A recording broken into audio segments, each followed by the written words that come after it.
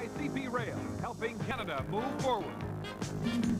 And your local Petro-Canada, dealers and agents, putting Canada first. CFL 84, the very best in professional football entertainment. Along with the game, will bring you complete news, highlights, and features from the CFL. And now, for all the action, let's join our CBC Sports crew.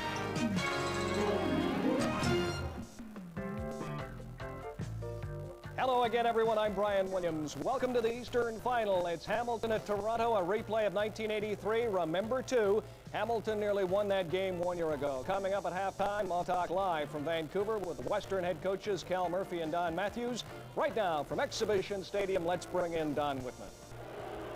Thanks, Brian. The largest crowd of the year jammed into CNE Stadium this afternoon in anticipation of a game every bit as exciting as last year's Eastern Championship won by the Argos 41-36. Leo, as you often say, the tape is on and the band is playing. The two teams had better be ready.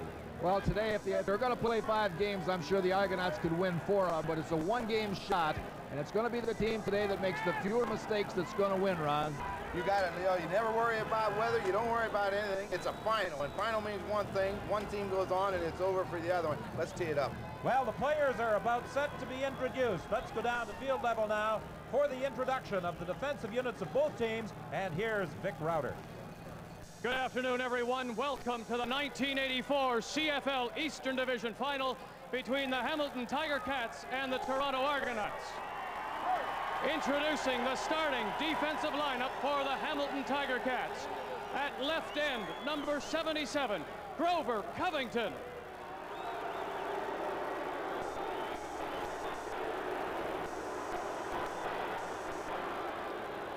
At left tackle, number 59, Rod Skillman.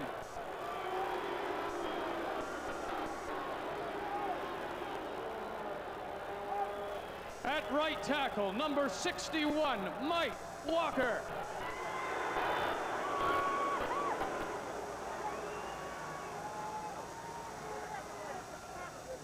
At right end, number 65, Mitchell Price.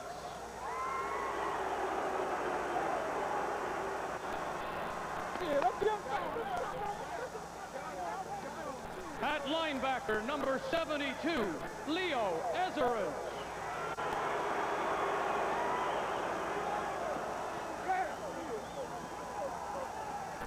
Linebacker, number 31, Ben Zambiazzi.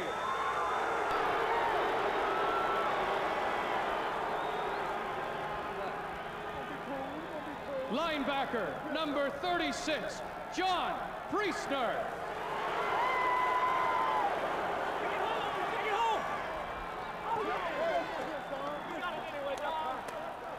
At cornerback, number 20, Mark Streeter.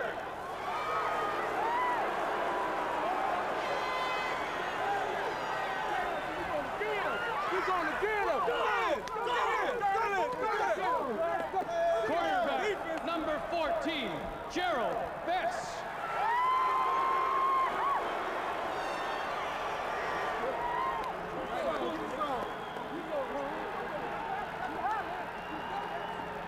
Defensive halfback, number 16, Howard Fields.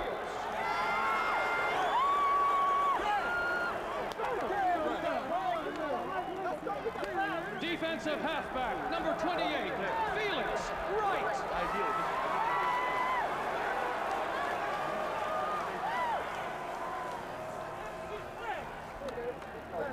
And safety, number 24, Paul Bennett.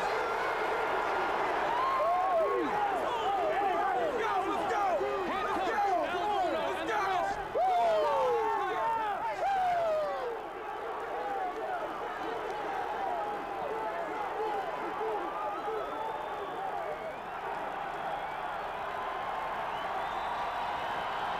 Now the defensive lineup for the Toronto Argonauts.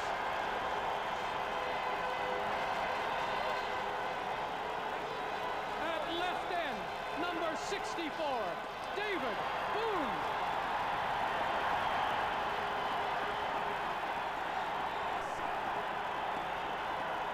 At left tackle, number 58, Bubba Wilson.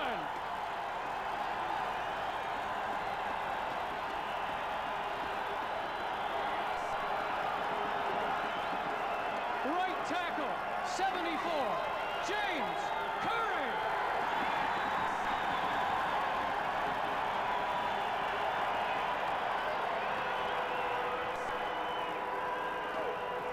Right end, number 78, Vince Goldsmith.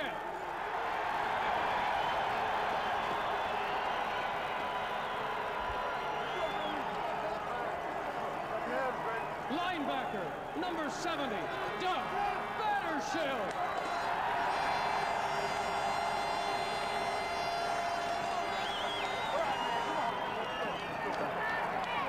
Linebacker, number 39, William Mitchell.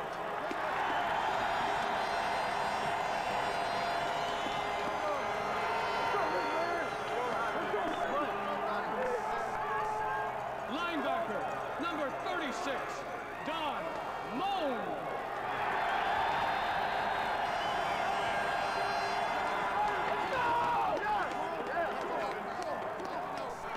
Cornerback, number 2, Carl Graisley.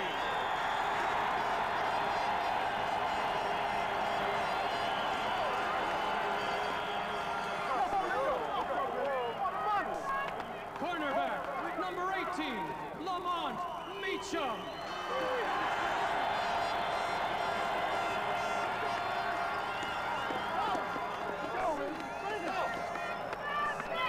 Defensive halfback, number 14, Dennis Clay.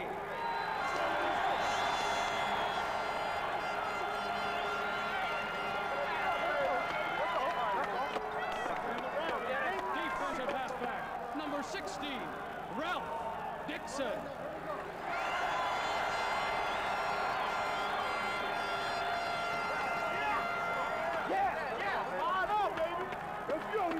Safety, number 27, Jen Carinci.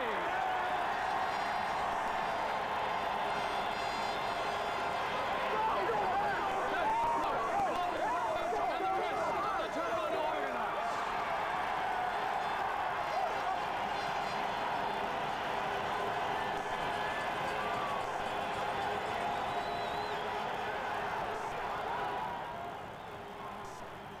Well, the Argonauts and the Hamilton Tiger Cats are just about set to determine this 1984 Eastern Championship.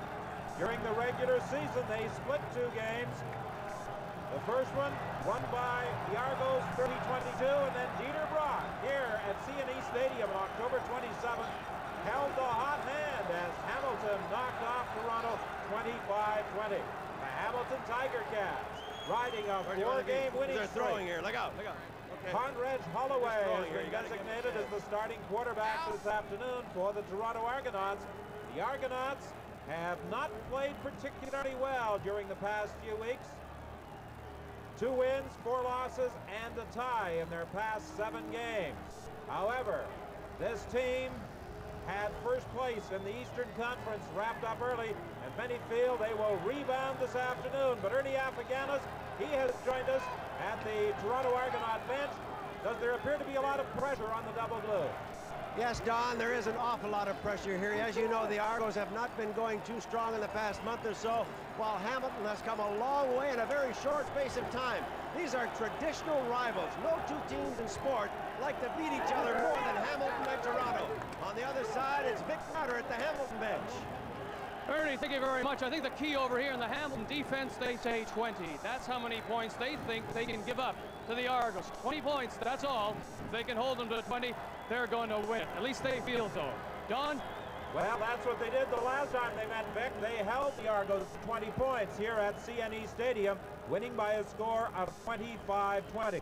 I think defense, gentlemen, Ron Lancaster and Leo Cahill will be the key this afternoon. It always is. Defense gives you the opportunity to win. If your offense can move the ball, it's great, but defense is the key, Leo. I think a big consideration out here today, there's been a lot of talk about what the Argo front four are going to do because they've got such a great front four defensively, but this field has been a little bit flat, and that should deter them somewhat.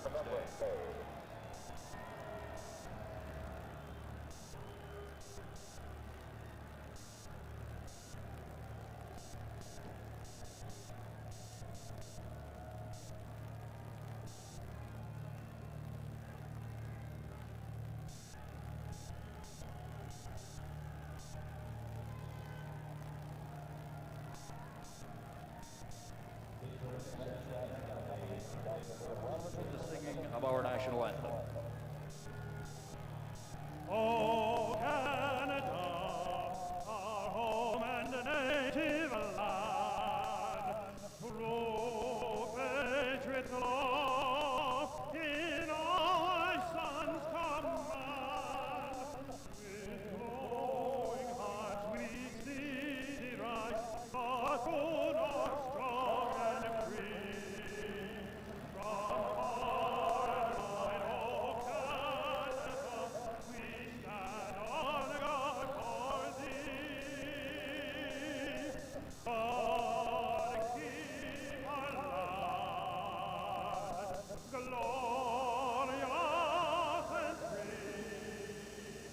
free. Oh Canada, we stand on guard for thee. Oh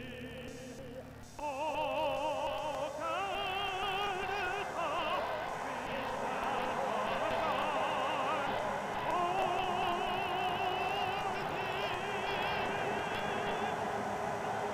And we'll be back to CNE Stadium for the opening kickoff right after this message. This is a free public message. It's made possible because this station is not charging for the airtime. But far more importantly, it's been made possible because over 100,000 Canadians died in war so that you could live in a free public.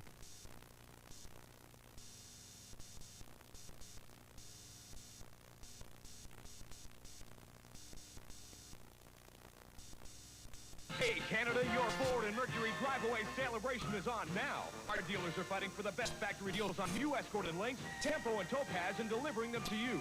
Automatic transmission at no extra cost on 85 Escort and Lynx, and also on Canada's best-selling new nameplates, Tempo and Topaz. All with Ford's new 5-year DuraGuard warranty. Drive-away celebration means best deals, best quality, and selection on 85s and 84s too. We can't be undone at Ford quality, the job one. Bruno looking on from that Hamilton bench as Bob Obilovich, who had a bye last week and was a spectator watching the Ticats defeat the Ottawa Roughriders in the Eastern semifinal. Referee Bud Ulrich is in charge of this afternoon's game. He hails from Winnipeg. And speaking of Winnipeg, later today, the Blue Bombers and the BC Lions will decide the Western title. Which of the 4 teams still alive will go to the Grey Cup 1 week from today at Commonwealth Stadium in Edmonton? This is Crawford 21 and Howard Field back for this opening kickoff. The ball bounces to Crawford at the goal line. He is down at the 20, and that's where the Hamilton Tiger Cats will start. Well, there's a man that'll carry the Hamilton Tiger Cats fortune. He can do it. He's the one quarterback that can carry a football team on his shoulders, and that's a pretty good running back combination. They've been injured a little bit. Their receivers are solid. Johnson had a great game here in their final game. These are the men up front that everybody's concerned with. They've got to get Dieter Brock time to throw the ball. On the opening kickoff, there is an injured Argo player. It is linebacker Doug Battershill. Now, Battershill was slated to start at that left linebacking position, so with Battershill going to the bench, that means Mike Emery will come in to take his spot. You know, Don, on the kickoff, that driving kickoff by Olysik, it only took a good play back there close to the end zone, stopping that ball. And this guy's done it all year. We're talking about Rufus Crawford. Jumped up there and knocked it down, or it could have gone in the end zone. It could have started out 1-0 right away. Johnson is wide left.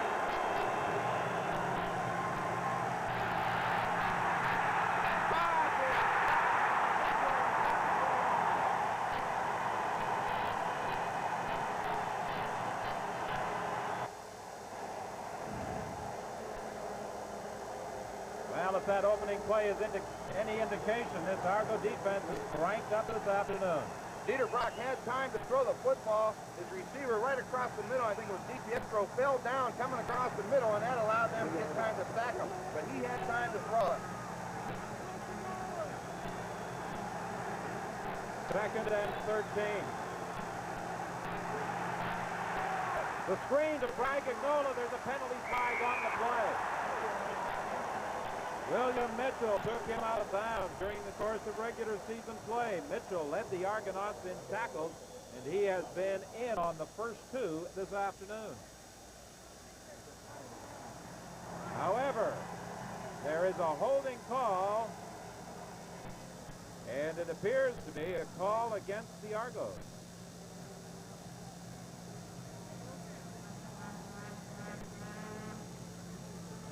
The officials determining where the violation took place, and the infraction and the yardage now being marked off against the Argonauts. So it will be 2nd and 3.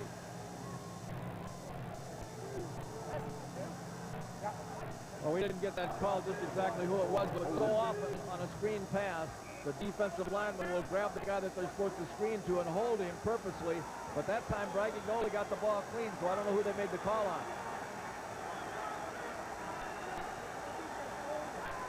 2nd and 3 from the 27-yard line. Johnny Shepard, he's got the first down. Stretching out to the 35. He followed the lead block of Mark Argonauts, and there was some question right up until this morning as to whether or not Argonauts would be able to play. This power, that's a power off tackle. When you pull a guard and lead it back, you're not looking for anything but 2 yards, and that's all they wanted, and Johnny Shepard got it for him. Throughout most of the season, Johnny Shepard, a Shenley Award winner a year ago as the top rookie in the CFL, has been on the injured list. Over the middle, incomplete. It was intended for Johnny Shepard. Well, I tell you, Johnny Shepard's got those gloves on today, and today is a warm day, and there's no reason why he should have gloves on. As we see William Mitchell come over there to close the distance on him, but he didn't have the ball under control at all, and I would attribute it to wearing those gloves. If those gloves get a little bit wet on a day like today, you just can't hold on to the football. Yes, the temperature this afternoon, 4 degrees. Move! All right. Pietro incomplete. It was stripped from him by William Mitchell, and what a start William Mitchell is off to for the Argos. It's like a one-man wrecking crew. He's been on every single play that the Argos have had today. That time, Pietro looked like he got it in his hands, and as he's bringing it down, Mitchell hits it with his head, and out it pops. You're right, Ron. He made the tackle on the first play of the game and then knocked down 2 passes and closed on a screen pass. Just a tremendous start for him. Field position is almost always important, especially on a day like today. Looking up at the flags, there's hardly any wind, which is not a deterrent to either football team going either direction. High snap. Ernie Ruoff had to haul it down. He had a great punting day against the Montreal Concord in that Eastern semifinal. And he launches a big one here on his first kick of the day, a 48-yarder. And the Toronto Argonauts will be scrimmaging 1st and 10 from the 37 when we return. Hi, I'm Steve Podborski. This ski becomes a part of me when I'm racing down the slope. But it's flexible only to a certain point, then it breaks. Your spine is also flexible and very much a part of you. But think, a broken ski can be replaced. A damaged spinal cord is forever. Support the Canadian Paraplegic Association and its work with the spinal cord injured, and please, don't take chances.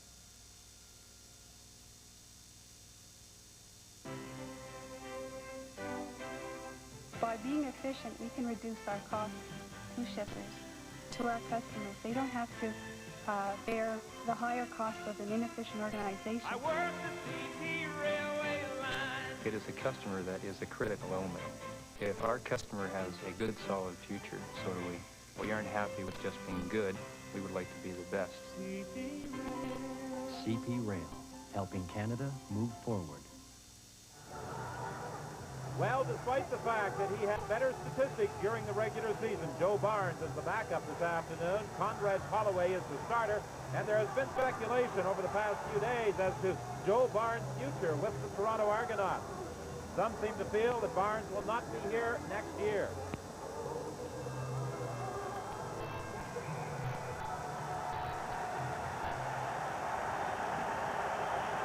First and 10, the Argos from their own 37. Conrad Holloway, the quarterback. Oh, he's got Lester Brown wide open at the 50 of Hamilton. Here's the offense of the Argos. This is the way they want to be. They like to start with Holloway in there and then come in with Barnes if they have to in the course of the ball game. They've got the receivers intact. Paul Pearson is back strong again, so it looks like they're going to be tough in there also. Their offensive line, the only change is King at right guard. Everybody else is pretty well intact now. Punter is back at the left tackle, so they should be ready to play. The last game they played against Hamilton, Franklin King, playing offense for the first time, played that left tackle position. Today he's in at guard. Holloway looking for Pearson, incomplete. It will be 2nd and 10 from the 50. Well, that first play of the game, Ron, they put everybody on one side of the field and just outnumbered Hamilton. Well, they found Lester Brown right down the middle in between the linebackers and the secondary, and Holloway, he reads well, and as you say, they had too many receivers over there, and somebody's going to open up if he has time. Go ahead, Don. I was going to say sometime during the course of the afternoon, they're going to get everybody over on one side and try to create a situation where they get Greer one-on-one on the cornerback. Best. I think we may also see Terry Greer running out of that slot back position on occasion this afternoon. Pearson over the middle, and his game is restricted to about 4 yards by Leo Ezrin, who has played particularly well in the last 3 or 4 games. Well, Ron, we pointed out before that play that they're going to try to create situations to get Greer one-on-one on Best, and that time they did. Well, they sure did. Had him one-on-one all over the football. That man right there, Leo Ezrin, has had an outstanding season for Hamilton. Last week he had 2 sacks, 5 tackles, 2 fumble recoveries, and he made the hit on DeTilio late to save the game. Many feel that this could come down to a kicking contest between Ruoff and Olisic. Ruoff hit his first punt 48 yards. Let's watch Olisic with his first kick of the day. It sails into the end zone, and Paul Bennett is going to give up a single point. Bennett, an experienced punt returner, let that ball bounce, hoping to perhaps draw some of those Argos within that 5-yard area, but they wisely stayed back, and it goes as a single point Toronto. The Argos lead it 1-0. Well, on a field like today, it's very smart to take a one-pointer down there and not get bogged down inside your 5-yard line. And Bennett, as you say, almost drew those defenders into that thing. In fact, it was pretty close.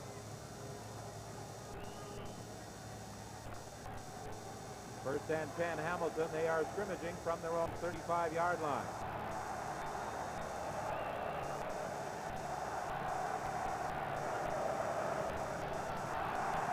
Little swing pass to Johnny Shepard, and Don Noel is there to make the tackle. A loss in the play of about 3 yards. Well, the 2 most ardent Hamilton supporters in attendance this afternoon have dropped by for a bit of a visit. King Clancy and Harold Ballard, and they're not sure whether they're supporting the Leafs or the Ticats this afternoon. They were at the hockey game last night as the Maple Leafs fought to a 4-all tie with the Chicago Blackhawks. Ernie Afaganis and I were at the game, and Harold was really enjoying that game, continually flashing messages on the scoreboard. Bye-bye Argos, and words to that effect. But James Curry is trying to say bye-bye to the Ticats. He drops Brock back to 24. Well, Leo hit on it early. He said that the key today was that Hamilton offensive line against that tremendous front 4. And you see right here, James Curry to the right of your screen is eventually going to be the man. And when he gets hold of him, he doesn't let go. That's a tough, tough defense.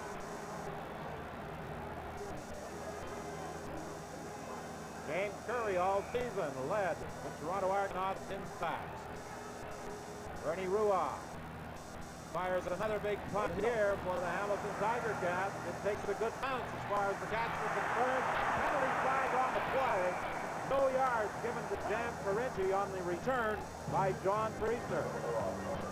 So the Argos will improve their field position with the penalty on the punt return. You're the Canada in Petro-Canada. You roll the place. You're the Canada in Petro-Canada. You're that smiling face. You're the one we're fresh and bright for. That special friend we do it right for. You're the reason we're good at pleasing. You are Petro-Canada. Round the corner most every day, we'll help you on your way. You are Petro-Canada. We're working for you. Petro-Canada, putting Canada first.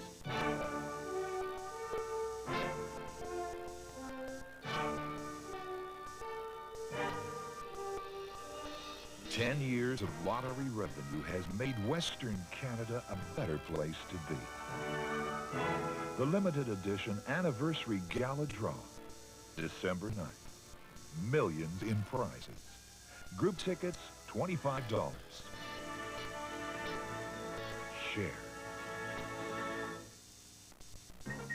Grey Cup coverage begins on CBC this Thursday with the Shenley Awards from Edmonton. Join hosts Ernie Afaganis and Pierre Defoe at 8 local, 9 Atlantic, 9:30 in Newfoundland. The Shenley Awards, Thursday on CBC. Thank you, Brian. And of course, the Shenley Awards just part of our CBC Grey Cup Week coverage. We've got the Grey Cup Parade on Saturday, the thrill of it all, our 90-minute pregame show on Sunday, and then, of course, the game itself. If you can't make it to Commonwealth Stadium in Edmonton, we sure hope you'll be joining us on CBC television. First and 10 for the Argos from the 53 of the Ticats. Holloway will try for Terry Greer.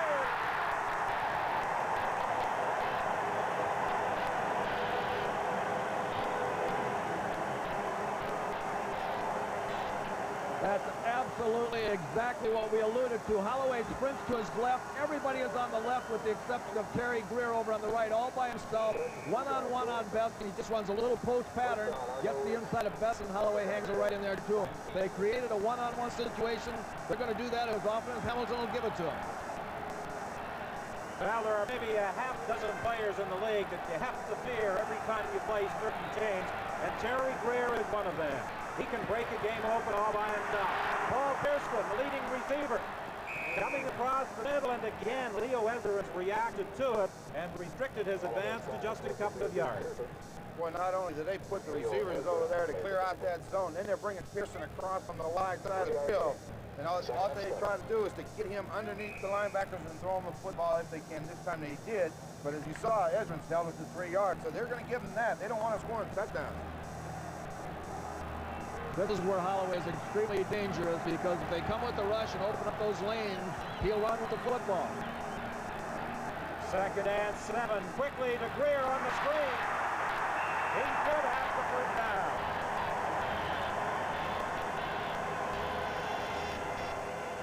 Leo Ezra again came over for the Ticats to make the tackle, but not before Greer had picked up first down yardage. I'll tell you what was nice about this is watch Greer. He's just going after that first down straight ahead. He's not trying to fake anybody. He knows he needs the first down. He got it.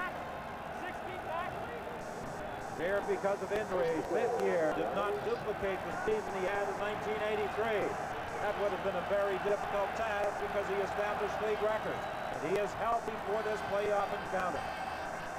Penalty flags moving at the line of scrimmage. Greer, the intended receiver, it's knocked down in the end zone by Paul Bennett.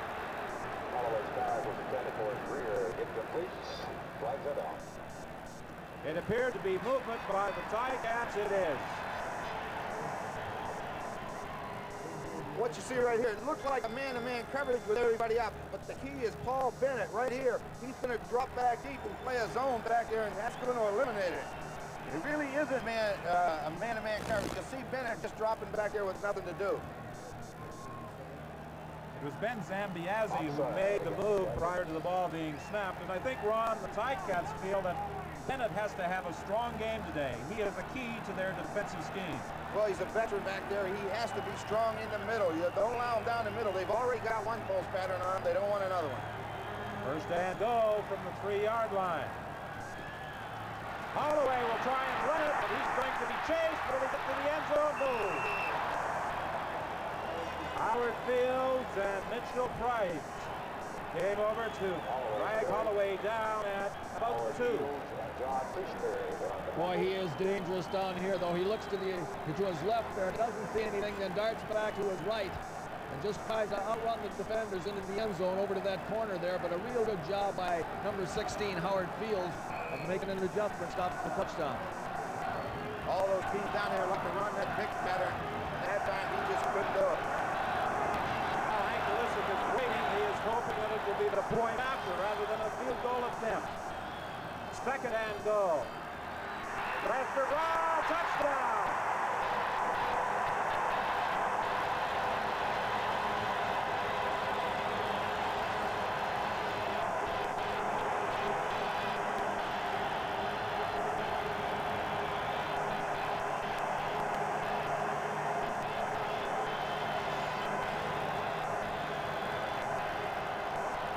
with the lead play in there. Takes off, he was well met in there by Zambiazzi. And it just took an exceptional move by Lester that time of just projecting the ball over that white line or across that plane to get the touchdown. But it was a good job defensively by Hamilton. Ankleistic with Jan Karichny holding. He puts it through, and the Toronto Argonauts lead by a score of 8-0 with 6:22 remaining in this first quarter. And the Argos will be kicking off when we return. People either love me or hate me. That's what involvement does for you. How about you getting involved with Big Brothers?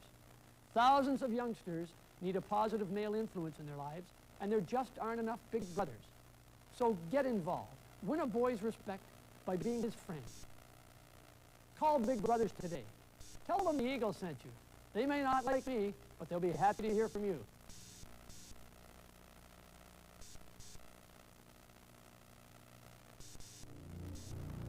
Indianapolis, where the gladiators of the automotive world do battle. Where one competitor has consistently dominated the Indy 500, a tire born of advanced design and innovative technology. The only tire qualified to race. For the past 10 years, the only tire that every car in the Indy 500 ran on.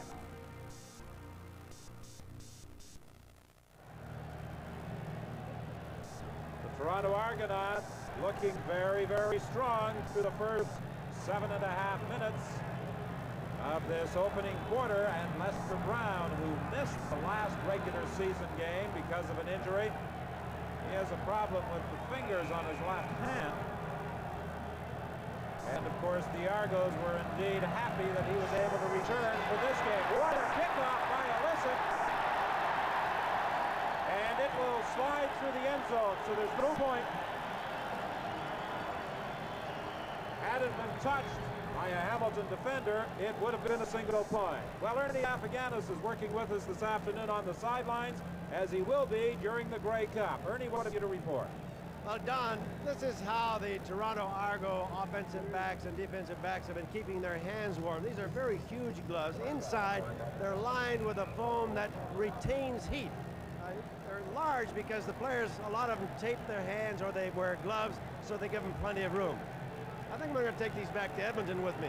And Ronnie, you told us a couple of days ago how you kept your hand warm when you were playing in the cold games.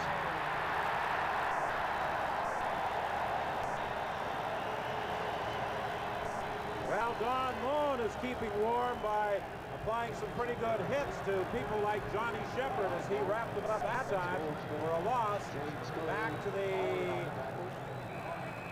21-yard line. Ron, perhaps you could answer that question by Ernie about keeping hands warm.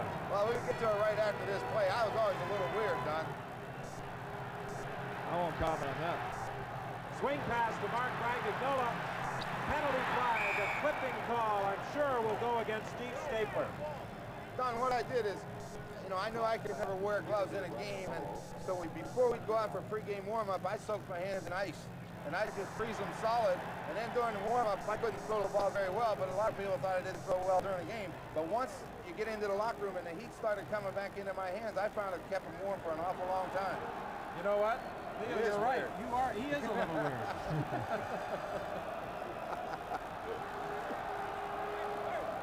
Well, the Ticats trying a little bit of what the Argonauts do. 4 receivers to one side, but as a result, Stapler came in and clipped. So that's just no way you can do that in these kind of ball games. Hamilton's going to have to stop the Argos on this drive because if the Argos get down there again, they could take this ball game and put it right out of reach early.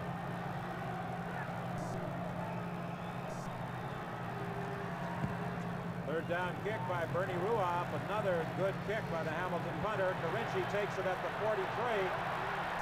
And Karichny fights his way out to the 52. A 46-yard kickoff. Well, this year marks an anniversary for CBC radio coverage of Grey Cup games. The very first, December 7th, 1935.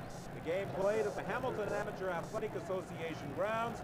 And the Winnipeg Blue Bombers defeated the Hamilton Tiger Cats 18-12 to win the first national title for the West. This 50th anniversary game this year on CBC Radio will be broadcast by Bob Pickett, who will be doing his 14th Grey Cup game on CBC Radio. First and 10, the ball is at the 52-yard line. Holloway fake to Pearson, throws to Greer.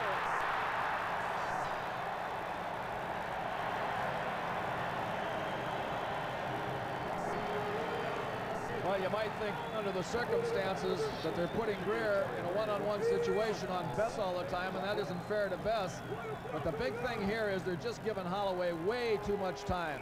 And if you give him that much time and let him look over the field and let Greer work himself open, it's almost impossible to stop that play. Holloway sprinted left real quick, didn't like what he saw, and as you say, it gives Greer a lot of time to go find a hole, and Holloway finds him.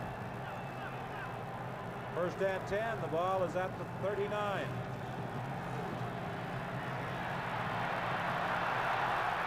Holloway will run it. He gets to the 30-yard line, about 2 yards shy of the first down, brought down by John Priestner. That's where Holloway is so dangerous. He will take off if he can't find a receiver in the open. Well, the last time they put those receivers out, they put one-on-one coverage with Bess on Greer. This time they had two people lined up on him and a safety man deep. They was really looking for Terry Greer. Well, last week in that semifinal win over the Montreal Concorde, the Ticats had less than 100 yards offense. This afternoon, they're in the minus category. Second and 2, the screen to Terry Greer. First down, Toronto.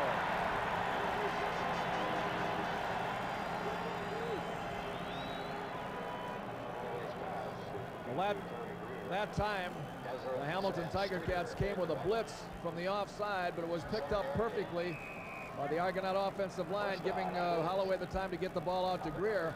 Now, what the Hamilton has been doing in this early part of the ball game is just using a conventional four-man rush and dropping their linebackers deep. And that's suicide because Holloway will get back, and if everybody's covered, he's going to run for a ton today. First and 10, the ball is at the 23. Holloway's in trouble now. He is dropped for a loss back at the 26-yard line by Rod Skillman. That's exactly what they have to do. They've got to come with pressure and then close up those rush lanes and not give Holloway any room to step up inside there and run.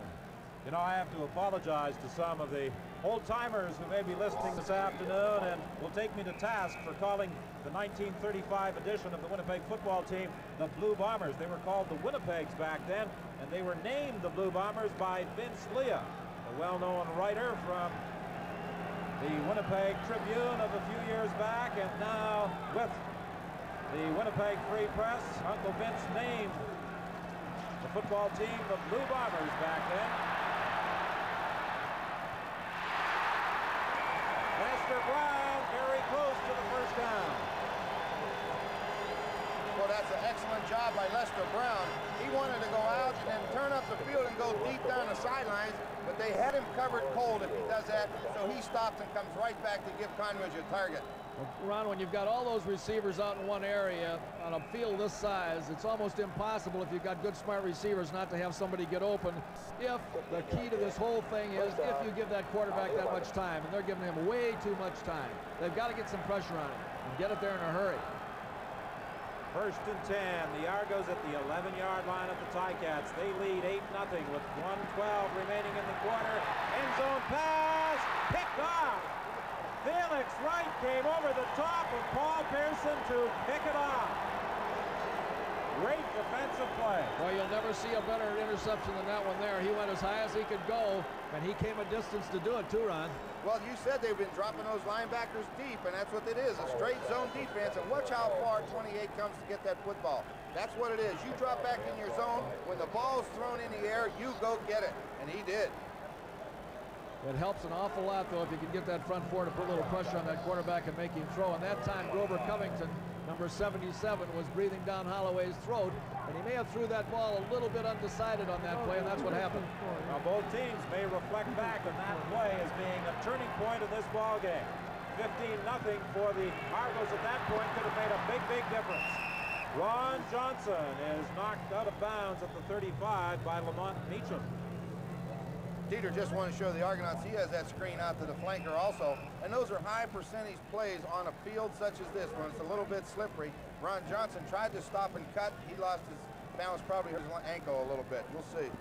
Talking to some of the Ticats prior to the game, because of the slippery field, the water on the field, etc., they had staples inserted into the bottom of their shoes. They felt that would give them better traction. It didn't on that play for Ron Johnson.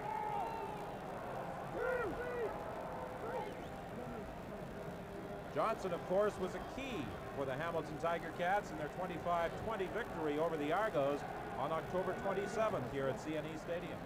It looked there the way that they were jostling with his arm there. He may have his shoulder out of place, and they're trying to put it back in. 41 seconds the time remaining in this opening quarter. It's 8-0, the Argos leading. Vic Rauter is standing by on the sidelines with this report. Felix Wright, you couldn't have come up with a bigger play at any particular time. Things weren't going well, and maybe this will turn it around. Well, thank you. We're trying to disguise it a little bit, not showing what we're doing. It's a little bit slippery out there right now, but we're changing up, trying to keep them off balance. Theo Cahill points out that you're just rushing 4 linemen and then dropping people back. Is that what happened on the interception? That's true. We're trying to mix it up, blitz a little bit, stay back, but we're coming. We're coming. Come on, Dad. Baby. Second and less than a yard for the Ticats. Peter Brock throwing incomplete. He underthrew Johnny Shepard.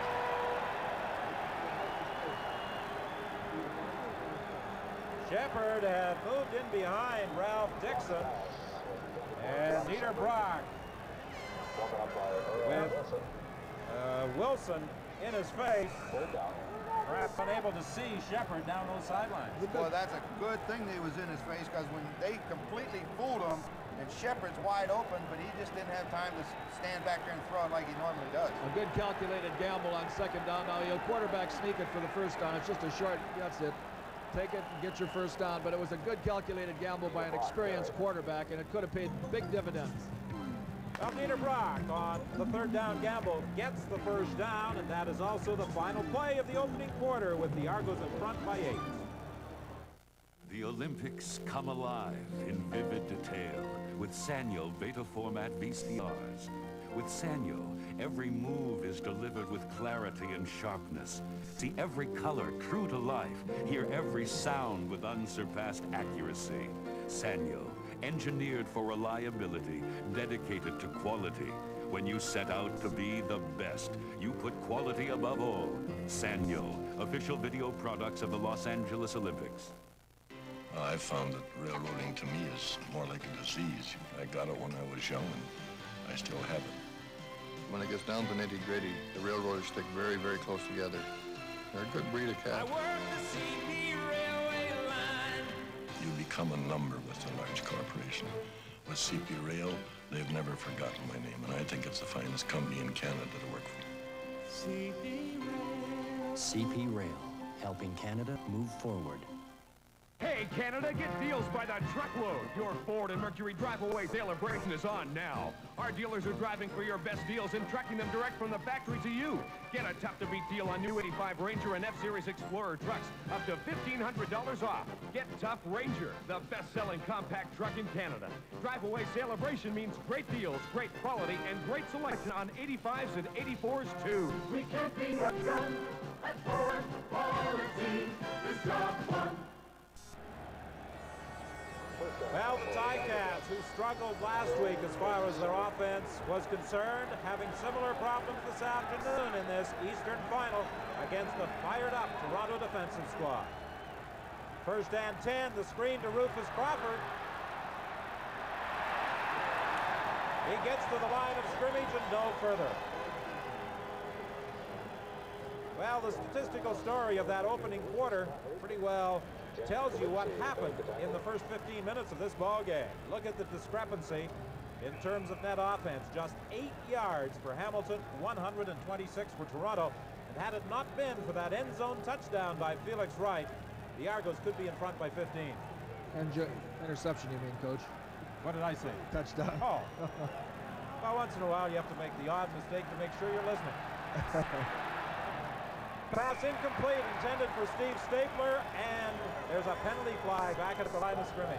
Well, we should point out that Ron Johnson is back in the ball game, and boy, they need him in there because in the last 2 games he's had 20 catches for 313 yards, averaging about 13.6 per catch throughout the entire season. So with that miss by Dieter Brock, the Ticats are forced into another kicking situation. Holding against Last week, as we said, against Montreal, Bernie Ruoff was a key in the victory by the Hamilton Tiger Cats. They are counting on his kicking to get them out of trouble again this afternoon. Big kick by Ruoff. Carinci goes back to his own 20-yard line.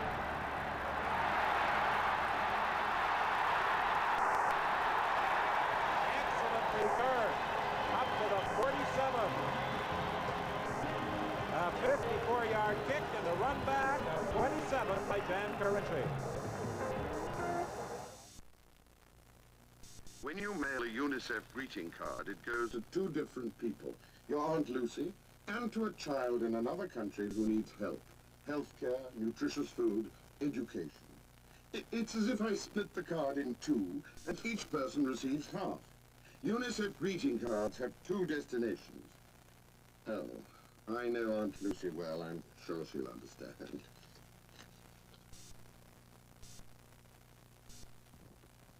Hey, Canada, get a jump on 85 prices. Your Ford and Mercury drive-away celebration is on now. Our dealers have made a special purchase of full-size Crown Victorias, Grand Marquis, and aerodynamic Thunderbirds and Cougars, and they're delivering great deals direct to you. There's great availability of these best-built cars, all with Ford's new 5-year Duragard warranty. Drive-away celebration means best deals, best quality, and selection on 85s and 84s, too. We can't be outdone at Ford quality. We've got one.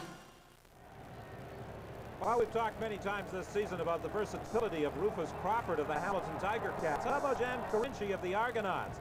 He has worked as a slot back, as a wide receiver, as a running back, a punt return specialist, and he is playing safety this afternoon.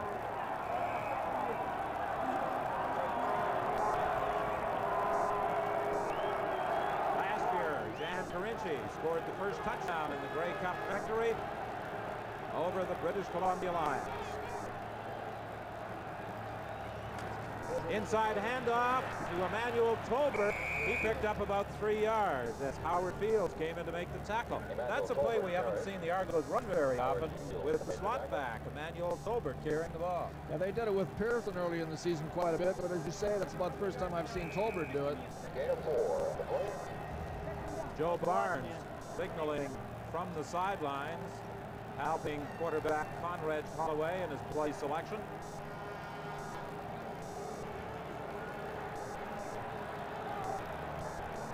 Second and 6. The ball is at the 51. 8-0. Toronto in front. Holloway with an excellent play by Mitchell Price as he got away from the block of John Malinowski to drop the Toronto quarterback. Well, he sure did. Malinowski had good position on him, but it could be the wetness of the field where Malinowski didn't get a good shoulder into him, but Price went right over the top of him and got on top of Conrad, and that's what they're going to have to do all afternoon if they're going to stop this Argonaut offense. John Malinowski tried to cut the legs out from under him, and Price just got his hands down and put him down and jumped over top of him. He made no contact with those legs. The third down punt now by Hank Kalisic as he stands at his own 27-yard line. Fielded by Paul Bennett on the run at the 30. And he is dropped at the 38 by Mike Hamilton. Paul Bennett, of course, started this year with the Toronto Argonauts after a preseason trade by the Winnipeg Blue Bombers. He would like nothing better than to defeat his former teammates in this Eastern Championship game. He had an outstanding ball game last week against Montreal. But any success the Ticats may enjoy will depend upon this man, Dieter Brock. So far, he has had difficulty getting it to those receivers. He hits Bragg-Ignola, but Bragg-Ignola is stopped immediately by Doug Battershall. It looks to me like the Argos are doing an exceptionally good job putting their linebackers on the outside, covering the flats very well, and covering deep. The guy that they're going to have to hurt in the middle is Carinci. That's what you're saying, Leo. Here he is. Dieter goes back. He drops way back in his zone, and when they release that screen pass, it's Battershield that comes back up to make the tackle. You're definitely right. See him drop out of there. Now he looks back at the quarterback. He sees the screen coming, and here comes number 70 right where he should be. They got to get into the post area in the middle. Penalty flag, and Dieter Bach is wrapped up by James Curry.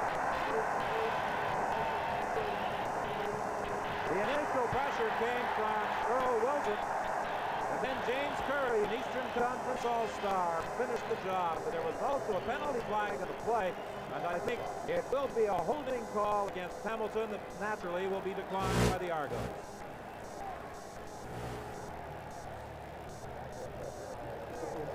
You know, Don, when you get protection early in the ball game and you have young people like they have on that offensive line, they get confidence.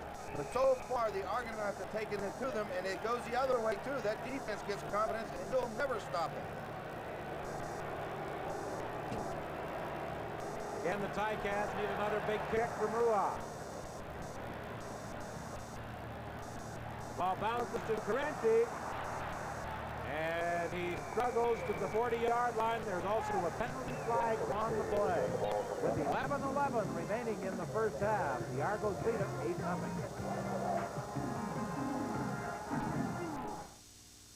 How do you choose your Lotto West and Lotto 649 numbers? 1, 2, 3, 3. 15. 44. Terrific. That's a winner. Why bother? You have about as much chance winning as being struck by lightning. How do I play?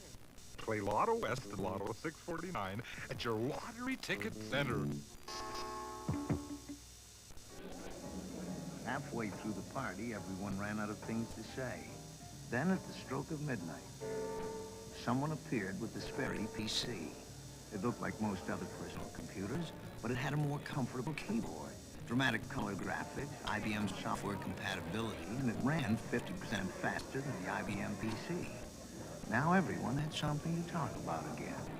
The Sperry PC, what the personal computer should have been in the first place. I'm Brian Williams at CFL Control. Coming up at halftime, Bruce Winter has a report on Grey Cup preparations in Edmonton. I'll talk live from Vancouver with the two Western head coaches, Cal Murphy and Don Matthews. Big halftime show coming up. Right now, let's return it to Don Whitman at Exhibition Stadium. Thanks, Brian, and we look forward to that halftime presentation. It will be interesting to see what pre-game comments the two Western coaches, Don Matthews and Cal Murphy, have to say before they take the field for that Western final. Pearson on the sidelines, very close to a first down for the Toronto Argonauts.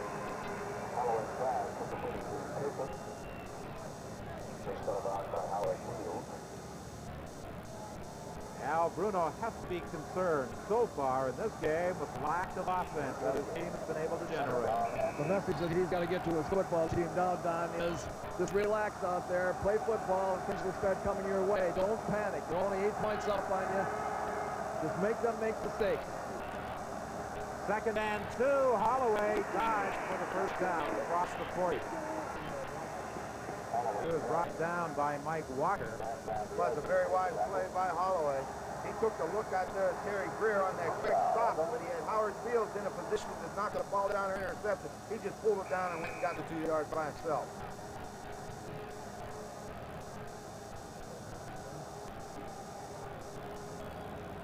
Well, if we knew what the Argonaut signals were, we could perhaps decipher what Joe Barnes was signaling to Conrad Holloway on that play. Lester Brown is dropped for a loss of 2 yards. Covington and Walker were there. As a matter of fact, it appeared as though all 4 Hamilton defensive linemen were in on that stop. Something I noticed on that play, Holloway came back limping. Holloway has a tendency from time to time, though, to kind of deceive the opponent by thinking that he's a lot hurt more than he is. He limped pretty severely on that, but watch him on this play, he'll probably come out and run. And you may have noticed on the bench, Bob Bilovich said to Joe Barnes, start warming up.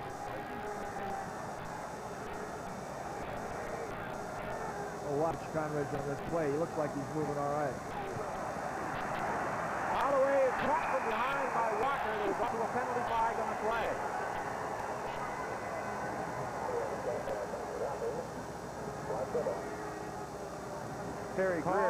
Terry Greer and Gerald Best had a few words. I don't know what that flag was for. Well, we're going to get a good look at it. Greer tries to go inside of him. Oh, Best just grabbed him. That's what they were hollering about.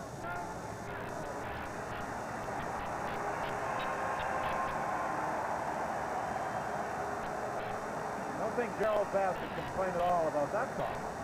No, he sure can't. Al Bruno said, what's that for? Well, if he had as good a view as we did, he'd know exactly what it was for. That could be a very costly penalty against the Ticats because they have dropped Holloway for the loss in the second down gamble. They had forced him into the punting situation, but the Argos get a reprieve, and now it's second down 2.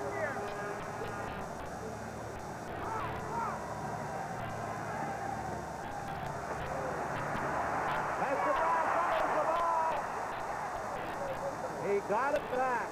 Boy, that was a lucky get it back. He was right on his back, and the ball went up in the air and came right back down in his hand.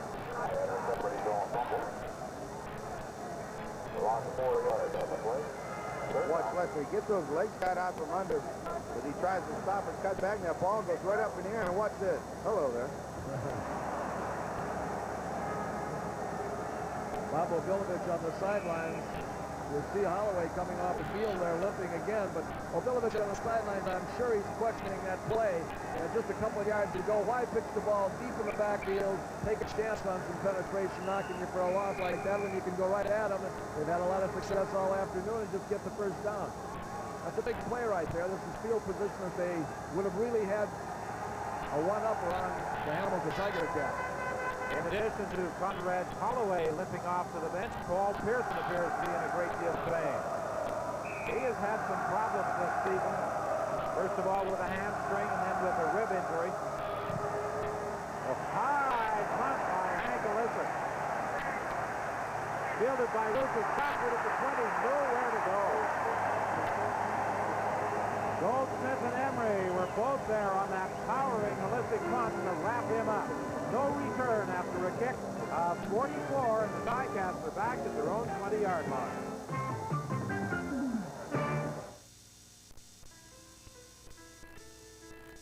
This ark we call planet Earth is in serious trouble. We lose one wildlife species every single day. By the end of the 80s, it could be one an hour. In Canada, 15 wildlife species are on the brink of extinction, and the list is growing. Contribute to the World Wildlife Fund today.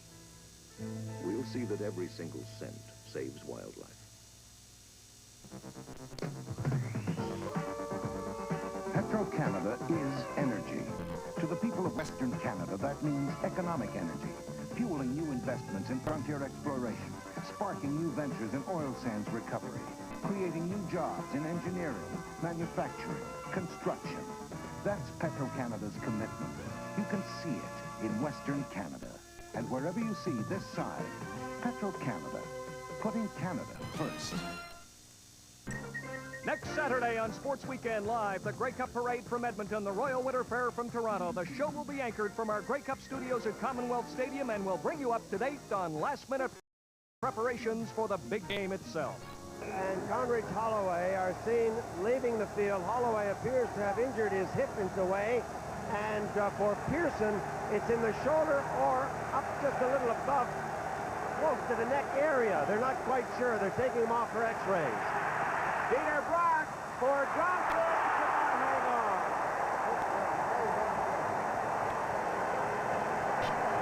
Play came across to hit Johnson at about the same instant the ball arrived. John, that's where they're going to have to get the ball into the middle, in behind the linebackers, and in front of Jan Corinci, who's, you know, primarily an offensive player that's playing in there at that rover position. He'll hit you, and he'll cause you some physical problems, but he's going to play it safe and play deep in the middle there So they got to get some kind of action and throw the ball in either crossing patterns or post patterns and get it in the middle. They're not having any success on the outside. Second and 10. The ball is at the 20. Brock to DiPietro. First down at the 31. I make it the 36-yard line. Well, there are a number of candidates for our Carling O'Keefe Game Star Award, and in this game, recipients will be receiving the Carlsberg Award and a cash prize of $500, courtesy of Carling O'Keefe. And helping our television crew make today's selection are Rick Matsumoto of the Toronto Star and Tony Fitzgerald of the Hamilton Spectator. And we'll tell you a little more about those Carling O'Keefe Awards right after this play. Incomplete, intended for John Kemper. They will have something extra special to shoot for during the Grey Cup game 1 week from today. The outstanding offensive player will receive a brand new 1985 Ford Thunderbird, the outstanding defensive player a 1985 Mercury Cougar, and the outstanding Canadian player a 1985 Ford Bronco. That time we saw Shepard come across the middle, was open, got the ball, hit him in the hands, but again those gloves are wet, and he's not being able to hold that ball. Second and 10 from the 36. Block again is dropped. And James Curry registers his third quarterback sack of the day. What an amazing turnaround in his career. Well, that's for sure. From a guy that nobody wanted to the season that he's had. Watch number 74. He was the leader with 22.5 sacks for the Argos this year. And the one sorry thing that's tough to take for any team is Hamilton gave up 74 quarterback sacks on the season. That's next to the last in the CFL. That's way too many against a team like the Argos. That matches James Curry's number. And he's got 3 of those quarterback sacks this afternoon. Carl Bradley with his first punt return of the day. He's brought down at the 52-yard line. So again, the Toronto Argonauts will have good field position. Each time they have started an offensive series, they have had the ball in good field position. Joe Barnes now taking over to replace the injured Conrad Holloway. 40-yard kick, 12 yards on the return. Now a quarterback for the Argonauts, number 17, Joe Barnes. Townsend has taken over from Paul Pearson at that slot back position. First and 10 from the 51, 8-0. The Argos in front. Barnes is dropped for a loss by Grover Covington. Basically this afternoon, Covington has been designated as the Ticat screen man. He is not really a big rusher, but with Bob Bronk out of the play, he took off after Joe Barnes. Well, sometimes when you're playing that outside position and you're playing kind of soft and looking for screens, you get a leverage position, and then if there's any rollout by the quarterback, you're probably in the best position to close the distance on him and make the play. A big loss back to the 40-yard line at second and 21.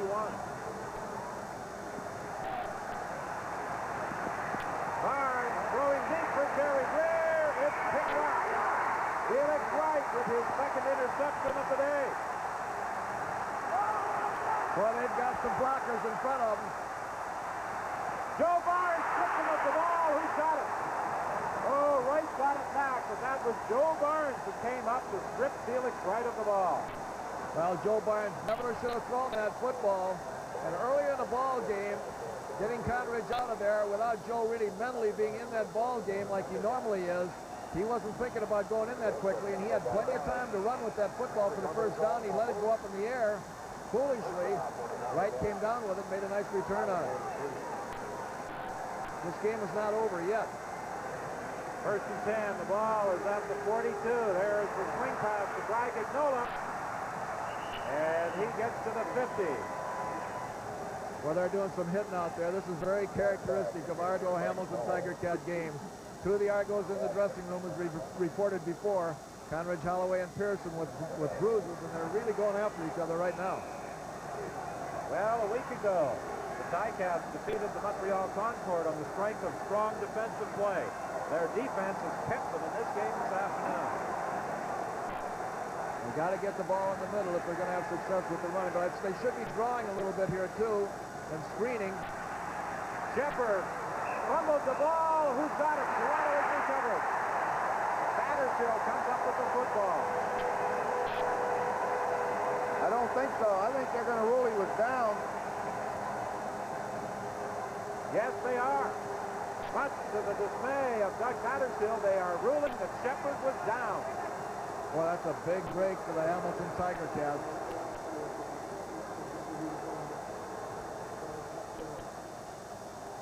Bob Obilovich can't believe it. Neither can any of the spectators here at CNE Stadium this afternoon, although a large contingent of Hamilton fans have made the journey for this afternoon's game, and you'll hear cries of "Oski Wee Wee" throughout the course of the day. Let's watch it again. Watch Mitchell's going to hit him up high around. The ball's gone. Ball. The ball was gone before he ever was close to the ground. Vic Rauter is standing by on the sideline. Linebacker Leo Ezerins, you've played an awful lot of football. The whole defense, I mean, I'm glad you get the ball back. You need the rest.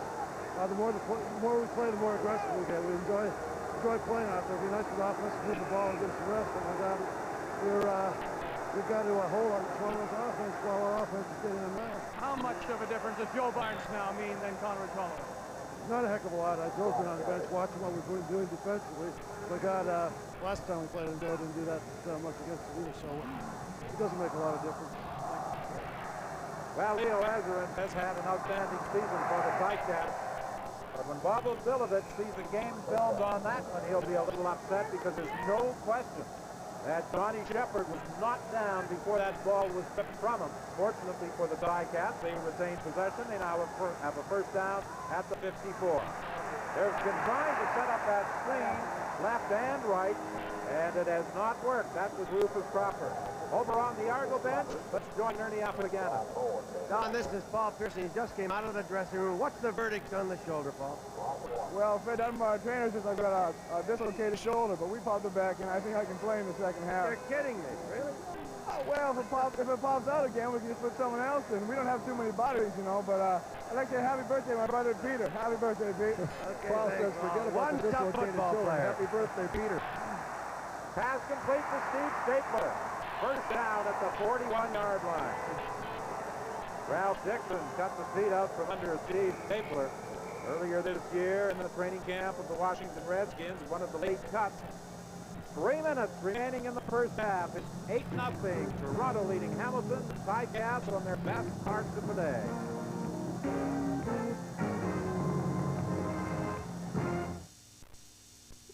Tonight, backstretch.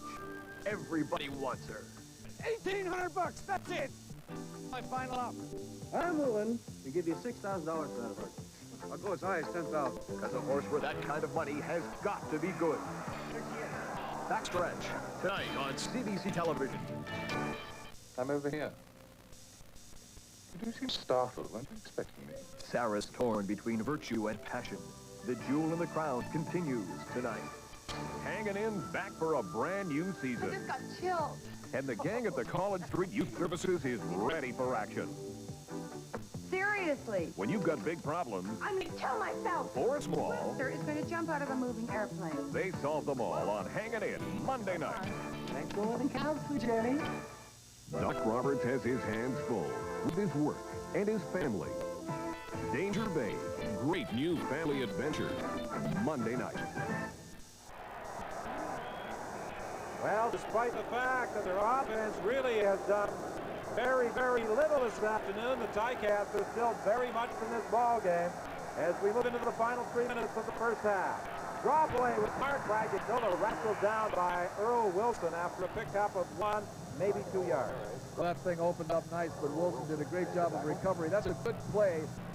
The way that defensive line is coming so tough, that's a good play for Peter to call just to keep them honest on their pass rushes. You've got to be able to draw in there and run inside with quick traps and things like that when they're flying at you like they were and put the pressure on him like they have done.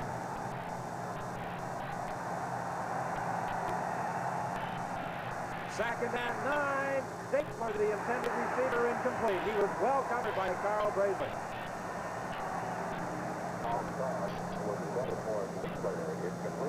Brock has thrown 14 times today, completing just 8 for 57 yards.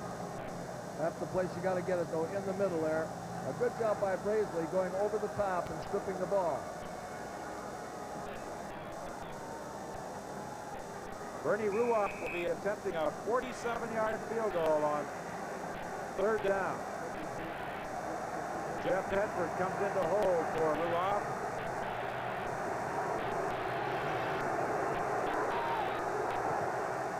It's long enough. It's good. 2 minutes and 24 seconds remaining and just 5 points separate the Argos, who are leading the Tigers. Well, that's a guy that's done a tremendous job. We've been referring to him all afternoon, especially in that last game, Bernie Ruoff. And it isn't very often, as you'll see him put that thing through and then jump up and say we got it, but it isn't very often that we pick a kicker for the Carling O'Keefe Team Star, but if he keeps this up, he's got to get some consideration.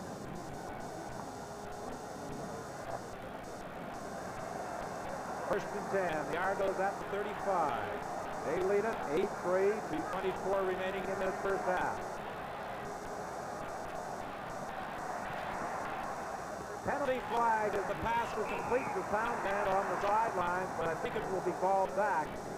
Usually a flag in the backfield means a holding call against the offense, and that it is. Well, you take a look up at that scoreboard. The score is 8-3, and the momentum has changed here a little bit. And with those injuries that the Argos have right now, and the Hamilton coming on strongly, this could be a great football game. Certainly a contrast to last year's Eastern Championship, a wide-open offensive battle won by the Argos 41-36.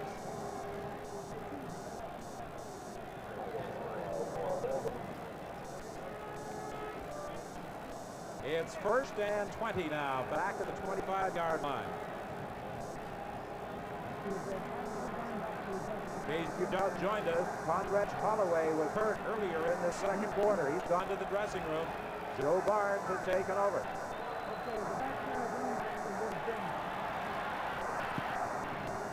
Trying to set up the screen to Braun, incomplete. Down at the bench, let's join Vic Robert. Earlier, Ernie was telling you about the different mitts they'll wear because of the cold and what they use to keep their hands warm. They also come prepared for their feet. 3 or 4 different shoes. The ones that they're wearing right now, because the turf is wet, this is actually a broom ball shoe. And if the temperature dips enough and it freezes, well, they'll all switch to these so they can play on the icy conditions. And Vic, prior to the game, we were also talking with Paul Bennett and Bernie Ruoff, and as we said, they have staples in the bottom of their shoes, much like the Montreal Alouettes used a few years ago in the Grey Cup game when they defeated the Edmonton Eskimos on an icy field at Olympic Stadium. Joe Barnes, he gets away from Skillman. It appeared as though he was trapped, dumped it off the ground, but he has dropped at the 30-yard line. The Argos are in another punish situation. And Hamilton's starting to put the pressure on him. We'll see Holloway back on the sidelines now.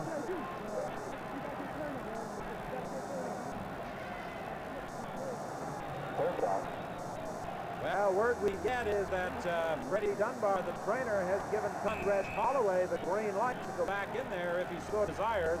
Paul Pearson indicated he wanted to go back in, despite the fact he had that shoulder problem. But he has taken the pads off, and I would think he's finished for the afternoon.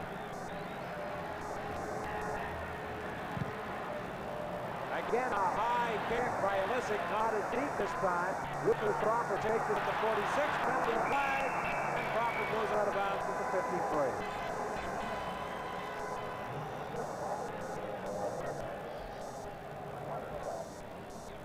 No yards, the charge against the Toronto Argonauts, then. That will improve the field position. Boy, he almost draws rain with this one. He kicks it straight up in the air. I think he might get an Emmy Award for that performance in front of referee Bud Ulrich. However, his kicking foot had returned to the ground before he was touched. That is by criteria for determining whether or not a roughing penalty results.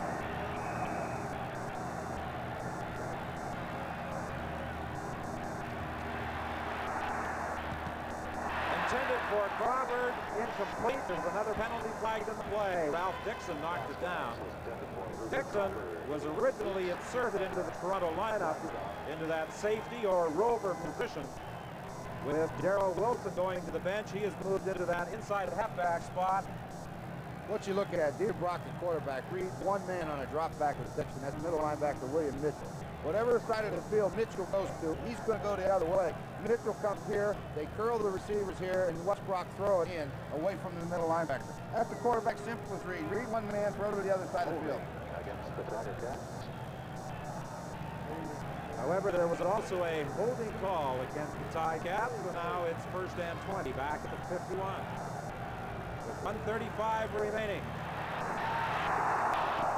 I think that pass was deflected somewhere at the line of scrimmage, maybe by Vince Goldsmith as they tried to set up the screen. Well, they were very fortunate that it was a screen because that was going to be intercepted. You see the ball go up in the air, and the Toronto Argonauts are in a better position really to catch that football. Ralph Dixon goes after it. Watch Vince Goldsmith get that big hand up there. Now, number 16, he sees the ball. He's going to go after it, but he gets blocked. So they're very fortunate that it was a screen pass. I still think that Brock is going to have to get to the middle, short in the middle with crossing patterns, or a little bit offside there by Mr. Wilson. Throwing deep for Stabler, incomplete. Good coverage by Carl Bracely. There was a penalty flag back at the line of scrimmage. I think it was offside against Toronto. Big Earl Wilson jumped the gun. Dieter Brock knew it too. He had a free one and he was going to take advantage of it. He saw the guy jump offside. Now he's going to try to score. Brock getting over to the bench, conferring with Coach Al Bruno before calling this 2nd down play. We'll watch the second man in from the top of your screen or the bottom of your screen there. Wilson jumping offside. Brock throws that ball about 60 yards in the air. Bracely is a tough guy to try to beat. He plays about as well as anybody. 2nd and 15. The ball is at the 54 of the Toronto Argonauts. Brock with time. Johnson did not make the catch. That's the place that they got to get the football into the middle in front of Currency, who's dropping back deep. It's wide open in there. What you see is man-to-man coverage underneath with 2 men deep, and that means the middle is going to open up. There's not going to be anybody here. They'll clear out here, and they'll take Johnson and square him in. This linebacker will run out. It is wide open, and Dieter fires that ball and almost knocks Johnson down with it, but there is nobody in the middle of the field. 1:18 is the time remaining in the half. 8-3, the Toronto Argonauts lead. Doesn't make much difference whether it's man for man or zone. Get it in that middle the way they look right here this afternoon. They're tough on the outside. Carinci from his own 5-yard line. He runs it back to the 12 and is brought down there by Leon Lescavage. A 44-yard punt by Bernie Ruoff and a 7-yard return. Well, I'm amazed the Ticats have less than 100 yards in offense, and yet they're still very much in this ballgame. Well, they've had some breaks, too, that they haven't been able to capitalize on. They got a couple of interceptions. They got that fumble of Shepard's that should have been turned over to the Argonauts. It was awarded to them. They had a couple of penalties which went their way. They should really be doing something with that football. Well, the play, as that statistic indicates, they have been playing well, limiting Toronto to just 126 yards.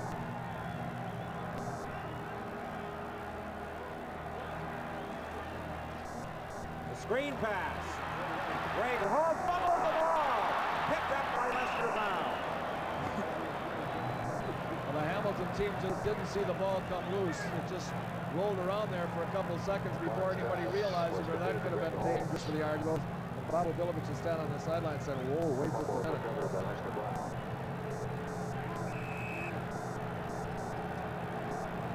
Well, Joe Golat of the Montreal Concord can certainly tell you all about turnovers. He was the victim last Sunday afternoon of all those costly turnovers as his Concord lost to the Hamilton Tiger Cats in the Eastern semifinal.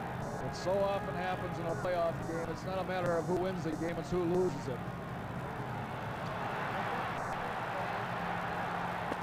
Barnes throwing on the sideline for Terry Greer. He's got a 1st down up to the 39. Well, you can't talk too much about a receiver like Terry Greer. Joe Barnes was running for his life, and Greer was covered like a blanket, and all of a sudden, he came back to that sideline. Look, he knows Barnes is in trouble. Now, he knows there's a tight cat here. He'll come right in front of him, catch a football. That's a good receiver. Boy, Darrell Best wasn't too far from that either. He was going in one direction, couldn't stop her. He may have been in position to intercept that ball. Just 27 seconds remaining in the half. First and 10. The Argos at their own 37. Throwing deep for Greer. It's incomplete. It was deflected by John Priester, I believe. He dropped right back in there just perfectly. The flow was away, and he just dropped right straight back down those hash marks. Got himself in a perfect position to intercept that ball right through his hands. 19 seconds now remaining. 8-3 the score. Toronto in front.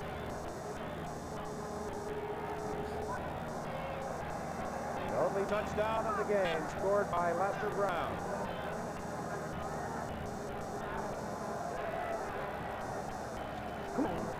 Lester Brown gets the call, and he is back down by Leo Ezrin. Boy, we talked before about Ezrin, but he is really having a great ball game. He was the last line of defense out there. He saw the run coming and just played the blocker from the outside, keeping it outside, and then just recovered it off of the block and made the tackle himself.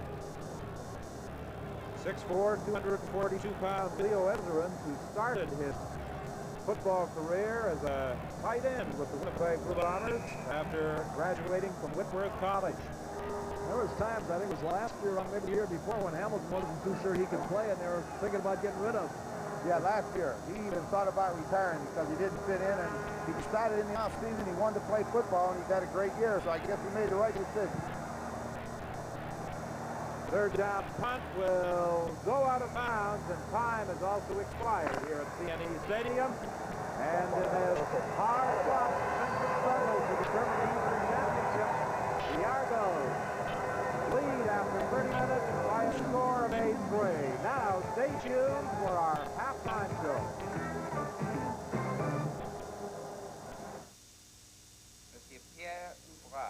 The Order of Canada is given to Canadians by their fellow Canadians as a tribute to personal achievement.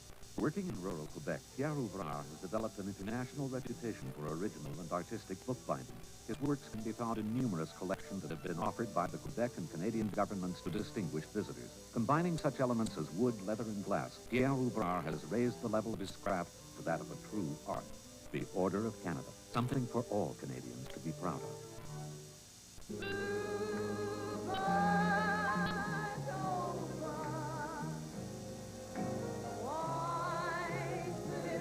Berlin, the forces sweetheart of World War II. A Remembrance Day special, tonight on CBC television. Foods and cancer. What can you do to avoid the risk? Diet and cancer on Marketplace, Wednesday night. Join me Wednesday night on Man Alive for a special look at Black America.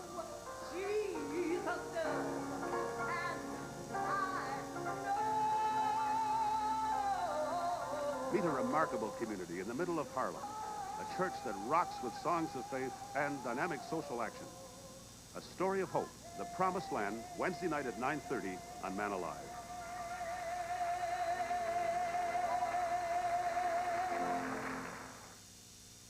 All in your head.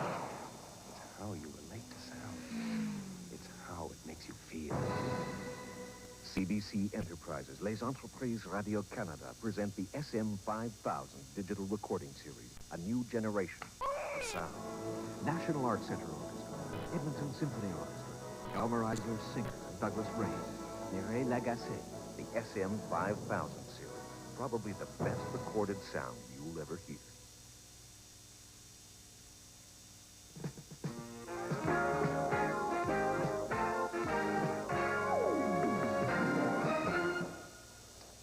Well, it's halftime. The Grey Cup champion Argonauts lead Hamilton 8-3. We'll talk live with Don Matthews and Cal Murphy. First of all, Bruce Winter brings us up to date on Grey Cup preparations in chilly Edmonton. It's definitely winter in Edmonton, but don't despair. Friends in the east, there will be enough action to keep you all warm during Grey Cup week. North and east of the Central Core, Commonwealth Stadium field is well protected from the elements. and the crews are getting rid of the snow inside the stadium. Well, if we were playing the Grey Cup in Edmonton today, it'd be absolutely perfect. There is no wind in Commonwealth Stadium, which will take the chill factor down. The field is covered. Hot air is being blown underneath the tarpaulin here. The sun is out. It couldn't be better. Outside the stadium, there is a huge tent that will house the television gear, 17 cameras in all for Grey Cup coverage on November the 18th, and CBC will be the place to be. Transportation will be fairly easy. A $10 pass will give you access to mass transit for the week. The new convention center is the focal point of all the activity, hosting the Grey Cup kickoff party on Wednesday and the Shenley Awards on Thursday. Where there may be problems, though, is in accommodation. We've been booked out now for about 11 months. We don't have any rooms left, and I don't think there are any hotels in the city that have any rooms. There may be some in the outskirts, but I don't think there are any downtown. Rooms will be a premium, but souvenirs will be plentiful, and the CFL marketing organization has control of that. The best gimmick, though, so far this week is the Grey Cup survival suit. It's made out of 99% polypropylene. It has a metallic feel to it. And we have been told that it is the same material or a very similar material to that being used in the NASA spacesuits. Well, being the skeptic that I am, I had to try out the Grey Cup survival suit, and I can honestly say that there is no cold air getting through the leg part anyway. And had we done the jacket up tight, well, it'd be okay too. I've only got a suit jacket underneath, and I'm nice and warm. The Grey Cup survival suit, just one of the many gimmicks you'll see here in Edmonton for Grey Cup 84. Don't be bashful, come on out, it's gonna be a good time. I'm Bruce Winter in Edmonton, now back to Brian Williams. Our switcher, Barry Deller, Bruce just said you could wear that next Halloween and go dressed up as a baked potato. Coming up, we are going to talk live with Don Matthews and Cal Murphy as CFL 84 continues.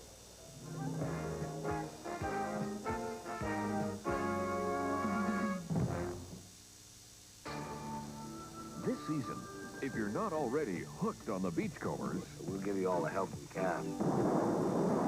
It's an explosive new season, and there's nothing like your old favorite. No, there sure isn't, Constable John. The Beachcombers, tonight on CBC Television. Doc Roberts has his hands full with his work and his family. Danger Bay, great new family adventure, Monday night. More than a century ago, ships like this one sailed out from England and into the Canadian Arctic in search of the Northwest Passage.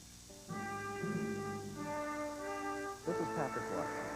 The discovery of the British bark Breadalbane by Dr. Joe McInnes 130 years after it sank in the high Arctic is the remarkable story of the land that devours ships. A one-hour documentary, Thursday on CBC Television. As a former CFL halfback who lost both legs and damaged an arm in a tragic car accident, Carl Hilsinger introduced Jody Vincent from New Brunswick to War Amp sports consultant Jim Nelford. Today, the War Amps are busier than ever, with 500 young amputees in their CHAMP program. Their Play Safe program warns all youngsters that safety is no accident. Whatever game you play, play safe. This message is brought to you by the War Amps of Canada and the Canadian Football League. Welcome back to CFL Control. Joining us live from BC Place in Vancouver, Winnipeg coach Cal Murphy. Cal, an hour and a half to game time. What is the mood in the dressing room? When you tell me it's an hour and a half till game time, I get nervous, Brian, but I think in the dressing room, our football players are ready to go. As a matter of fact, I think they're relaxing a little bit by watching the first half of that Argo-Hamilton game.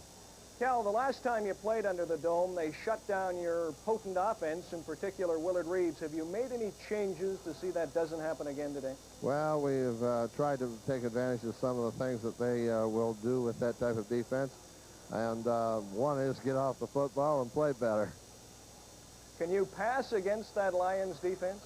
I think so. We did the first time we played them, and I think we'll do it again. Let's talk about your defense. We so often concentrate on the Winnipeg offense. What do you do to shut down Tim Cowan? Well, the first thing you have to do, I think, is you're going to have to play some doubles on Mervyn sometimes, mix up the coverages. The most important thing, I think, and that's the one thing we haven't done, is put a lot of heat on him.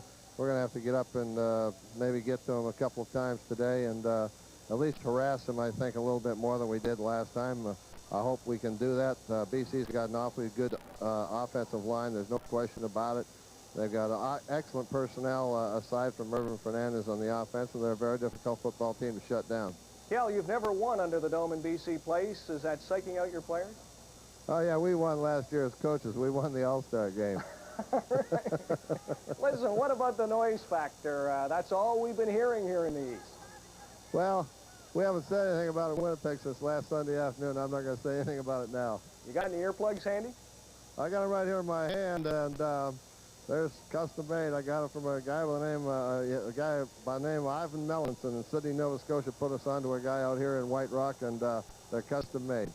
Cal, seriously, will your players be wearing your earplugs? Yes, they will. All right, thank you, Cal. Not all, but most. All right, thank you, Cal. Good luck this afternoon. Coming up, when we return, we will talk live with BC Lions head coach Don Matthews. Stay with us as CFL 84 continues.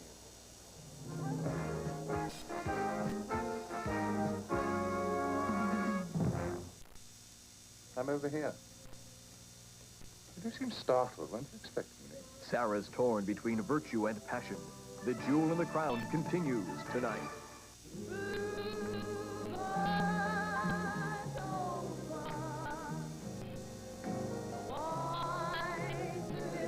Marilyn, the Forces sweetheart of World War II.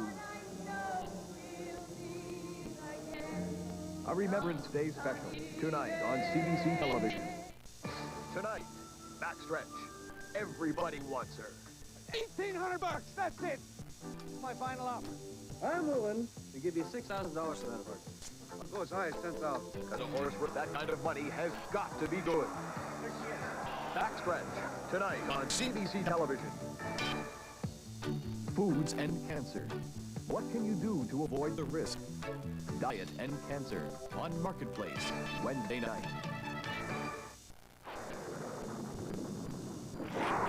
Imagine cassettes with spine-tingling stories on them. The Telltale Heart. The Body Snatchers. The Monkey's Paw. Imagine Nightfall. Classic and modern tales of terror, fully dramatized. Nightfall cassettes. Take them anywhere, but don't listen alone. Available at Kohl's and other leading cassette dealers. Welcome back to CFL Control. We've just talked live with Cal Murphy, the Winnipeg coach. I see standing by under the dome in Vancouver is Lions head coach Don Matthews. Don, you really seem to have Winnipeg's number. You know, I'd really like to think that it's true, but I don't think anything that's happened in the past is going to have any bearing on what's going on today.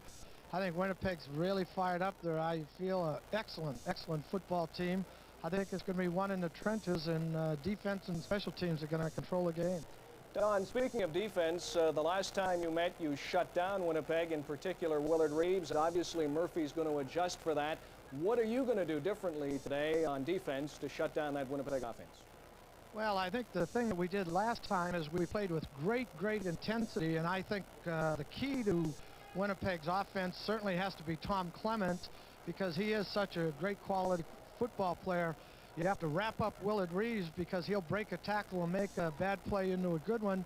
And, you know, if you can control those things and then fly around to the ball and play that intense football like we did on defense, then we've got a chance. Our defense has played well all year, and as long as you've got that great defense, you have a chance to win every football game you play. Don, tell us about your quarterback, Tim Cowan. When Roy DeWalt went down against the Argonauts, many of us, I have to admit, were writing off the BC Lions. Well, I think that we're more than a one-man football team. I think our defense has, as I said, kept us in many games, but Tim Cowan is really an exceptional young man. He's handled the pressure situation very well. I thought that we've been fortunate with his development. We haven't had to put him into very many negative situations, and he's been called upon to start 4 times. We've won all 4 football games, so he really is playing with more confidence than most second-year football players, and we're just delighted with his progress. He's played with confidence till now. It's the Western Final. Are you at all concerned about his inexperience? Well, I think that the magnitude of the last Winnipeg game was so large that it was very similar to a playoff game. It was playoff atmosphere around here. It was a sold-out crowd.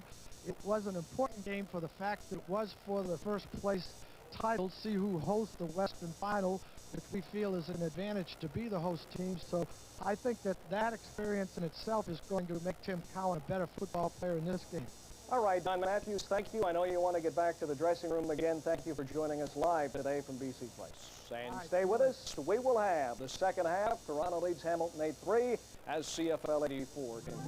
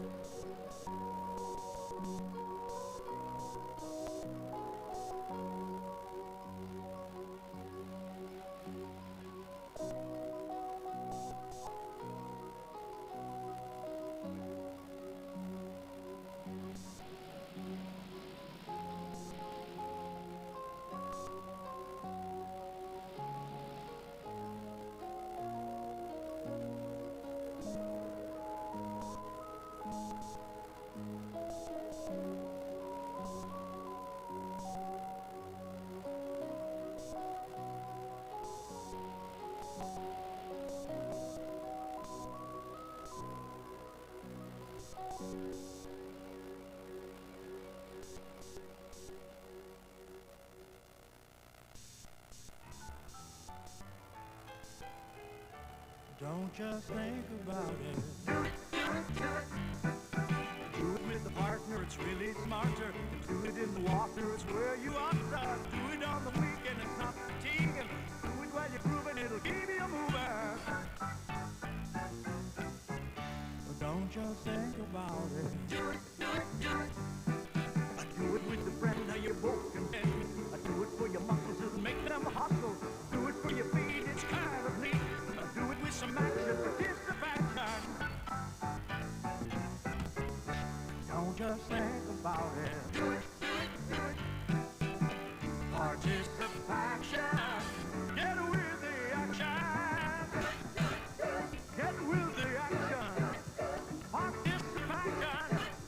Get with the action. Participation. Do it. 8-3, the Toronto Argonauts lead the Hamilton Tiger Cats with 30 minutes remaining in this Eastern Championship game. Leo and Ron, what do you look for in the second half? I think an early indication, Ron, is going to be important here. Who sets the tempo right early in this third quarter could be the determining factor in the game. Sure is. Anytime you start a third quarter, it's just like starting a ball game. Somebody has got to take control. Toronto had it early, but boy, they never took advantage. If you look at the stats, you'd think they'd be way out in front, but 8-3 is not much of a lead. 150 yards net offense for the Argos, just 37 yards for the Hamilton Tiger Cats. Yes, they won a game last week, the Eastern semifinal, with less than 100 yards against the Montreal Concorde. The Concorde had 250 yards.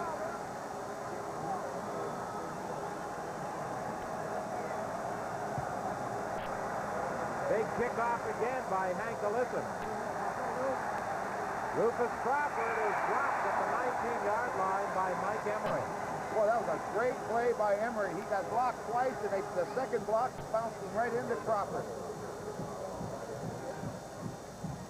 Mike Emery, basically a backup, working on those special teams, coming up with the big tackle. The UBC graduate got in to drop Rufus Crawford back on the 19 after a 62-yard kickoff by Hank Ellison. And Paul Pearson has those shoulder pads on. It looks as though he's set to go back in there. There's something wrong. It looks like they're missing a man out there. That's what Brock was hollering about. They're missing a slot back. They get Brad Gagnola, and Brad Gagnola has a pickup of about 4 yards. There's also a penalty flag in the play. Well, I'd certainly like to see these officials let them play the ball game, but they've got to call them, I guess, when they see things like motion. And Steve Kearns wasn't in the ball game. They were missing the slot back. Procedure. Hamilton, no end. Decline. Second down.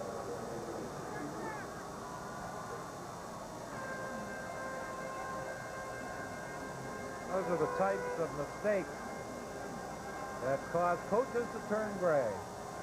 Yeah, you go over that all week. You know, you just don't expect that. Ron Johnson's the guy that was missing. Kearns went in for him there, but they was missing their wide out. That's why they had no end. As a result, that's why the penalty. There's an injured Toronto Argonaut. Earl Wilson is down on one knee, and as a result, Peter Brock hustles over to that Hamilton bench to confer with Al Bruno.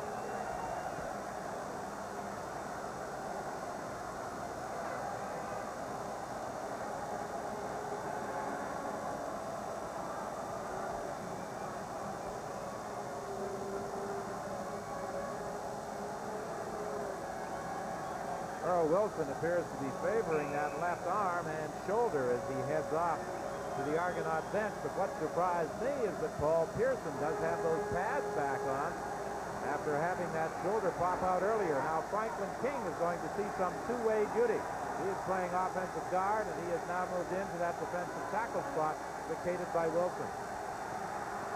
On second down, sideline pattern, Ron Johnson unable to make the catch.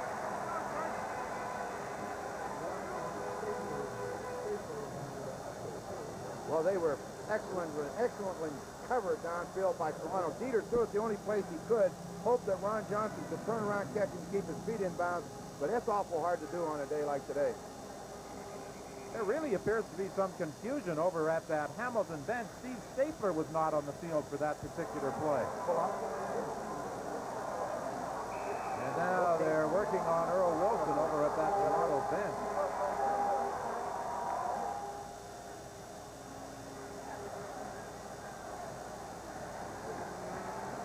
They're down Hamilton, a big rush, and a great pick by Ruoff. Chases Carinci all the way back to his 24-yard line, and he gets to the 27, where he's stopped by Mike McIntyre. Well, we talked to Bernie Ruoff before the game, and we're congratulating him on the outstanding game that he had last week against Montreal. That was a 63-yard punt there, and he has just been fantastic this whole day. And on a bad field, a guy that can do that is really doing a service for his team. After the success he had in kicking in the rain against Montreal, Ron Lancaster and I were accusing him of bringing out the hose to water down this field, although he really doesn't need much help because Mother Nature did the job. Paul Pearson back in there. Joe Barnes continues at quarterback. Emmanuel Colbert is forced out of bounds at the 34. Forced out by Felix Wright. I was going to say down that Bobo Bilovich must have got a weather report during the half because he gave Hamilton both the ball and the wind in that third quarter, hoping to get the wind in the fourth quarter, and there must be some indication that the wind is going to pick up, and we see a little bit of movement on the flags right now, and that could be a factor.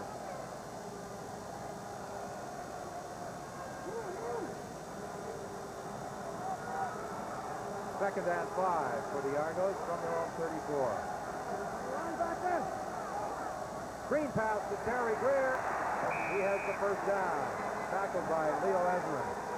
Well, just a good job by Ezrin stepping around that blocker because Greer had a seam. And if he would have had 2 more steps, he would have been gone. Well, if you want to sit back in that zone defense, you're going to allow him to throw that quick pass.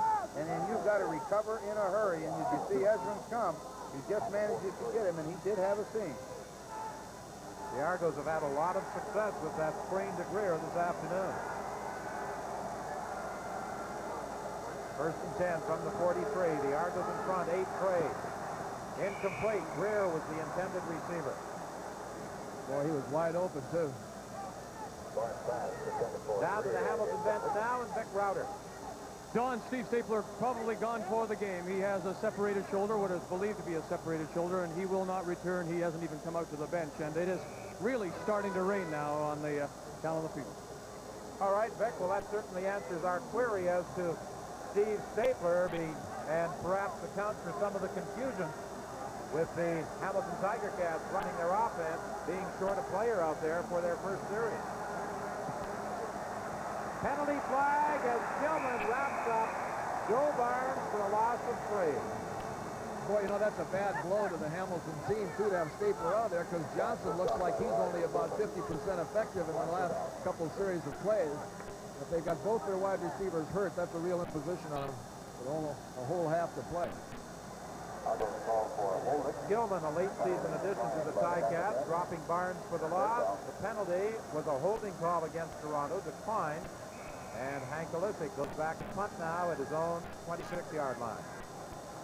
There was times earlier in the season when teams thought that they could block kicks on Olisic. Hamilton hasn't really come with a big rush yet, but now they hold up again. They're going to go back and try the return. Going to bounce back. The kick is going to bounce back to the line of scrimmage. Paul Bennett, looking to see who's coming in, picks the ball up when he saw that Olisic was one of the blue jerseys streaking in on that football. 11:48 is the time remaining in the third quarter. The Argos lead by 5. Hanging in back for a brand new season. I just got chills. And the gang at the College Street Youth Services is ready for action. Seriously. When you've got big problems, I'm going to kill myself. or small, Sir is going to jump out of a moving airplane. they solve them all on Hanging In Monday night. Thanks for letting counselor, Jenny. Doc Roberts has his hands full with his work and his family. Danger Bay, great new family adventure, Monday night. Tonight, backstretch. Everybody wants her. $1,800, that's it. My final offer. I'm willing to give you $6,000 for that horse. I'll go as high as $10,000. Because a horse worth that kind of money has got to be good. Backstretch. Tonight on CBC television. Startled, weren't you expecting me? Sarah's torn between virtue and passion. The Jewel in the Crown continues tonight. Well, as Ron Lancaster pointed out during the break, the Hamilton Tiger Cats in the exchange of kicks picked up about 40 yards in field position. Well, you fight for real estate. That field position's the whole key to a playoff game or any game for that matter. You can't give up 40 yards on it every time you kick the football. Well, of course, that was a 63-yard punt by Bernie Ruoff. Hank Olisic's kick traveled just 25 yards. The pitch to Rufus Crawford. Now he's not going to go anywhere. The Argos have played very strongly defensively. They have limited this Ticat offense to less than 50 yards. Well, we said all year that the Toronto offense gets most of the ink, but boy, when you get right down to the bottom line, this Toronto defense can play with anybody, and they're proving it once again today.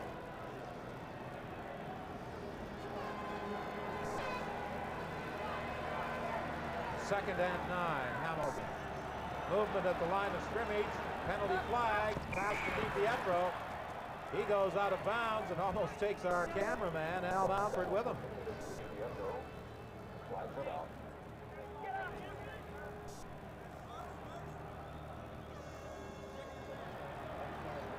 There was an offside call against the Argos. DiPietro came very close to picking up a first down. And I believe the Ticats are going to take the game. Dieter Brock is one of the stronger people Offside, in the whole league. Toronto number 78. Decline. First down. When it comes to the quarterback sneak, and you know that it was really close. Well, he got the first down, so they don't have to worry about the quarterback sneak. 8-3, the Argos lead. 10:57 remaining in the third quarter. First and 10. The ball is at the 51. Swing pass to Johnny Shepard. He is forced out of bounds by Dennis Clay. Ron, what about the strategy of the Hamilton Tiger Cats? It appears as though Brock is trying to set up those screens and little swing passes. Well, what they're doing is Toronto's going to drop back, and they're taking away the short passes. They're forcing him to throw to his outlet man. And anytime you're throwing to your outlet man, you're in trouble because he's going to catch the ball behind the line of scrimmage, as you saw there. Johnny Shepard ran a long way and gained 1 yard. So that intermediate pattern in between the linebackers and the D-backs is the one that's open. Pass was intended for DiPietro with a good defensive play by Doug Battershill to knock it down. What you see here on what they do on this particular play, they're giving him a look, a weird, looks like it's going to be a zone look, but right here, he's covering him man to man. He's going down and breaks to the outside, and watch Battershill. He will turn and run with him. See, he turns. Now, he's got him man to man, and when Brock tries to throw the out, he dives in front and gets his hand on the football. That's good play. On that play, too, they had a crossing pattern. And I think if they throw that crossing pattern with just Mitchell in there at the middle linebacker spot, they got a chance of completing it. Another big kick by Bernie Ruoff. It could go for a single point.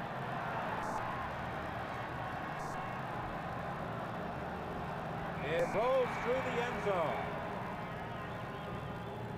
So it's now an 8-4 ball game, and Bernie Ruoff has accounted for all 4 Hamilton points. As a matter of fact, he's just about been their total offensive production. Well, just as in the early part of the game, the Ticats gave up a single point to get that field position out to the 35-yard line. Toronto takes no chances here. Why start at your goal line? They've got to get field position and get their offense going. They've been shut down a little bit the farther the first half went and into this third quarter. So they want to start with field position. And those the flags are beginning to just rustle a little bit up there. Looks like the wind is picking up, and there will be an advantage in the fourth quarter for the Argos. So the Ticats have got to get some points on the board this third quarter. First and 10 from the 35. Barnes completes the pass to Terry Greer. He has a pickup for 4 yards. It will be 2nd and 6. And again, the tackle was made by number 72, Leo Ezra.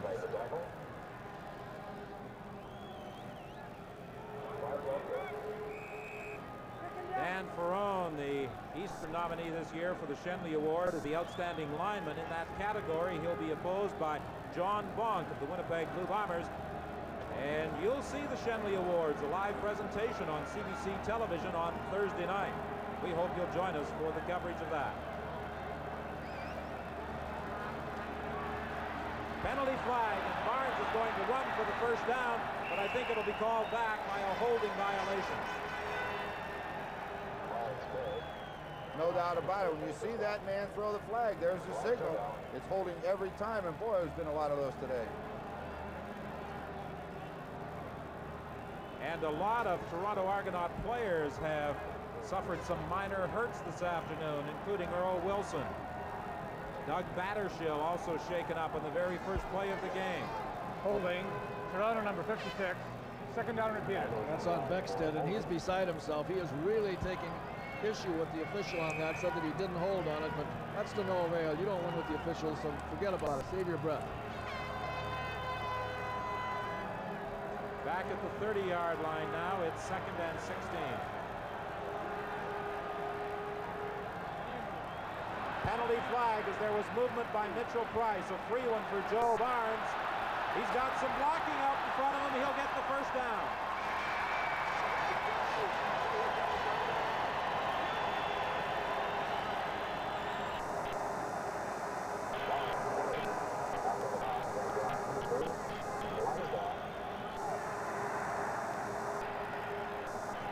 Well, Barnes looks downfield. He's got everybody to the wide side.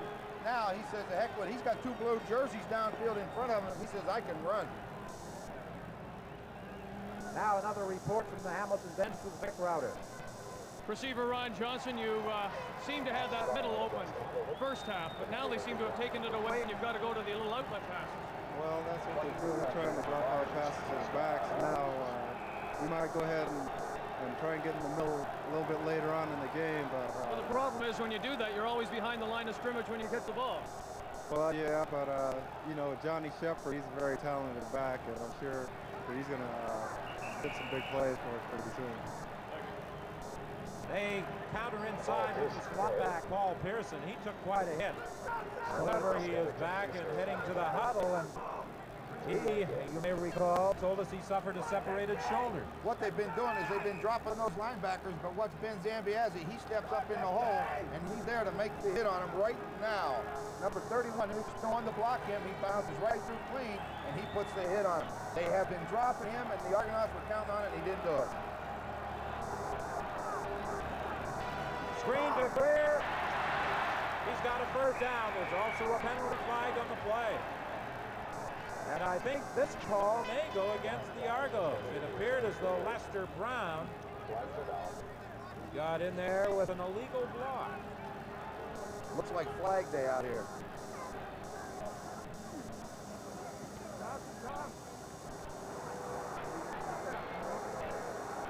Things are getting a little bit emotional out there right now, and this is the time that your captain on defense and offense has got to say to the rest of the players, settle down.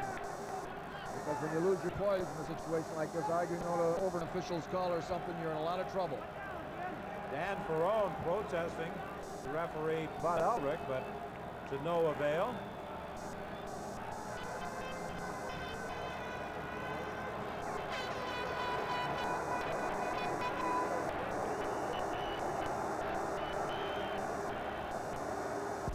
Illegal interference.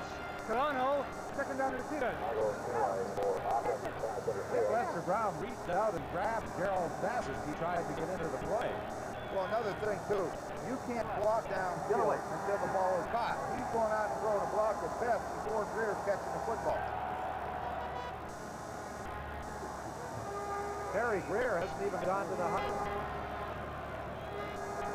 Snap it real quick and slow. He's way out right. They could have done it that time, too, because Best was in talking to his safety.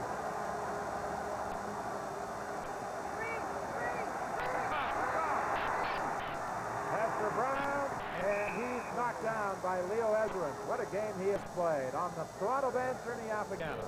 Don, Earl Wilson, one of the defensive stars, they're really hitting hard out there. Everything seems to be hit, hit, hit.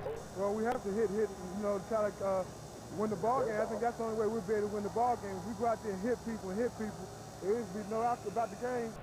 We'll take care of ourselves, and I think the only thing we can do is hit and try to get back in the backfield to change either Brock and not give you so much time. Thank you very much, Earl. Good luck. Thank you. Okay, man. Big ball player, Don. Yes, indeed, and it's been quite a defensive struggle. Ernie with 7:16 remaining, and Ben Zambiazzi, the cookie man of the Hamilton Tiger Cats, shaken up on that last play.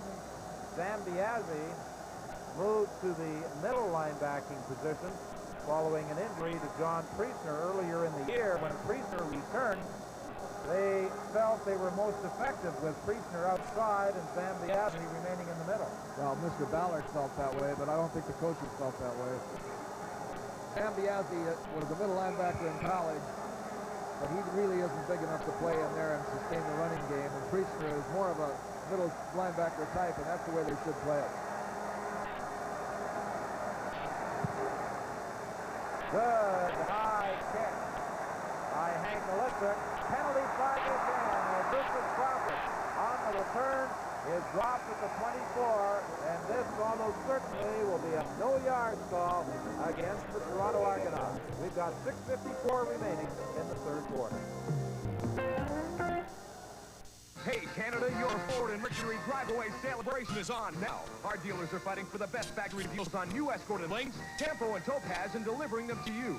Automatic transmission at no extra cost on 85 Escort and Lynx, and also on Canada's best-selling new nameplates, Tempo and Topaz. All with Ford's new 5-year DuraGuard warranty. Drive-away celebration means best deals, best quality, and selection on 85s and 84s, too. We can't be outdone at Ford Quality, the sharp one.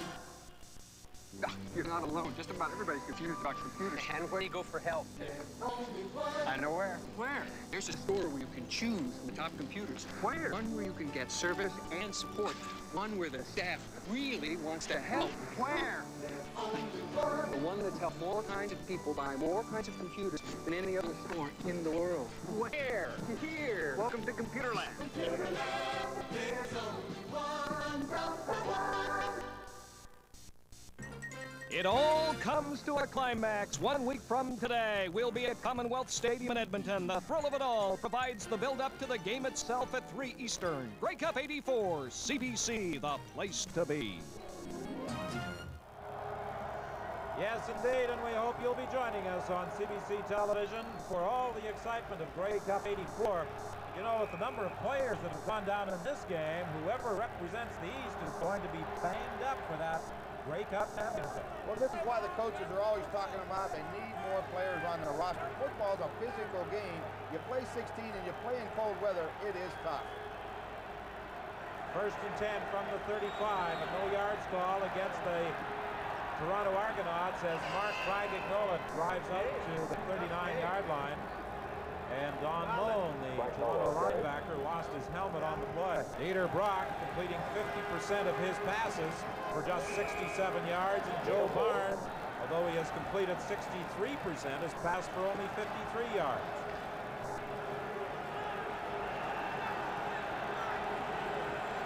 Well, that middle is wide open. Second and 6, and DiPietro has the first down as he's taken out of bounds at the 51. This game, with the weather conditions developing the way they are, somewhat reminiscent of the Grey Cup game of 2 years ago between Edmonton and Toronto. Boy, it sure is, because the rain is starting to become a factor, and as it did in that game in the second half of the ball game. And when it happened, the Toronto Argonaut offense was shut down. It's not geared for bad weather. First and 10 from the 51, over the middle, the pass complete for the first down to Rufus Crawford. 5:31 is the time remaining in the third quarter. You see Dieter come back here, and again, he's looking into the middle. Gets the ball in there right on the money to Rufus.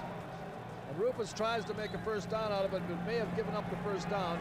And he did give up the first down, and it's second and just about a yard to go. What about a little play action here? Brock tried it earlier. He gives to Bragagnola. He wants to make sure of the first down. He fumbled the football, but I believe Hamilton recovered. The ball may have gone back to where it's not a first down again, though. He had the first down, but he let the ball go loose. We'll have to see where they lay it down.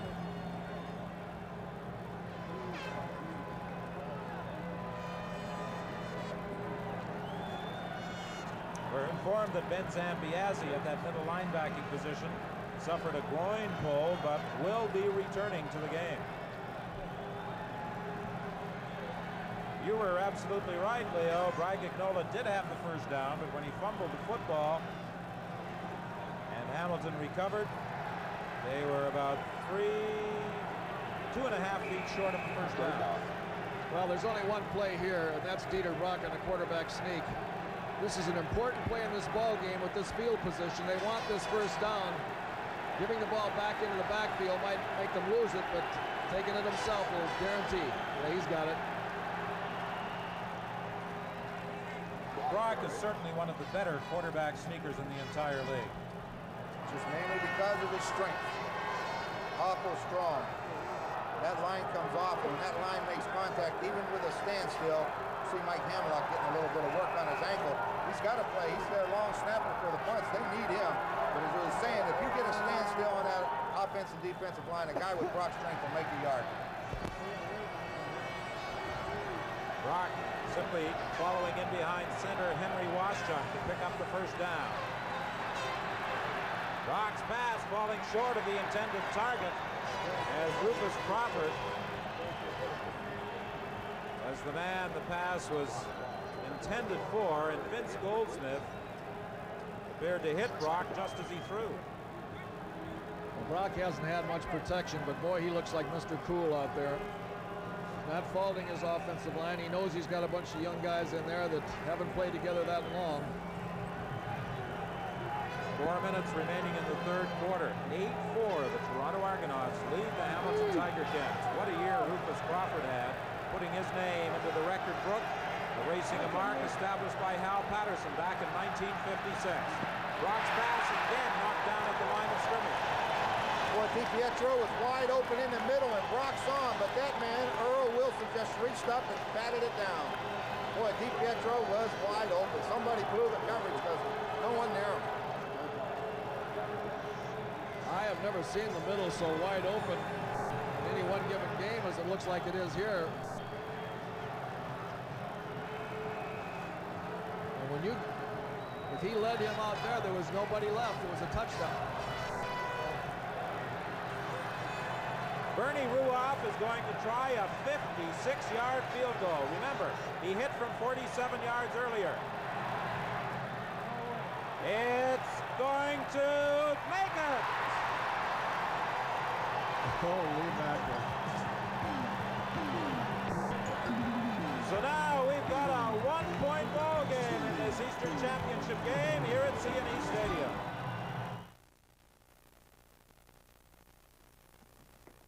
I've just organized a self-help group for people like me. Although I'm visually impaired, I'm independent, thanks to Joel and the mobility training I've received from the Canadian National Institute for the Blind. To me, the most disabling thing about blindness isn't the loss of vision, it's the attitude of others. I'm just like you. I want to share in a full life. It can happen with the right opportunities and your understanding. Right, Joel?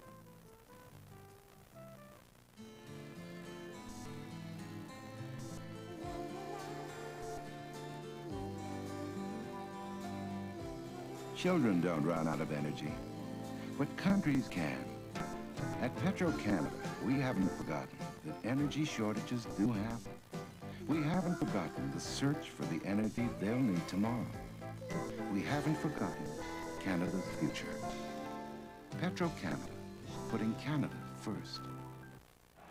Welcome back. Bernie Ruoff, 56 yards, and now it's just a one-point ball game. You know, I don't know, it's just keep working, and if it comes down to kicking, hopefully I can do good enough, eh? We're working hard. Offense having no trouble, but our defense playing a hell of a game, and maybe it'll come down to me, eh? I'm an old man. I gotta get to that Grey Cup soon. Hello, Mom and Dad. Okay? Thank you. You know, when you talk about getting to a Grey Cup, there are only a few Hamilton players who have ever been there, 5 to be exact. 4 of them made it in 1980. Ruoff was one of them. Terry Greer makes the catch up to the 53-yard line, first down Toronto.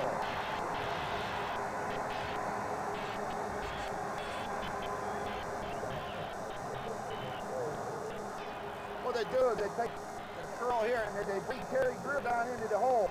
And when he comes out, the linebacker runs out and that opens it up. But that's just a great catch because watch Paul Bennett come just as the ball arrives. It's not too open. There's three Tiger Cat jerseys around it, but it was perfectly thrown. Great concentration by Greer. First and 10 from the 53. Deep for Paul Pearson. Picked off. Felix Wright. That's his 3rd of the ball game. He fumbles the ball. It's recovered by Gerald Dess. And you know the amazing part about him fumbling that football was just before contact was made, he had the good judgment to put both hands on the ball, anticipating getting hit, and it still got knocked loose. That's the 3rd interception of the game for Felix Wright. Watch Felix intercept it right here. Now he starts back, and watch when they close in on him after he picks up this block, put both hands on the ball, he has both hands on the ball, and still gets knocked out. Gerald Best gets on it. First and 10, the ball is at the 40-yard line. Swing pass to Bragg Nola. And Dennis Clay brings him down. Comes up with the football, but again, they're ruling the play was whistled in. That kind of pass looks good, Don, but he only gained a matter of inches. I mean, he didn't get a full yard out of that. They've got to get the ball down the middle. Got to throw it in behind the linebackers and in front of Jan Carinci, who's getting a lot of depth. Brock in trouble. James Curry with his 4th sack of the day. And Brock's hurt. Peter Brock very slow getting up, too. That's a bad sign.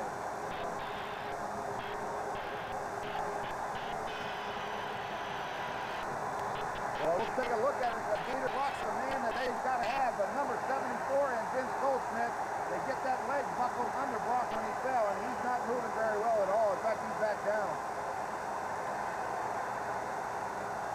There have been some outstanding individual performances defensively on both teams. James Curry now with his 4th sack. Felix Wright with 3 interceptions. And Brock is hurt.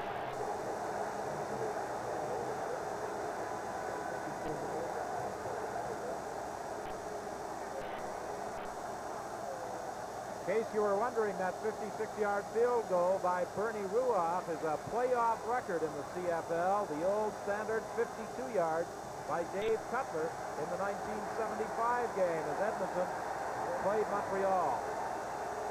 Dieter Brock, a few years ago, with the Winnipeg Blue Bombers, suffered an injury to the right knee, and it appears as he limps off to the bench that he is favoring that right knee again, or ankle. I would think it'd be his ankle from the way he went down. All the pressure seemed to be from Goldsmith's shoulder pads on his ankle. But I'll tell you one thing, that's the right leg when you have to plant it to throw. He'll walk it off. He'll be back in there. Well, he's tough. 3rd down kick by Bernie Ruoff in an 8-7 ball game. Carl Brazeley knocked down at the 35, a 49-yard kick by Bernie Ruoff. Over on the Toronto bench, here's Ernie. Don, as you mentioned, James Curry just having one tremendous football game. Everybody's fired up on this ball club. I've never seen them this fired up, James. Well, we look at it this way. It's a bad weather game. Defense is going to have to shine today. Offense point production is going to be very low. And we plan on coming out here shutting Dieter and his offense down because they didn't respect us during the week. And we want them to respect us after the day is over. Well, you're going to get it. Congratulations. Thank you. Sounded like Muhammad Ali asking for respect over there on the sideline. I know one thing. They respect the job that James Curry has done at that defensive tackle position. 44 seconds remaining in the third quarter. From the 35, first and 10. Toronto leading 8-7. Deep for Tolbert, picked off by Felix Wright. That's his fourth interception.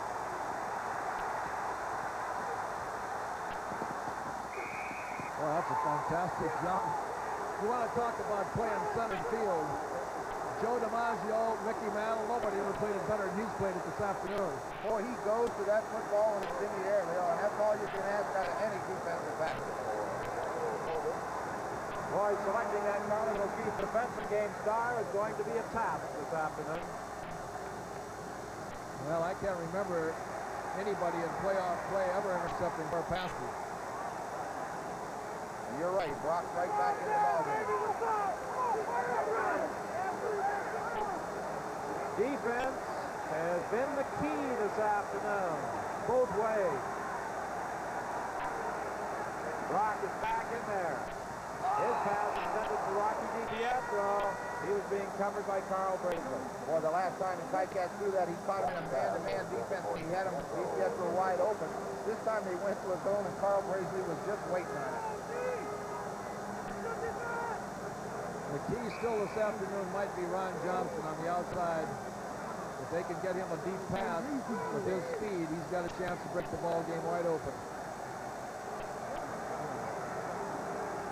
It's second and 10. The ball is at the 53. Little swing pass to Johnny Shepard. He came very close to getting that first down. He's about a yard shy, and that is also the final play of the third quarter. So with 15 minutes remaining here at PNE Stadium, it's a one-point ball game.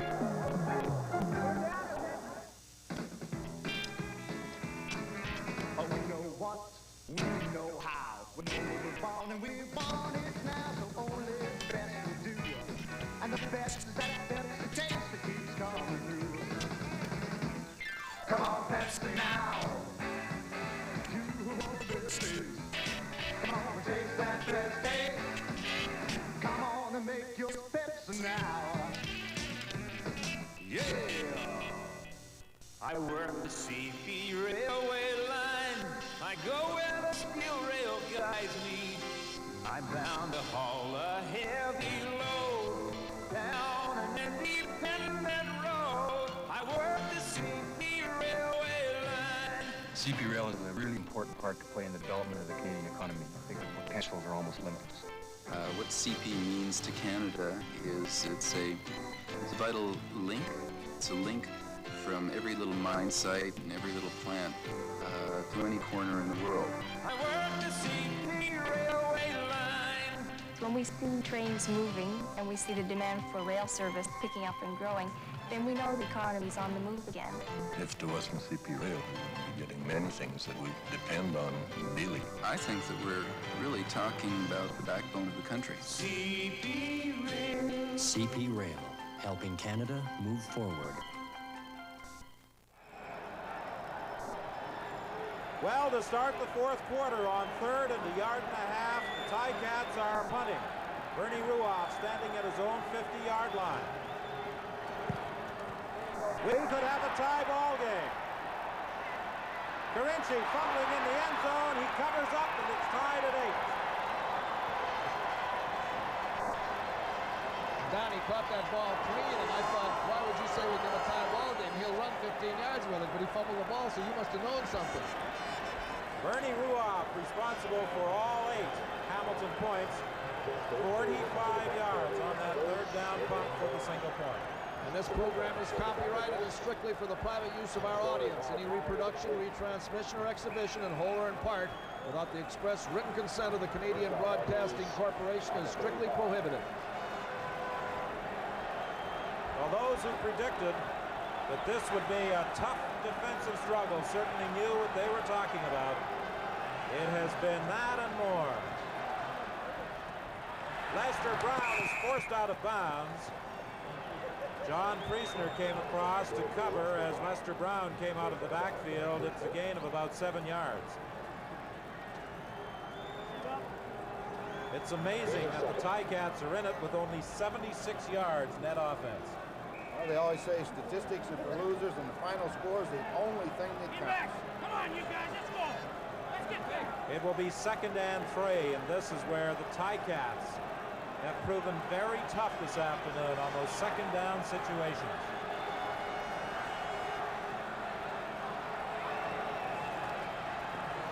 They do it again. Covington makes the stop as they try and counter with the slot back of Emmanuel Tolbert. Leo Ezerins came in from underneath. Well, Dieter Brock, with one flick of his wrist, can certainly put a team in position to score. And defensively, Leo Ezerins, what a ball game he has played. Well, we've seen so many outstanding performances. Felix Wright, James Curry, Leo Ezerins, and that's the way it should be. In the rain and the cold, the defense has got to be big. In a game such as this, we should almost give out 2 Carling O'Keefe Defensive Game Star Awards. Hank Elisic's 3rd down kick. Taken by Rufus Crawford, stopped immediately at the 25-yard line. 13:32 is the time remaining in this Eastern Championship with the score tied at 8.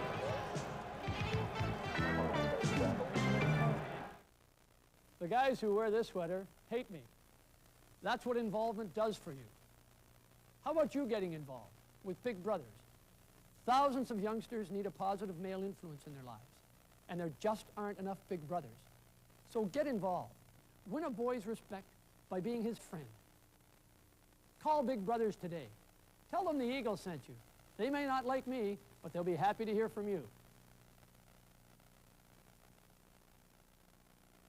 Houston. Larry Gatlin headlines K-Tel International Super Country 84, a super new album starring Mickey Gilley and Charlie McLean. I'm gonna wake up in your arms tomorrow. Merle Haggard, Waylon and Willie, and Janie Fricke. George Jones, Ronnie McDowell, and double gold from Ricky Skaggs. 16 of the year's top country hits. K-Tel Super Country 84. It's in stores now. The game is tied at 8 with 13:32 remaining. Some outstanding individual defensive performances.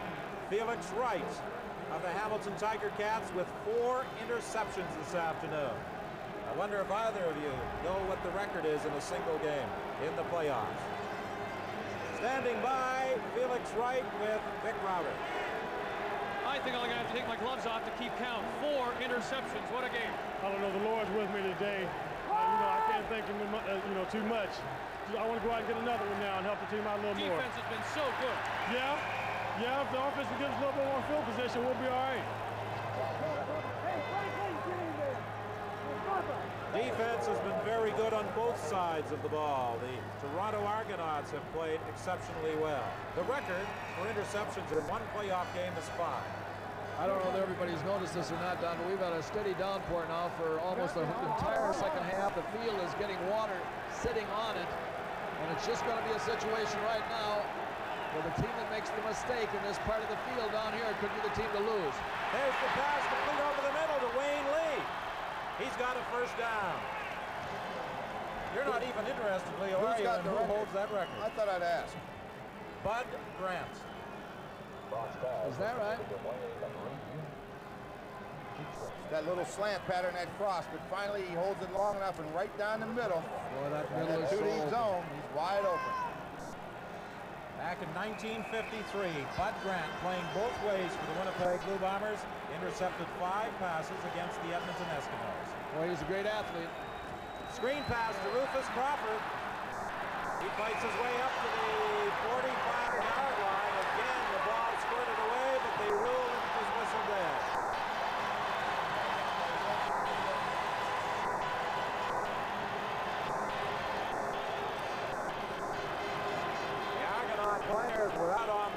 crowd screaming at the officials.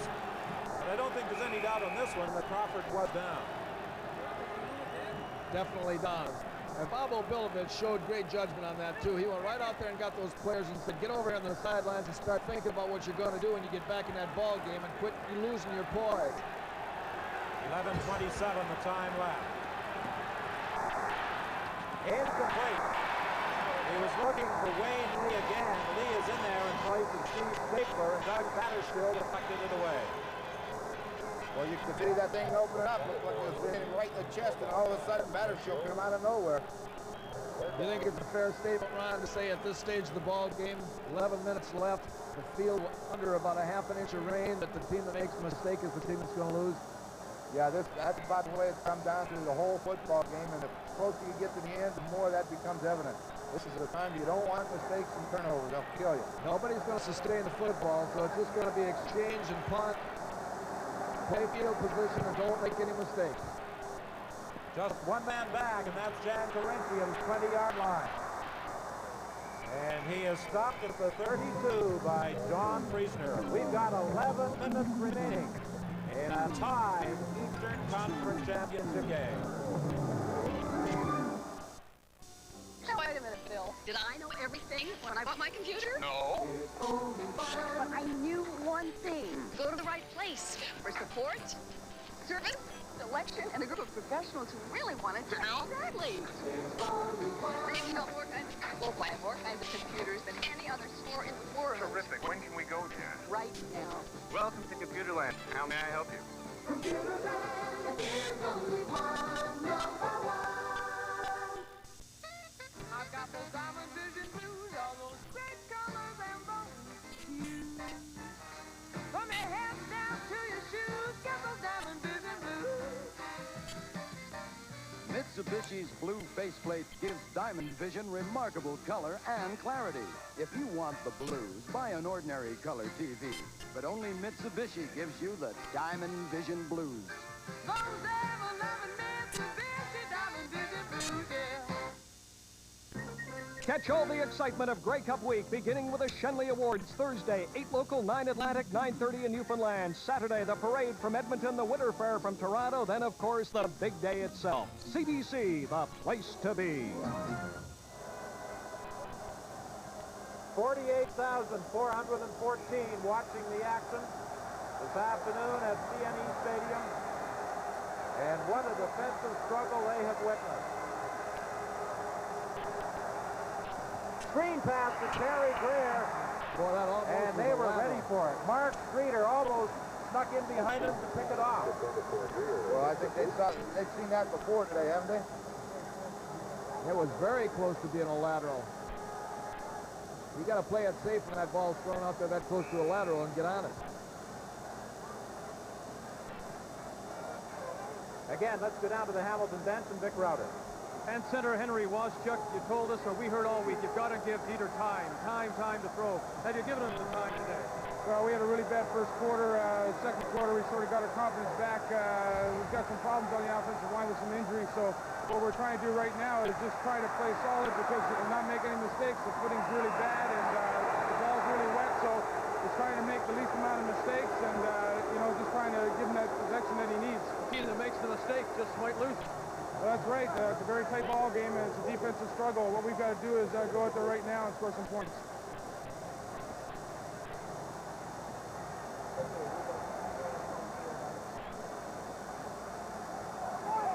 The pass knocked down by Gerald Best, so it's 3rd and 10 now.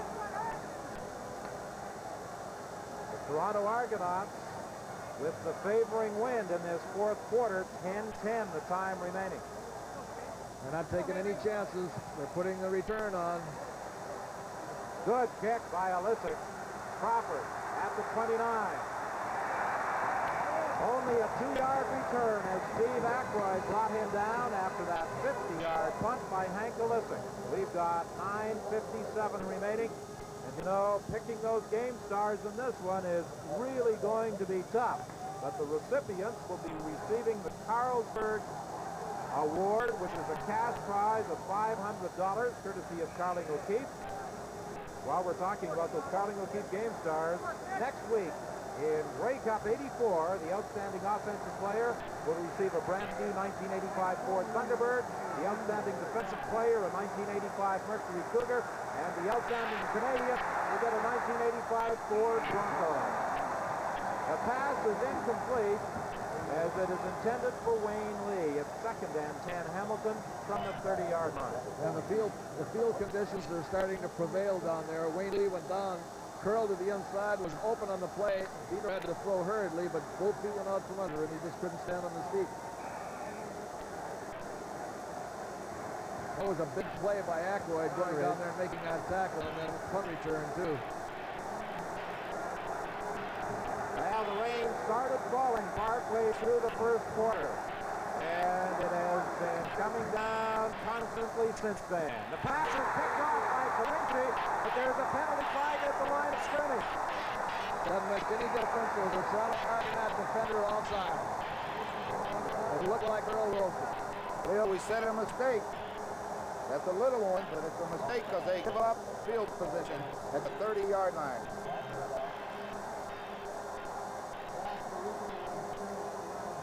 The pass was intended for Ron Johnson and Bob Obilovich. With a look of resignation at that Toronto Argonaut bench.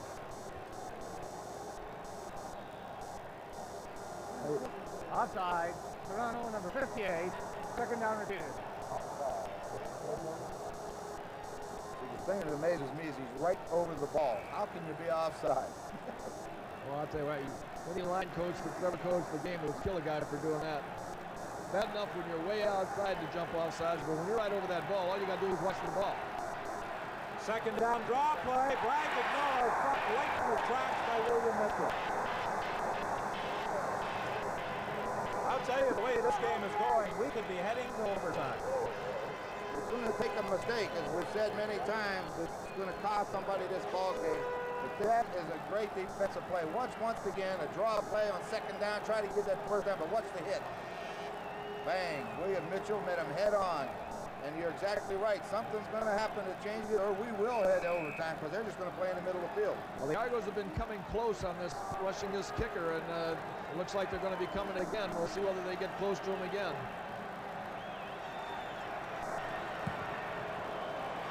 What a kick by Bernie Ruoff. Corinthi goes all the way back to his own 17-yard line. And he is brought down at the 28.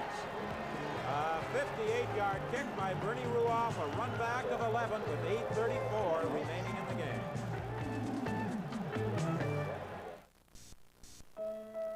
Nurture, a word meaning every aspect of care, support, a personal interest in a positive outcome. The Canadian Cancer Society. Your donation helps us provide patient and family services, public education, and funds for ongoing research.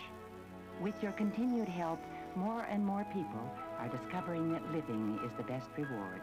Cancer can be beaten. Please give generously. Seems like only yesterday we bought our first Canada Savings Bond. It helped us to buy our first home by giving us the cash we needed when we needed it. Since then, we've bought a bond a year.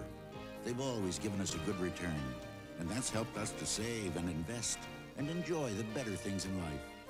Canada Savings Bonds are still the best choice for us. They could be for you, too. The right choice that proves itself year after year. The Argos defensive back, Jan Corinthi, is just having an outstanding game. An interception, and there's a tough break that didn't count, really. Yeah, I saw one of our guys on our front line jump offside, so you know, it was kind of hard, but you got to make the play anyway. You never know when referee's not going to make the right call. That's right. Yeah. You seem to be able to control Dieter today. You seem to have him in touch. Under these conditions, you know, it's tough for any quarterback. He's doing a pretty good job, you know, given the conditions. But we're just trying to go out there, play tough defense, hit people, and, you know, hope things go our way. So well of a game and lots more to go. All right, high Terps, go, baby. Okay, Don. Ernie Gerald Bess had Terry Greer all wrapped up at the 30-yard line after a pickup of just 2 yards. That's the 9th time that Greer has made a catch this afternoon. He has almost single-handedly been the Argonaut offense. Boy, he has found the holes down there. But you know what? They've got to go to somebody else. You know, he can't do it all. He's trying to, though. Second down play from the 30. The score is tied at 8. Intended for Pearson, incomplete. Well, the Argonauts are now into a kicking situation.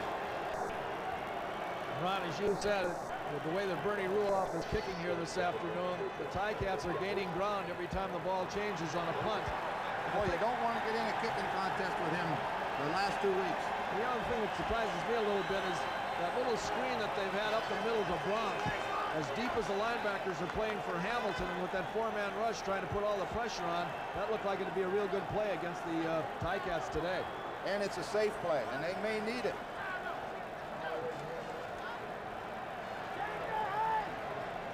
And Kalisic has averaged 41.3 yards per punt this afternoon.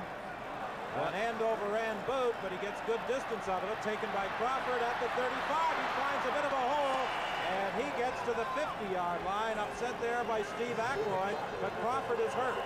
Conrad Holloway is warming up at the Toronto bench. He was injured in the second quarter.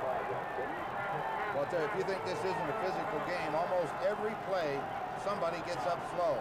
And that's what football is all about when you get to this stage of the season. Rufus Crawford came down heavily when he was upended by Ackroyd. On the previous series of downs, he had been shaken up, but I think he lands on his right hip. He, of course, is the Eastern nominee for the Shenley Award as the outstanding player in the Canadian Football League, and on Thursday night, either Rufus Crawford or Willard Reeves of the Winnipeg Blue Bombers will accept the trophy and the cash prize as the recipient of that award. Well, it's getting difficult to see the CNE Tower from our vantage point here at the CNE Stadium. CN Tower now with cloud covering the top of the structure, and the weather forecast today indicates that we may have snow before these clouds pass over. Rufus Crawford's up on his feet walking off the field, and knowing him, he'll be back in there. Next play.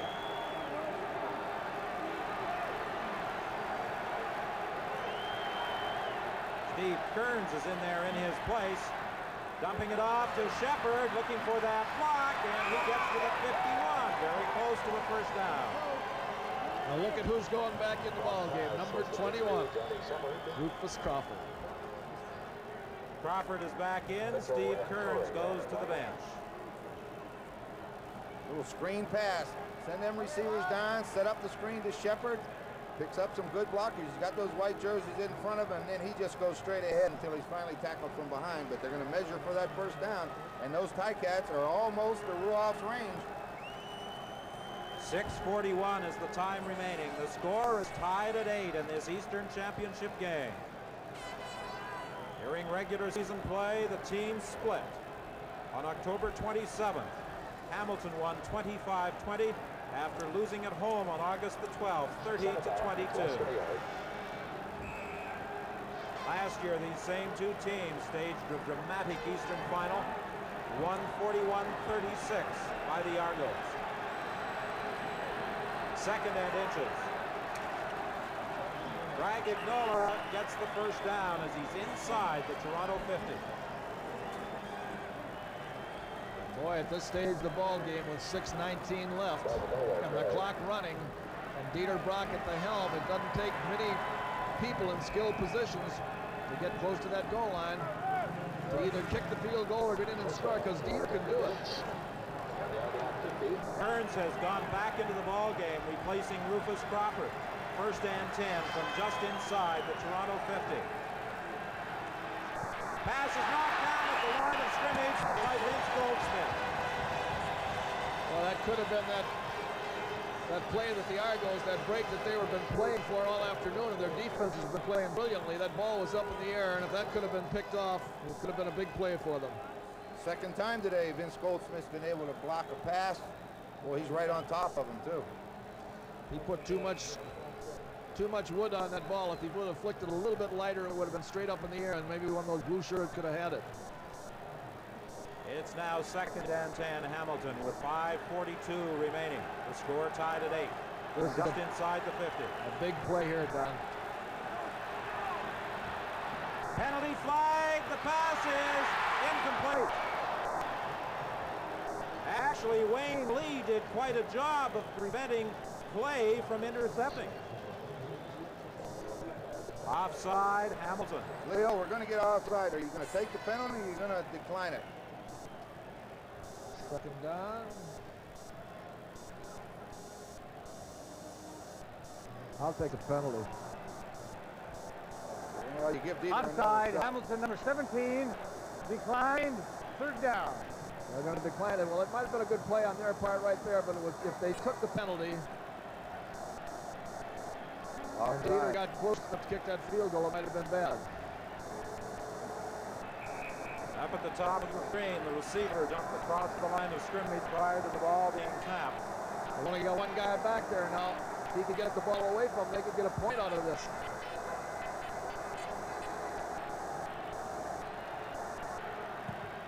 Big kick again by Rua. Carinci takes it at the 1-yard line. And he gets it back to the 10. Well, there are some hitting down there on that field. One guy hit him, one guy stood him up, the other guy blindsided him, and 2 other guys came in and finished up on him. Conrad looks is going back into the ball game. The reaction from the crowd with Conrad Holloway coming into the ball game with 5:04 remaining. But the Argos have been steadily backing up towards their own goal line. They've been losing on each exchange just a little, and now they are back at their own 10, 1st and 10. Well, I'll tell you what, the tough place to start at this stage of the game, 4 minutes and 55 seconds left. You've got to make a couple 1st downs. You've got to. And you know that Conrad is going to be looking for number 10 and number 25. Over the middle to Paul Pearson. He is stopped just short of the 1st down. That's number 25, Paul Pearson. He loves to throw that little thing across the middle to Paul. And after he throws that a couple times, he'll work on a one-on-one with Greer. He looks to the left side, and then Pearson comes across the middle underneath the backers. Now, here's what I like. Straight up field. You got to have every inch of real estate right now. Do not take any chances trying to fake somebody out. You'll lose yardage. Well, as you said before, that the Ticats have been tough on 2nd down and short. We'll see what happens on this one. But Conridge is more active, and he can probably get it himself if need be. 2nd and 1. Lester Brown should have the 1st down if he is across the 20-yard line. You can't help, though, but admire the courage of Paul Pearson. He had that dislocated shoulder. They popped it back in, and he has returned to the game. And that catch he made could be a key catch in this ballgame. Well, that's for sure. We just got done saying you've got to get the ball out of that end of the football field because of Ruoff's kicking, and he got 8 yards on a play that, you know, a lot of times is incomplete, but he turned it into an 8-yard gain. Well, that dislocation is a very common injury, and if you snap it back in place, you don't have too many ill effects the day that it happened. Tomorrow it'll be sore, but you can play with something like that. The danger is a chronic dislocation where it keeps slipping out. Holloway with lots of time. Now he's in trouble, and he's dropped for a loss by Rod Stillman. Well, that was just a great job of coverage by the Hamilton defense on that play. He had plenty of time to throw the football, but nobody to see to. He had all day to throw it. They're all covered, and he did a wise thing by not taking any chances and gambling on a guy. He just ate the football. Look how much time he's got. Now he's going to put the... Now, just go down with it. Good move. Don't turn it over. We talk about big plays and big circumstances. Here it is down there inside the 20-yard line. There's 3 minutes and 2 seconds left, and it's 2nd down and about 15 yards to go. You know, if they have to kick on 3rd down here, that'll put Hamilton in a good position with the time left on the clock to get down there and get some points.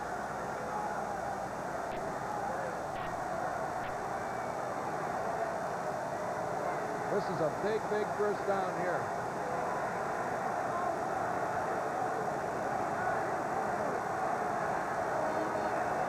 3:02 is the time remaining. The score is tied at 8.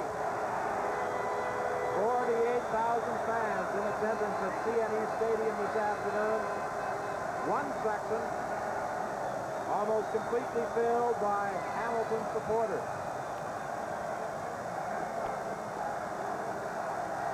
This has got to be the biggest play of the whole afternoon for the Toronto Argonauts. In this position on the field, with that field as wet as it is, and kicking out of their own end zone.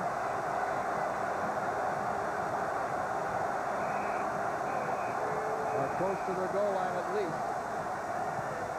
Well, they got 14 yards, 15 yards. You're exactly right. This is the biggest play of the season.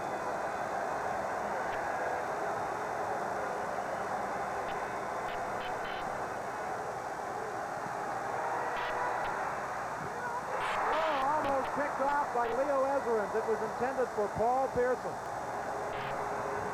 And now the Argonauts are forced to kick with 2:52 remaining. 2:52 remaining, and they're kicking on a very, very wet field. They'll be kicking from about their 5-yard line. If Alisic has ever earned his pay, he's going to earn it on this one. This ball really should have been thrown. Leo Ezerins is in perfect position. If he picks that off, this game's history.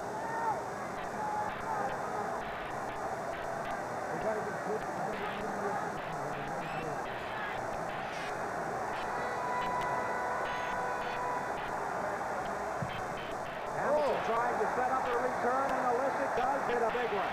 Back to the 35-yard line. And Wiggler Crawford simply covers up. He goes down at the 39. A 57-yard kick by Alisic. Boy, I'll tell you, they talk about big plays for big people at big times. Alisic never had any more of a challenge in his whole life than getting that ball downfield on that punt, and he got it downfield. And the coverage team did their job and stopped it down there around the 35-yard line. 2:42, the time remaining. They're putting the ball down at the 39-yard line. The draw play with Johnny Shepard. What a punishing hit by Don Moore. This is survival of the fittest right now.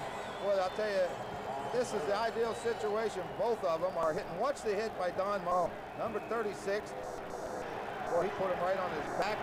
This is the way it's supposed to be. The guy that diverted that draw play, though, was Goldsmith again. He recovered off a block and got right in that area where the draw was supposed to be run and caused Shepard to veer. Penalty flag on the play. Brock is going to run for the first down, but it could be called back. I believe we're going to get an offside again by the wide receivers. Yes, that is the call. And again, I think it was Wayne Lee. Wayne Lee, it was. Boy, Al Bruno's got to be concerned. Boy, he's seen this team fight back all season long. And boy, that's a big, big play. Dieter had run for the first down. No one expected that. 5 weeks ago, people had written the Hamilton Tiger Cats off as a playoff contender. You know, we got right here, we've got an exact duplication almost of that last situation down at the other end of the field. Procedure. Hamilton, number 17, second down repeated. You're right, Ron, where the onus is going to be on unless they can recover this first down. The onus is going to be on now Ruoff to kick them out of trouble here. We're 2:17 away from going into overtime to determine the Eastern champion for 1984. The score is tied at 8. Second down, second and 15. Brock threw that one away. And look who's on the bottom. He had no choice but throw it because James Curry had him. I am sure the experience of Dieter Brock on that one told him to throw it away. Don't sacrifice any more yards. That's a great move. You're exactly right. A veteran quarterback. Watch the pressure that he gets. Number 74 is going to come in from the inside. Dieter slips. Now 74 shows up. He's got him by the legs. Dieter just doesn't take the loss. That's a good play. That was a good play by Dieter, is right. Now the Argos could get pretty good field position, depending on this Bernie Ruoff kick, and that wind has increased in velocity, and Ruoff is kicking into it. Carinci takes it at the 35. He fumbles the ball. Hamilton got it. Oh, I think Toronto. I'm not sure yet. I'm not sure yet. Yes, they have got it.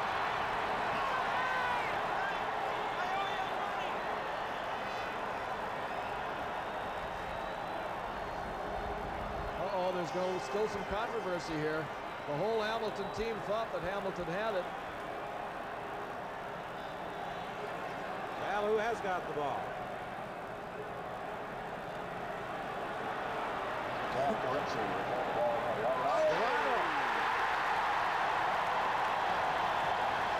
Here comes Al Bruno.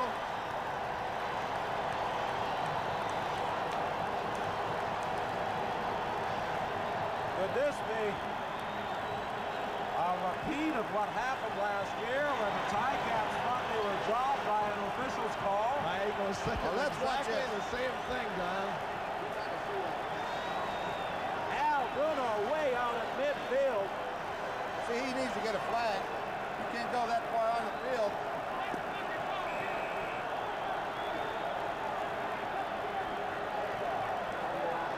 That's a big, big break for the Hamilton, or for the Toronto. 2:01 is the time left.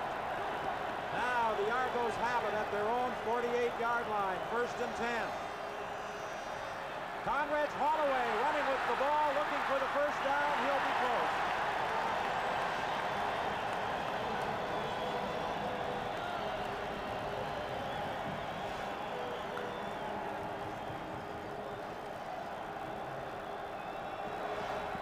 They're going to measure this one to see if they've got a first down, but much was made in the papers this week about the fact that the official who threw a flag in last year's Eastern Championship would not be working this game.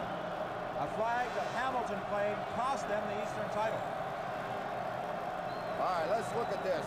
This is the biggest play of the game. The ball, now Hamilton has it in originally, but watch it slide out. He's going to lose the football right here. He's going to come out the side. Well, I don't know about that. And I don't know who had it. I don't know who ended up with it. Either side come loose.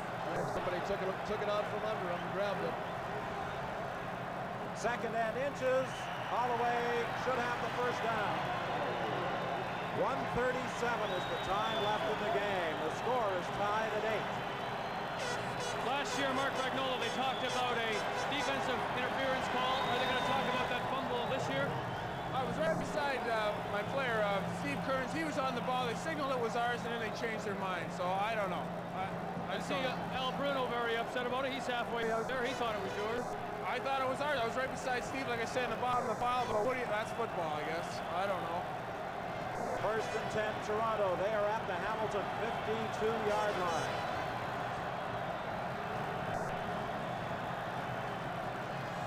Quickly to Emmanuel Tolbert, up to the 49, 44. Boy, he made a good catch on that, too, because it was behind him, and he had to twist to make the catch. But the thing about being a pro, it's like the way those punters are punting the ball when they have to, is catch the ball in a critical situation. And, boy, this is getting more critical with each play. That was a big, big gamble of a throw by Holloway because he had a Hamilton Tiger linebacker there, and as Leo said, that's what receivers have to do in critical spots, is make that catch. The clock is running. 2nd and 3. The ball is at the 44. We're into the final minute. Holloway will run. He'll get the first down, or at least be very, very close to it.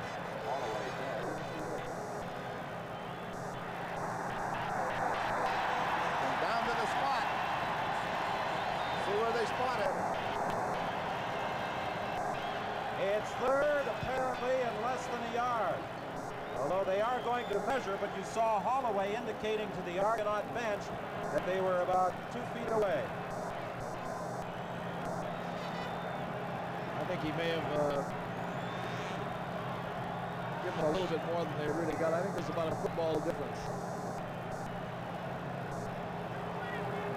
Well, they don't have the first down, so it will be 3rd and inches.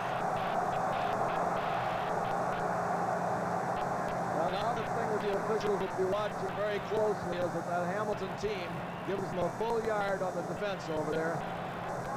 I'll tell you this, if anybody else touches that football with number 7, it's a mistake. Yeah, 54 seconds left. Got to be a quarterback sneak. You've got to get it done. Conrich has to do it right now.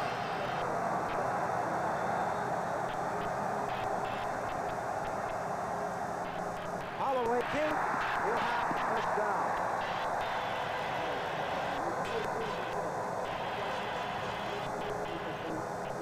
.41 seconds remaining in this game. I think they may remeasure. Oh, it's no avail because he's got the first down. First down.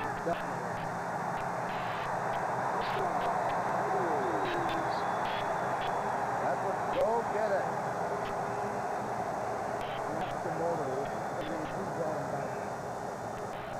So now it's a first down situation for the Argos. They are at the 41-yard line with 33 seconds remaining. That's exactly right. They got to be very careful right now. 29 seconds.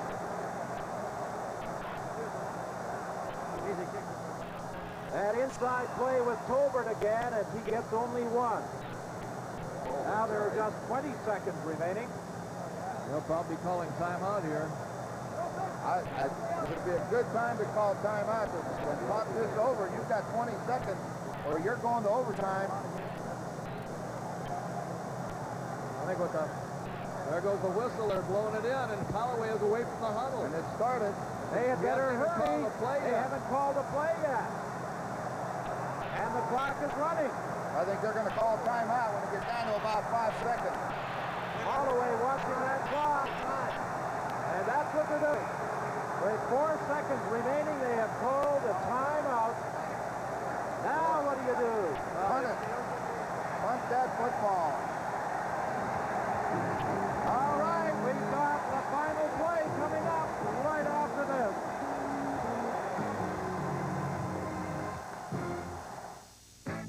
Adam and Eve used to get on well, but Eve ribbed Adam about his smell. So a snake said, Adam's spice is on. Autumn came and their leaves were gone. Napoleon longed to be big and grand, so he thought he'd give his side a hand. Josephine said, Bonnie, you're real cute, but don't get caught short without your brute.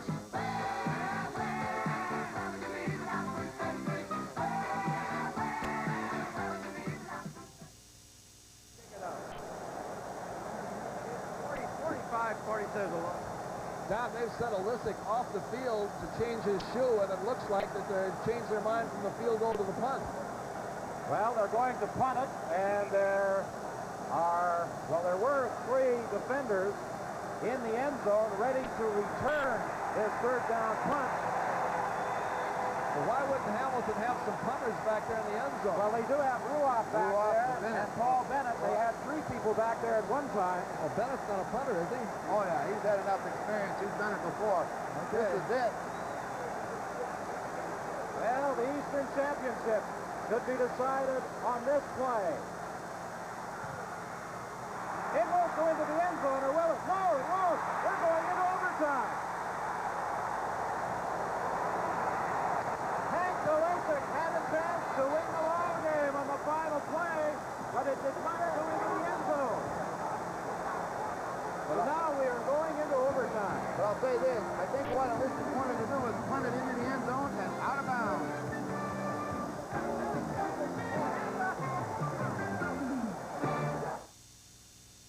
Petro-Canada's search for new energy brings out the best in Canada. This seismic exploration ship, the Bernier, was built in Quebec with steel made in Ontario, marine equipment from Atlantic Canada, electronic systems from Alberta, thruster engines from British Columbia, captain, crew, and scientists employed on board from all over Canada. Because from frontier exploration to the service station around the corner, Petro-Canada puts Canada first.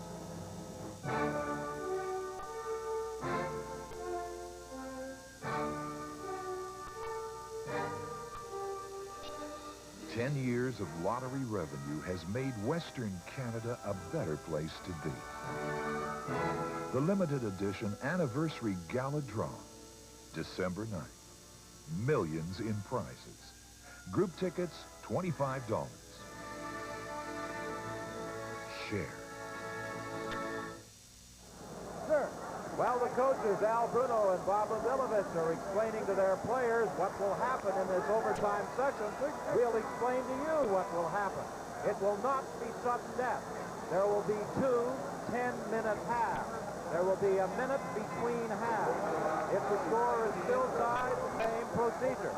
But it is not sudden death. Remember, 2 10-minute halves, and they kick off to start each half. Right. What happens is just like at the beginning of the football game, Hamilton will have their choice coming into this first overtime period. Hamilton had the choice at the beginning of the game. They will have their choice to kick or receive or choose an end.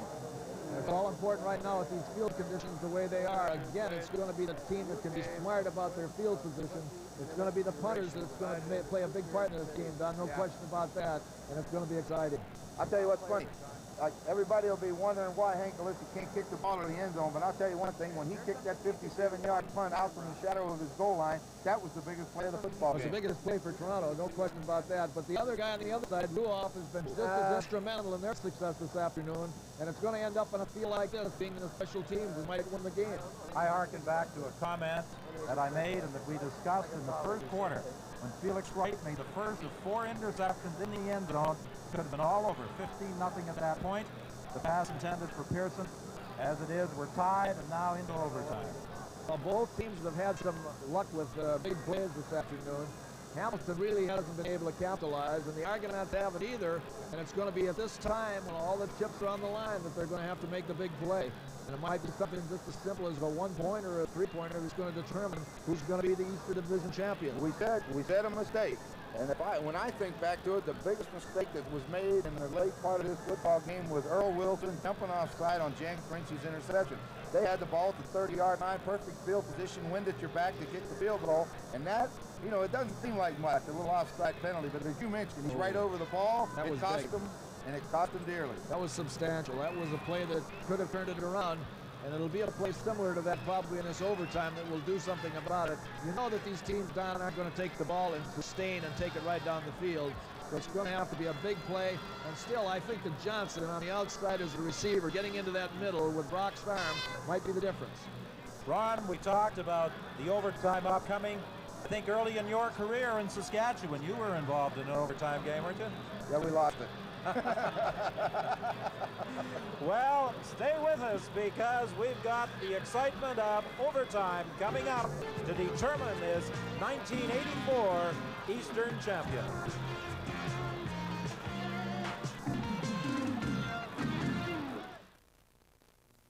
Tonight, backstretch. Everybody wants her. $1,800, that's it. It's my final offer. I'm willing to give you $6,000 for that horse. I'll go as high as $10,000. Because a horse worth that kind of money has got to be good. There she is. Backstretch, tonight on CBC television. I'm over here.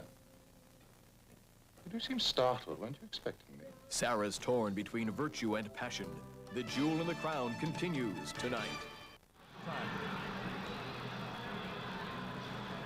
8-8 is the score. Hamilton and Toronto. Only one touchdown. Lester Brown in the first quarter. Hank Alisic with the convert and a single. Bernie Ruoff with 2 field goals and 2 singles. Ruoff with that 56-yard field goal established a CFL playoff record. And unless one of these teams makes a mistake, we could be here for a long time in overtime.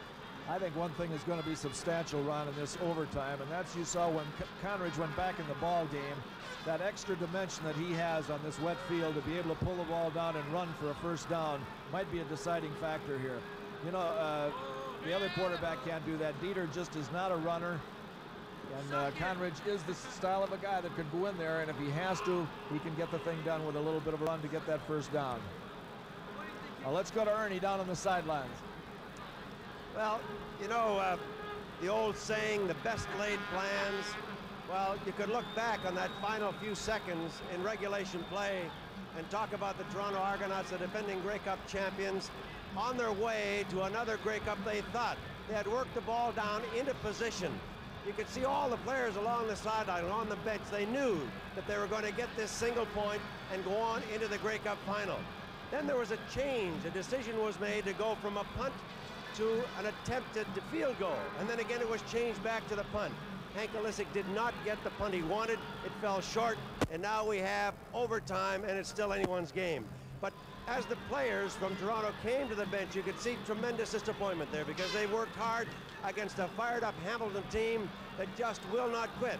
Neither did the Argos, mind you. We have that kind of a typical Eastern final against two traditional rivals that just love to beat each other. I said at the beginning of the show, and it holds true. They love to whip each other, but right now, one can't figure out how it's going to do it. But it's going to happen sooner or later, and no one knows who it will be. Let's go to Vic over at the Hamilton side. Maybe he has an answer. You know, if I did, Ernie, I'd probably go in and tell Al Bruno. No one wanted to come out. We went down there. They're very keyed up. They're still very upset, however, over that fumble, which they thought they should have had on the Carinci punt-back return, but they didn't get it. I'm very, very impressed, of course, with the defenses on both sides. The question, though, still is, where is Dieter Brock? Where is that offense? Last week, 6 first downs against Montreal, less than 100 yards. I doubt very much that they have had 100 yards today. So is it going to be left up to Bernie Ruoff? He has been their whole team for the last couple of games, and their defense has really gotten to this point. When you think about the first downs, the turnovers, the things that the defense has done for the Hamilton Ticats today, that's why it is tied up 8-8, and we are going into overtime. Defense, the name of the game. Leo, you said it all the time, and you said it many times. We've seen it here today.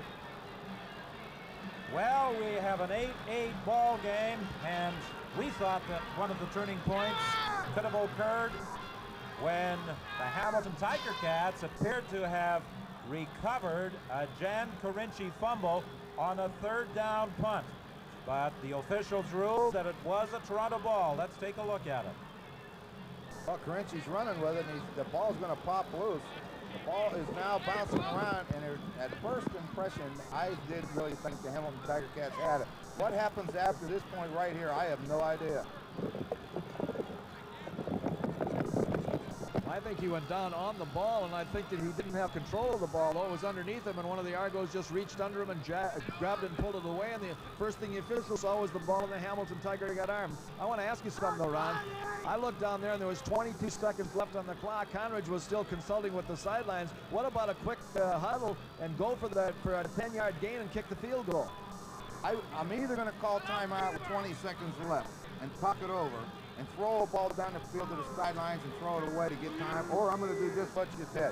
Come out of there and try to get 10 yards closer and kick the ball. I did not agree with letting 15 seconds run off that clock. Well, I tell you, I was amazed when they did that because Conridge was about halfway to the sidelines. The referee was still standing, hadn't started to put the ball in play. There was 18 seconds left. I don't know what they were doing that for. I seriously think that they should have just kept going and tried to go for one more first down. You know, we look at all the ifs. Now, here's another one. Dieter Brock ran for a first down, and he made a first down, and Wayne Lee was called for offside twice, and that one was a key one because Brock was right at the center field stripe. Had they not been offside, Brock might have got him a first down. Ruoff would have kicked the point to win it. So there's been chances both sides, and offsides in both instances have cost them opportunities. And it balanced itself off when Wilson jumped offside for the Argos. So as we've said all along, on a field like this and on a day like this, it's these penalties and these mistakes that are going to cost you the ball game. Would you agree, though, gentlemen, with this statement? This game, the Eastern Championship, going into overtime. In a year that hasn't really been a vintage year for the CFL, in the West, all the controversy surrounding that Winnipeg-BC playoff game, the fans with their towels, Winnipeg crybabies, the fact that they have a Crazy George look-alike contest. I think it's the best thing that has happened to the Canadian Football League since Jim Trimble of the Hamilton Tiger Cats said he would waffle the Winnipeg Blue Bombers in a Grey Cup game. Yeah, well, I think it's certainly setting the stage for a great Grey Cup game. And I think that something like that had to come because, as you said, there was kind of a lull you to sleep toward the end of the middle, or toward the middle of the league this year. Neither league, East or West, was doing anything very productive. And then toward the end of the season, this thing does come around, and it looks like it's going to make for a great Grey Cup. It sure has. And as we've mentioned a couple times, Don said it's the interception at the early part of the football game. Here it is.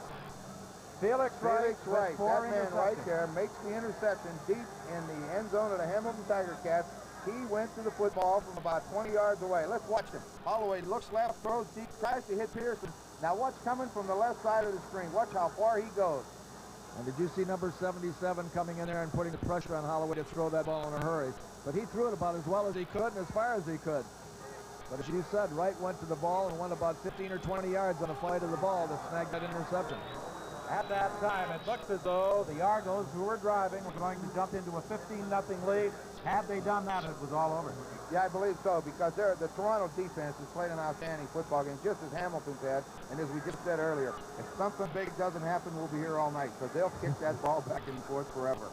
Well, they've been playing inside the 30-yard line for almost this entire second half. Al Bruno, I think, can consider himself very fortunate that on that fumble that they awarded to the Toronto Argonauts, that he did not draw a flag because he was out at midfield complaining to the officials. My opinion is he had to have a flag. Now standing by on the sidelines, here's Vic Router. On with me is Bill Pride, the director of officiating in the CFL. Tell me about overtime. What can we expect? Well, the overtime is like a mini football game comprised of 2 10-minute halves. And the team at the start who had the option, which was Hamilton, have now taken the option again. They'll play a 10-minute segment of a half a football game, change ends, and do it all over again. But they must play 20 minutes. There's no sudden death. If it's tied at the end of this 20 minutes, they'll play another 20 minutes up to 10-minute half. Could be a long, long game. It's a tough one. Thanks. Okay, Vic. Well, we're going to be here for at least 20 more minutes, and overtime is underway.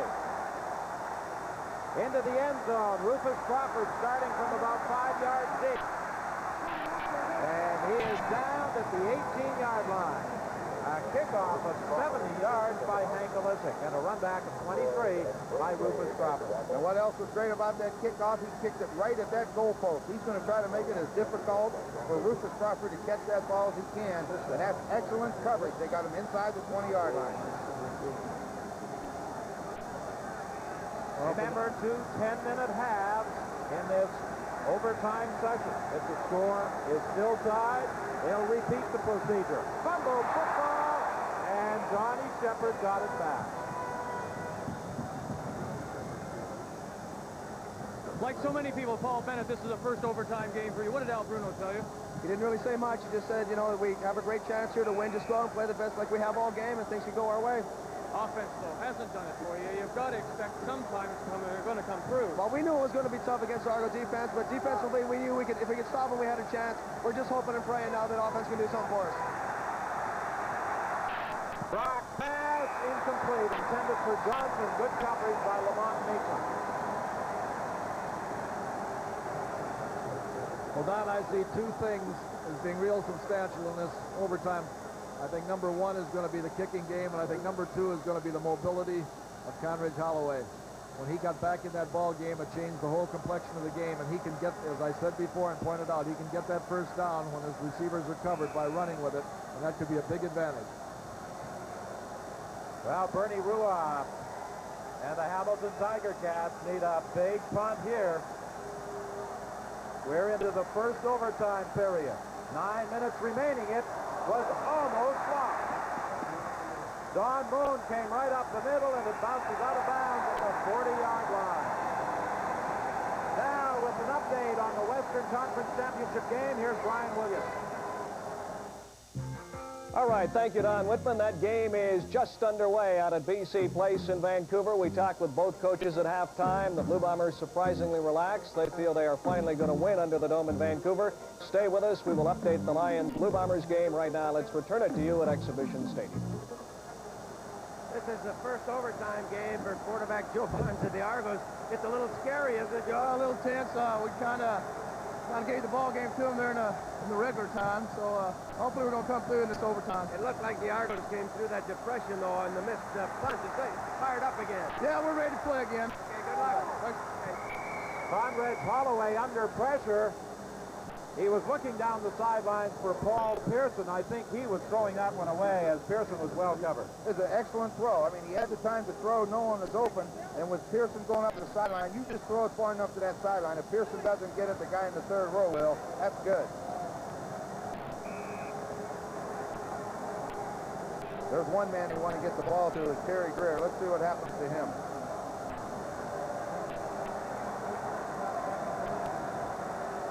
2nd and 10. The ball is at the 41. Score tied at 8. In his first of 2 10-minute overtime half to Terry Greer. Incomplete. That's about as close as it'll ever come. Harold Bess, who led the league in interceptions with 12, dropped back and got a hand on that throw for Terry Greer. I'll tell you what the problem was there. Terry Greer was coming across. He had to look for that goalpost. I thought for a minute he would watch him look. That goalpost, he's aiming right for it there for a second. It would have been a heck of a catch, I know that. Going to kick a field goal. 47 yards.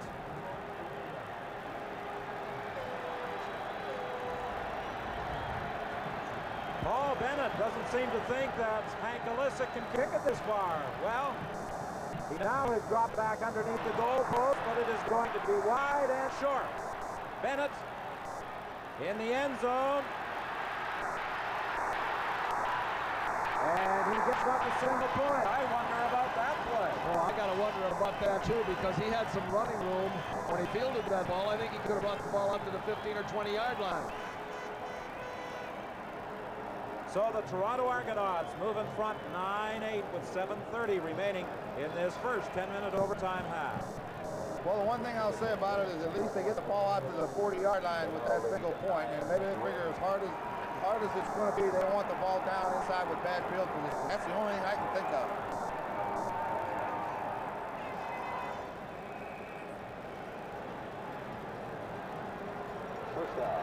So because the field goal attempt is wide, the Ticats take over at the point of last scrimmage, which was the 40-yard line. Screen to Johnson. Oh, good defensive play over there as Ralph Dixon wrapped Johnson up. Had Johnson been able to get by him, he had some clear sailing down the sidelines.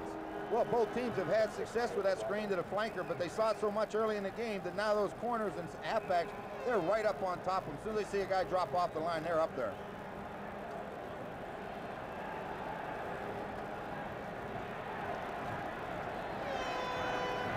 Second and 9 for the Ticats.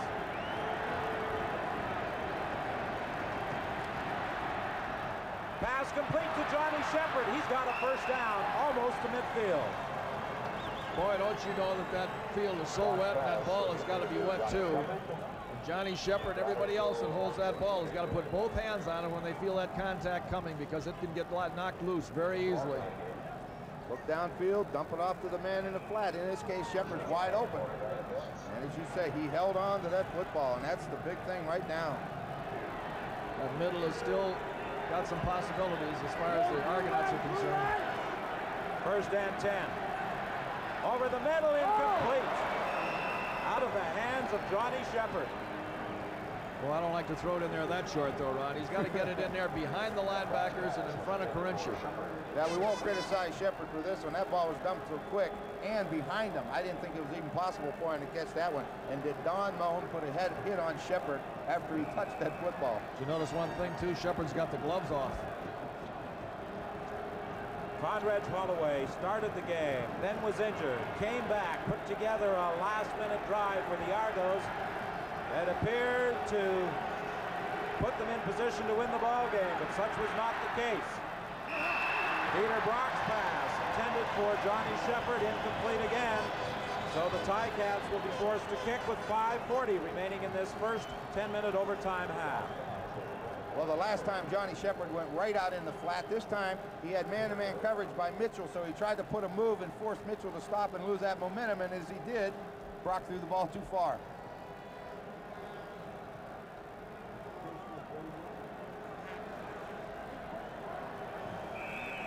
Bernie Ruoff has accounted for all of the Hamilton points this afternoon.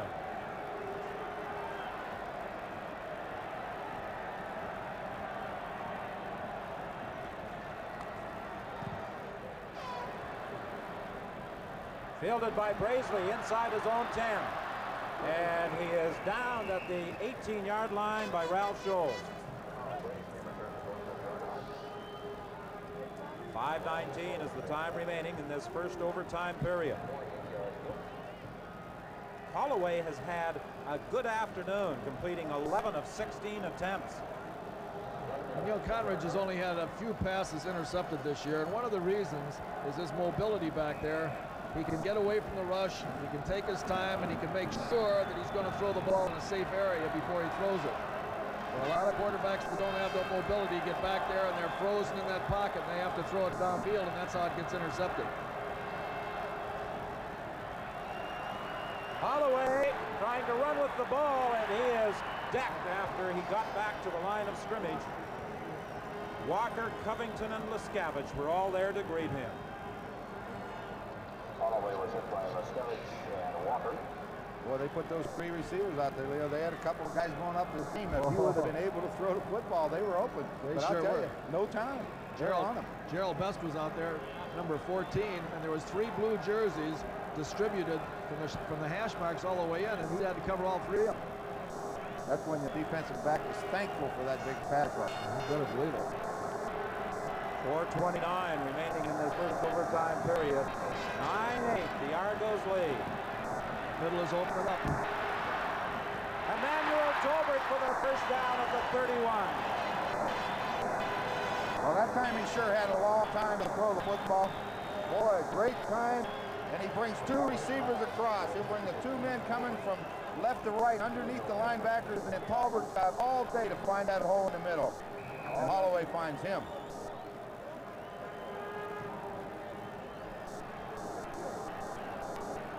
First and 10, Toronto.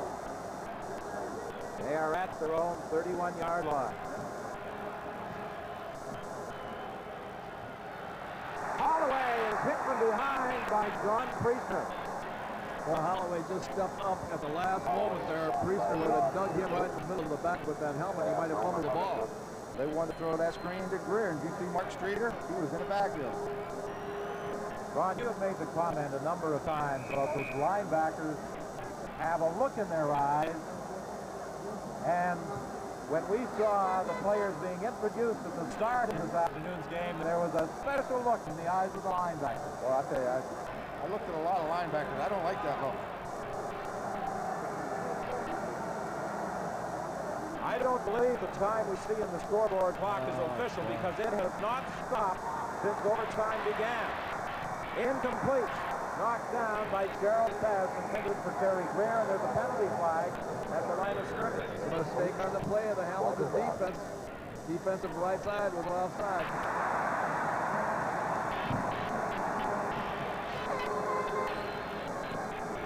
It's a 9-8 ball game. The Toronto Argonauts leading Hamilton in their first overtime period.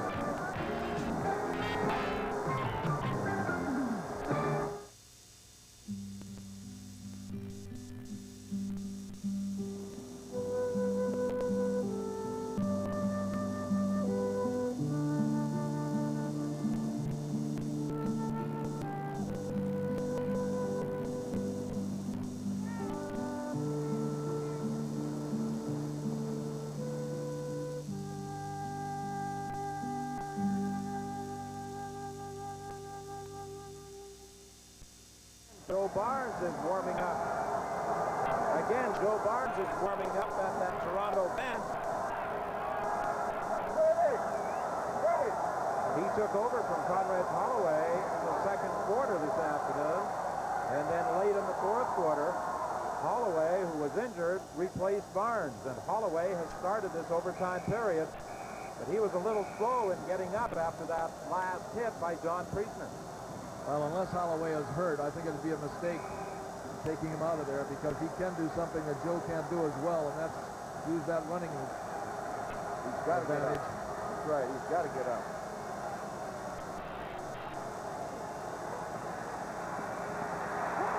Holloway got away from Walker, but he will not get away from Mitchell Price.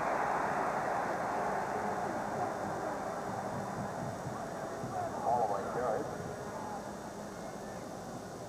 So the Argos send out their punting unit. They lead 9-8 in this overtime period. Conridge makes about 14 different moves here, and I know that Al Bruno must have just right there. Walker slipped off of him. fights. Bryant comes over and gets him from the back and catches him, knocks him down. But Al Bruno's got to age about 10 years when he sees that happen. That first down throws in there, Ron. Hank Olympic shanked it. It goes out of bounds at the 52-yard line of the Ticats. What a time to shank one.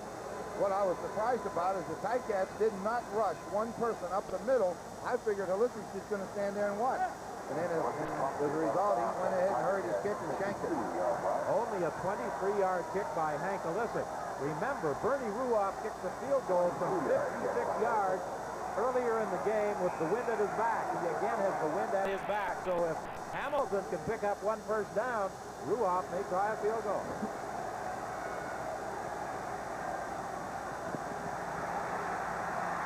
Brock going to a wide open DiPietro.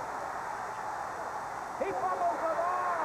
Recovered by, well, let's see who's got it. I don't know. It looks like Hamilton may have got it. Yeah, they got Hamilton it. has.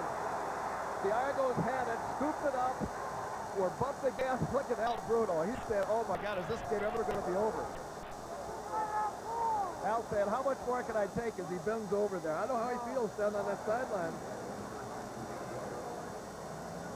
Watch the catch. Excellent effort after he catches the football. A lot of times they're better off to go down. The ball's going to come loose. Forget about that straight arm. Forget about that straight arm. Get both hands on the football. You're on the 25-yard line. But he stuck that one arm out there, which made him vulnerable, holding the ball in one hand, and was knocked loose. This is the deepest penetration the Ticats have had all game. Brock with time into the end zone. DiPietro, touchdown! Oh, that's a big, big touchdown. And what a catch by DiPietro. And when you talk about a pro, it's coming back. There's a penalty flag. Illegal procedure, Hamilton. Got to be that wide receiver again. And I'll bet it's the same guy.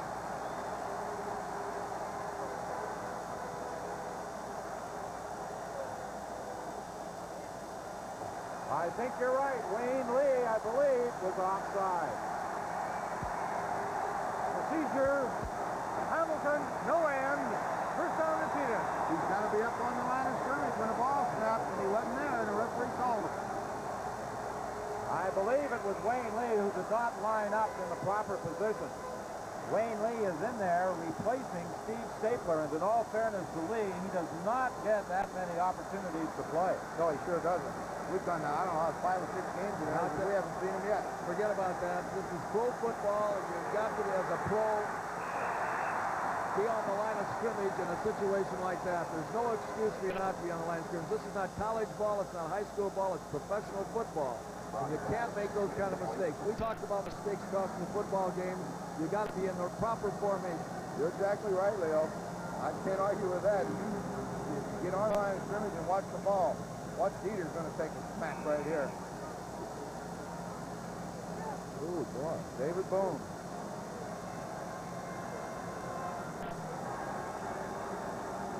So now it's second down. The referee is looking at his clock, too. Dieter's taking quite a bit of time, and on Huddle, he's still looking. He got it away just in time. Into the end zone for Johnson. Schroeder. Touchdown.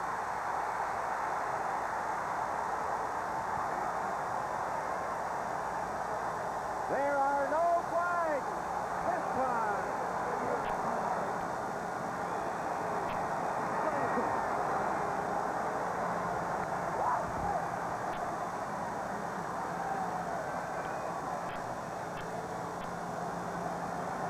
Nothing complicated about that. You said all along, Leo, they got to get the ball to Johnson. Dieter just throws this down the field, and he says, I'm throwing it, you catch it, and that's exactly what happened. Looks like a cover. You can only cover Johnson. He's their only chance for real deep speed, and you can only cover him so often. They got DiPietro down the slot, which has been open all afternoon. He caught a touchdown pass, didn't count, but Johnson got loose on that one. Now we're going to see if they're going to go for 2. Yes, they are. They got Dieter in there. They're going to go for 2. 14-9 is the score as the Ticats are going for 2. 1:31 is the time remaining in this first overtime period. Rufus Conley, the intended receiver. The score will hold at 14-9.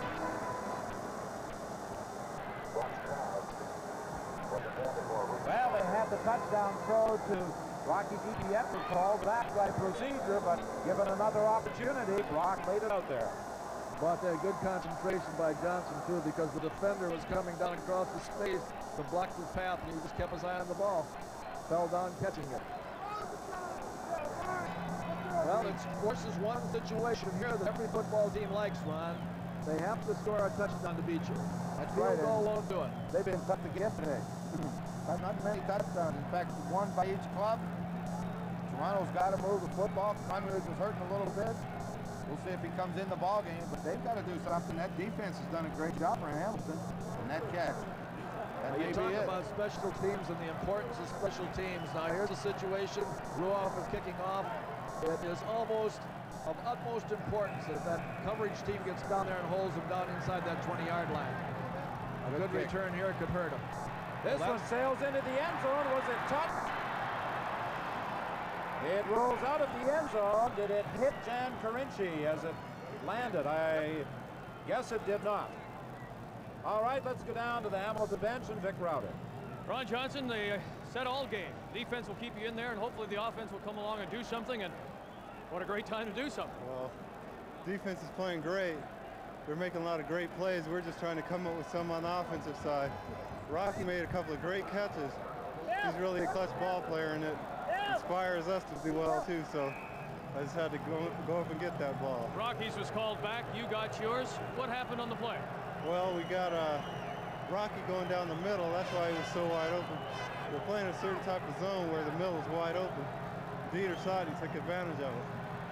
And your touchdown? Well, that was just a straight go. And we just went for it. He just threw it up long. And I was able to get under and make the catch. Congratulations. All right. Hi, Mom. How you doing? Well, the Toronto Argonauts finally got that screen pass to Bob Brunk, and they pick up a first down, and they are now at the 36 with 1:22 remaining in this first overtime period.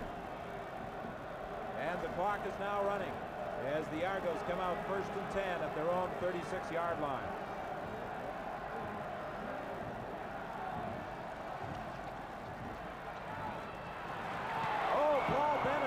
Picked it off. It was intended for Emmanuel Tolbert. Boy, did Paul have an open field on that, too. Faked that little stop pattern to Terry Greer, and then he tried to lay it in a hole, but Paul Bennett, he said all along, he's seen everything. He just stood back there and waited, and he had a great chance to pick that one off. If he picks this one off, it's 6. Oh, he had, you know what happened? He took his eye off the ball when he saw his own player there. He was coming down, he was going to come down on Beth, so he took his eye off the ball. 2nd and 10, and remember, to start the second overtime period, they kick off, so field position here really means nothing. The Argos have to try and score some points, and they will be forced to kick it away. Conridge looks like he really got hurt on that one. Yes, Holloway is still down with 54 seconds remaining in this first overtime period. But the important fact here, Ron, is that they do have to kick off to start the second overtime period, so the Argos had to score points on that series. Yeah, they had to get something going, and regardless of that, they got down to the 1-yard line and the clock in. It stops and you kick off, and it'll be the Argos' choice when it does. Right now, they've got to play defense. They don't want Ruoff getting any chances at a field goal with, you know, this little time left. They may go after this one. I'm surprised that they didn't. Got the return on. Rufus Crawford following the blocking of Paul Bennett. He fumbles the football, and the Argos have got it. Vince Goldsmith has the ball.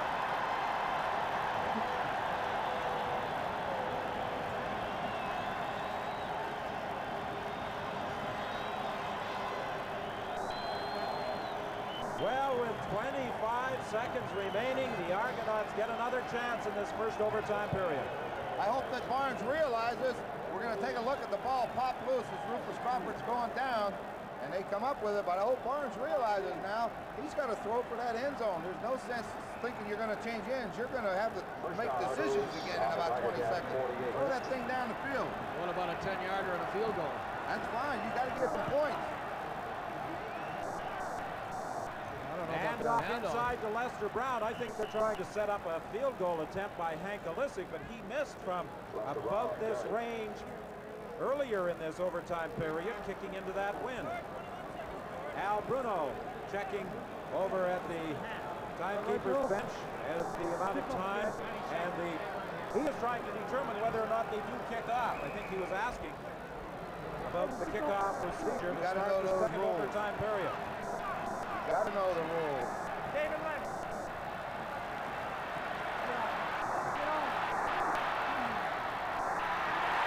Holmes makes the catch with 5 seconds remaining in the half at the 23-yard line. Now you got to kick that field goal right now. Well, 5 seconds left. That's their only shot. But the field goal means an awful lot to them right here. It closes the gap and puts them within a field goal going ahead in this ball game in the second 10-minute period. And you remember this, it's going to be the Argonauts' choice when they change ends or when this half ends. They have the choice and they can kick, receive, or choose the end. They do whatever they want. I wouldn't be surprised if the two coaches spend a little time just going over to the rule book as they playoff procedure. You got to know those rules, I'm telling you.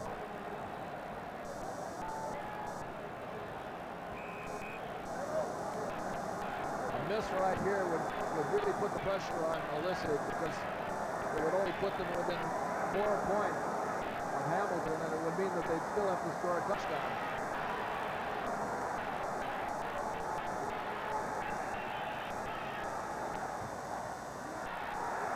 It's wide. And he missed it. It's wide, and in the end zone, Paul Bennett should have returned that kick, I think. I don't think he could. He didn't have a chance. The important thing here, though, is that it's 4 points now, and the Argonauts still have to, in the second 10-minute period, score a touchdown to go ahead. We'll be back with the second 10-minute overtime period right after this.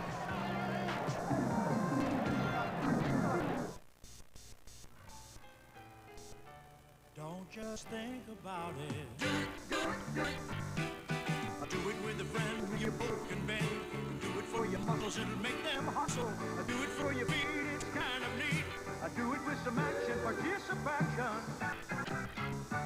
Don't just think about it. Participation. Get with the action. Do it. We're 10 minutes away from determining an Eastern champion in this overtime period. Right now, though, for a CFL update from the last year's Brian Williams. All right, thank you, Don Whitman. In the first quarter, on a wide field goal by Louis Pasaglia, the BC Lions are leading Winnipeg by a score of 1-0. However, Winnipeg is trying and has just made a field goal, so it is 3-1 for Winnipeg. We'll update that game later. Now back to you. And here it's 14-10. Hamilton leading Toronto with 10 minutes remaining. And that was a very costly miss on the part of Hank Olisic. Boy, it sure was. When you go into the second period now, and the onus is on you because you're 4 points down. Had you made that field goal, it would have been 2 points with the assurance that if you get inside that 40-yard line now, you can kick for the win. But now they can't. They've got to score a touchdown. Now, we mentioned earlier about Grey Cup playoff appearances. Hank Olisic is the all-time leader on both teams, having played in 7 Grey Cup games. Bernie Ruoff was there in 1980, along with 3 other members of the Hamilton Tiger Cats. Jeff Townsend on his kickoff return doing an outstanding job of getting back to the 45-yard line. Good job. Good job by Townsend. Hasn't seen too much action today, but hey, if you're going to pick a time to do something, now's the time. And Joe Barnes is back in at quarterback. So it's going to be up to Joe Barnes, it looks like. Further to Grey Cup appearances by players on these two teams, Joe Barnes has been there 5 times. David Boone also made 5 Grey Cup appearances with the Edmonton Eskimos. patience. That's what they've got to have right now. They've got 10 minutes. They've got to have patience and work the ball if they can. They haven't been too successful all day doing it. Barnes is under pressure. He gets away from the initial charge. Goes to the sidelines to home. That will be a first down at the 54 of Hamilton. Mobility is the key. He got deep enough. It almost looked like he was going to be over the line of scrimmage, but he got rid of it. Well, he looked like he ran upfield a long way there before he threw the football. Well, he had the depth, though, on the drop. That's the key. He got back deep enough that time, because he did move upfield a long way. That was a good move, too, by Holmes. Just sit on the sidelines, because he's running your way. He'll see you, and he did. A gain of 12 on the pass to Greg Holmes. First and 10. The ball is at the 54 of Hamilton. The Ticats lead 14-10. 9:20 the time remaining in his second overtime period. Got his head. Take his head, John. Draw. The draw with quarterback Joe Barnes stopped right at the line of scrimmage by Leon Lescavage. That was a pretty determined quarterback draw. He just took a couple steps back and looked for a seam up the middle.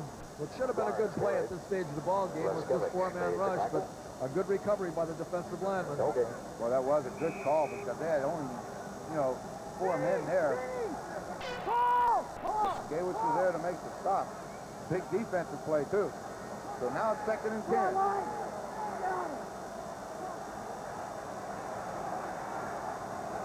Now an important play for the Argonauts. They desperately need a second down conversion. Joe Barnes is being pursued by Priester, who gets away from him and then is forced out of bounds. He is stopped after a pickup of just 1. He ran a long way to get that 1 yard. Boy, Hamilton's doing a good job downfield of cluttering up all those zones.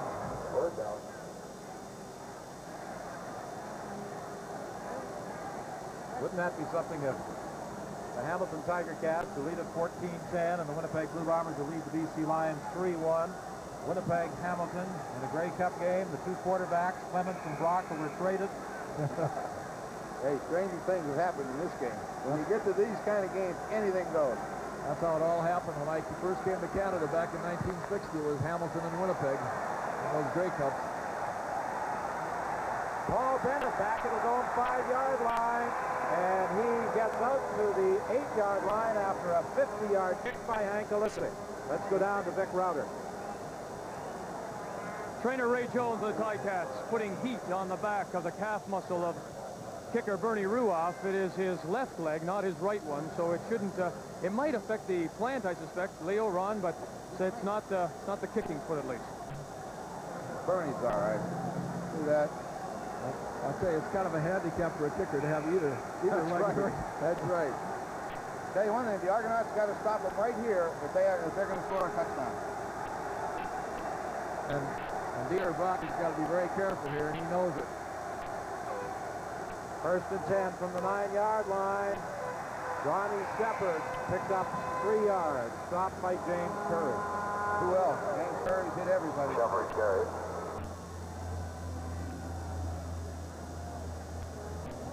7:40 is the time remaining in the second overtime period. 14-10. Hamilton leads Toronto. In the first quarter, it was 8-0 for the Argos. But the Ticats fought back, and with 2 field goals and 2 singles by Ruoff, they tied it to force overtime. In the middle, the Rocky DiPietro. No catch. Well, that would have been a big play. Right now, they're in trouble. They're going to be kicking from close to their goal line, and field position here gives the Argonauts an excellent chance of going in and doing something from here. Well, we'll find out how bad Ruoff's leg is right now, because he needs a big one. What about a 2-pointer here? Well, you got to kick it off, and then your field goal beats him. I know, Phil, but you're going to get a field goal. I don't know. They missed a short one last time.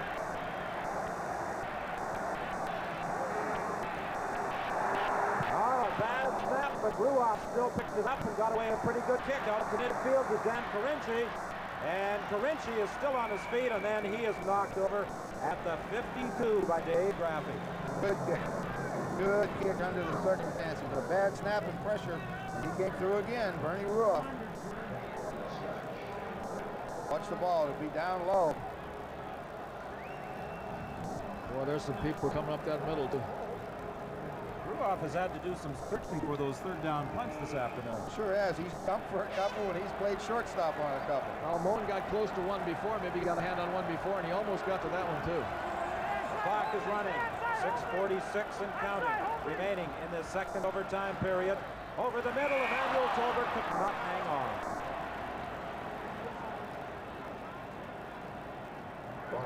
Now it's second and 10. Conrad Holloway back on the bench, and he has certainly taken a physical beating this afternoon. Well, if you're the Argonauts right here, what you've got to do is don't panic, don't go for the fences, don't try to get it all at once. Try to get your first down and know that you can punt them back down in trouble and get another shot at it. They can't take any chances here. They're liable to throw it away.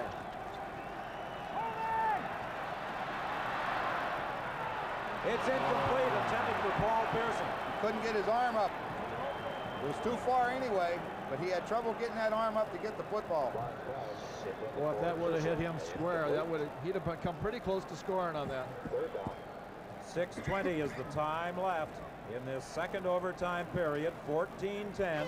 Hamilton leads Toronto. Now you got to take the point right here, I think. I don't know if he can kick it that far. He's going to have to put that ball up in the air about 70 yards to even get to the end zone. He did it. No, he didn't. Not quite. No, it isn't going to reach the end zone. Rufus Crawford almost misplayed it at the 9-yard line. Boy, there you are on the 8-yard line. 6 minutes is the time remaining, with the Ticats leading 14-10. Now for another update on that Western game, here's Brian Williams. All right, Don, this is the play that ended the first quarter at BC Place. Louis Pasaglia punting for the Lions. Scott Flagel will block it for the Winnipeg Blue Bombers. And now in the second quarter, Winnipeg leads 3-1. They had the edge in offense in the first quarter, 74-25. Let's throw it back to you at Exhibition Stadium. The Ticats in almost identical field position to their last offensive series. And the result is almost the same. Johnny Shepard on the first down play picks up 3, stopped by William Mitchell. Boy, it's real important that the Ticats get a first down here and advance that ball so that they can get some sort of field position. And it's just as important for the Argonauts to hold them. The Argonauts can force them to punt again from here. The law of averages is going to say that the Argonauts are going to move that ball in.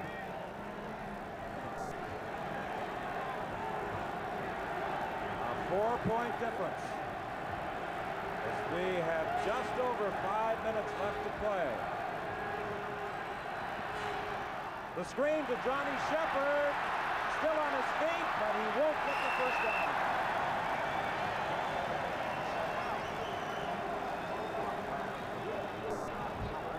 Both sides very grudgingly giving up yardage this afternoon.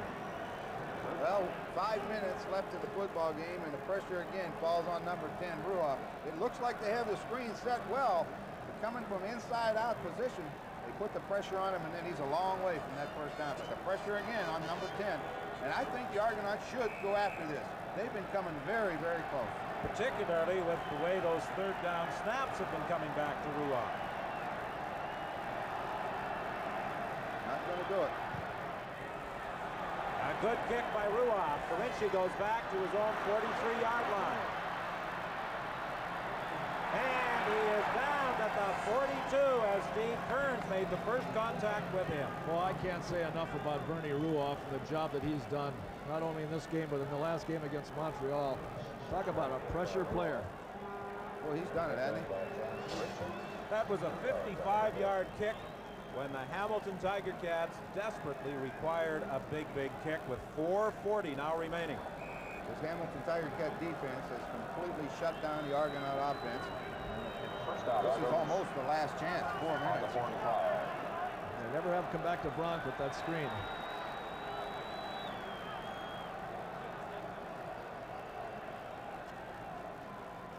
There's the screen to Greg Holmes, and he is stopped after a gain of 6. Well, we've seen that play worked over today. We've seen about all we can see happen on that play, too. Both sides have tried those wide screens. And now another important second down play for the Argos. They require a conversion here with 3:50 remaining. This is a big play right here. They're all big, but this is a big one. Barnes is going to try and run for the first down. He'll get it and much more. He fumbles the ball, but it goes out of bounds. He tried the lateral. That's a heck of a play. If And he there's makes a the penalty lateral, flag. tell you this, if he makes the lateral to Holmes, Holmes is gone. I think they're going to rule an offside lateral. He threw it ahead.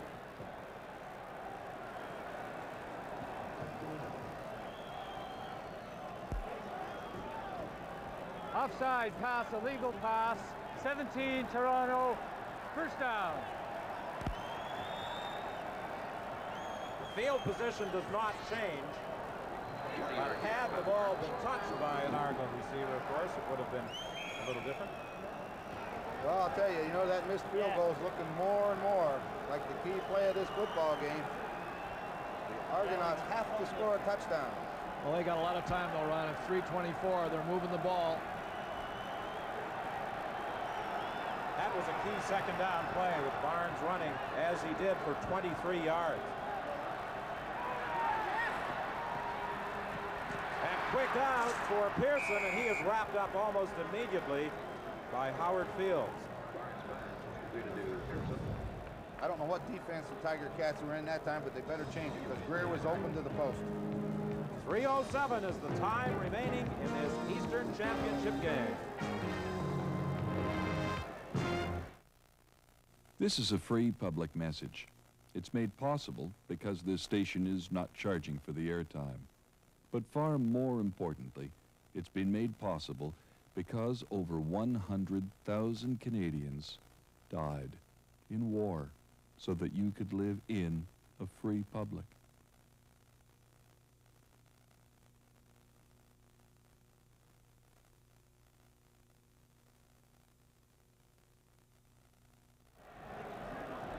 Hamilton 14, Toronto 10, 3:07 remaining, a second overtime period. But now for an update on that Western game, here's Brian Williams. All right, Don Whitman, 2nd and 6 for the Bombers. In the second quarter, Tom Clements to James Murphy. Winnipeg out in front of BC by a score of 10-1. And Don, I'll tell you, it is starting to look more and more like Winnipeg and Hamilton. Back to you. Well, I wouldn't be quite so sure about Hamilton getting to the Grey Cup game with the Argos having a first down right now at the 32-yard line of the Hamilton Tiger Cats. Joe Barnes went to the sidelines for consultation, so this may be a big play that we haven't seen.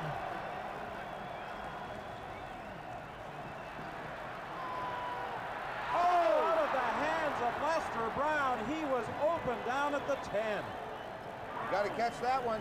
You've got to catch that football. I don't know what I do here. I guess kick the field goal. You got to go for the field goal. Well, let's take a look at it. I mean, you can't be any more wide open. Catch the football, Lester. Boy, there's nobody in the world that feels worse than Lester on that one there. You can bet on that. But you've got to catch those. That's what you get paid for. So Hank Delisic lines up for another field goal attempt. This one coming from 40 yards out.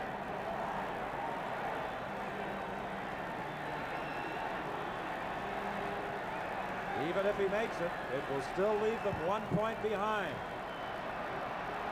It's good. So now with 2:50 remaining, it's 14-13.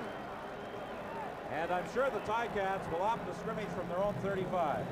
Yeah, they got to scrimmage at the 35 and hold on to that football because they don't want to turn it over here.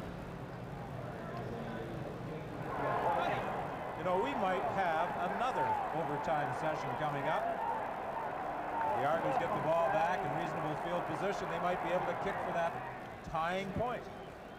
A lot of ifs, Don. There's a whole lot of them, aren't there? I mean, if they turn it over, they could lose it. If they make a first down and punt, they're going to win it. Well, if you're Dieter Brock, you've got to really, at this stage, make sure of what you're doing because you can't turn it over.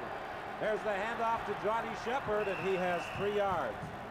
You've still got a good punter behind you. You're still 1 point up. You got to be very selective about what you do, and you got to be careful about putting the ball in the air and make sure that you don't throw it into one of those blue guys' hands. But you need that first down too, Ron. That's 2nd and 8. He's got to put it up. He's got to throw it, but he's got to be sure when he throws it. I'm going to look for DiPietro in the middle someplace. The clock is running as we're now down to 2:30 remaining. Throwing deep for Johnson.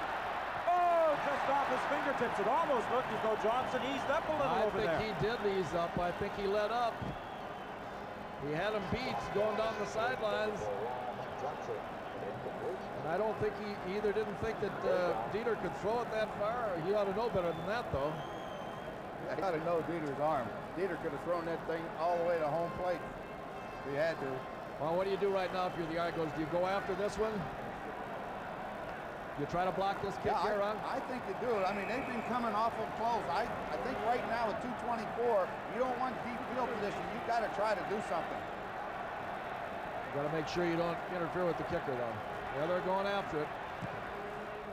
Catch it. You got to catch it. Braisley having difficulty fielding that punt, and the Argos will start from their own 36-yard line with 2:17 remaining. So this is all or nothing at all on this drive.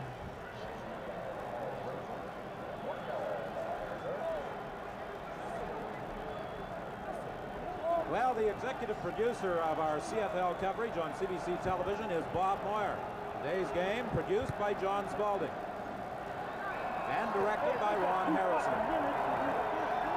Our isolation directors, Brad Haywood and Mo Waters.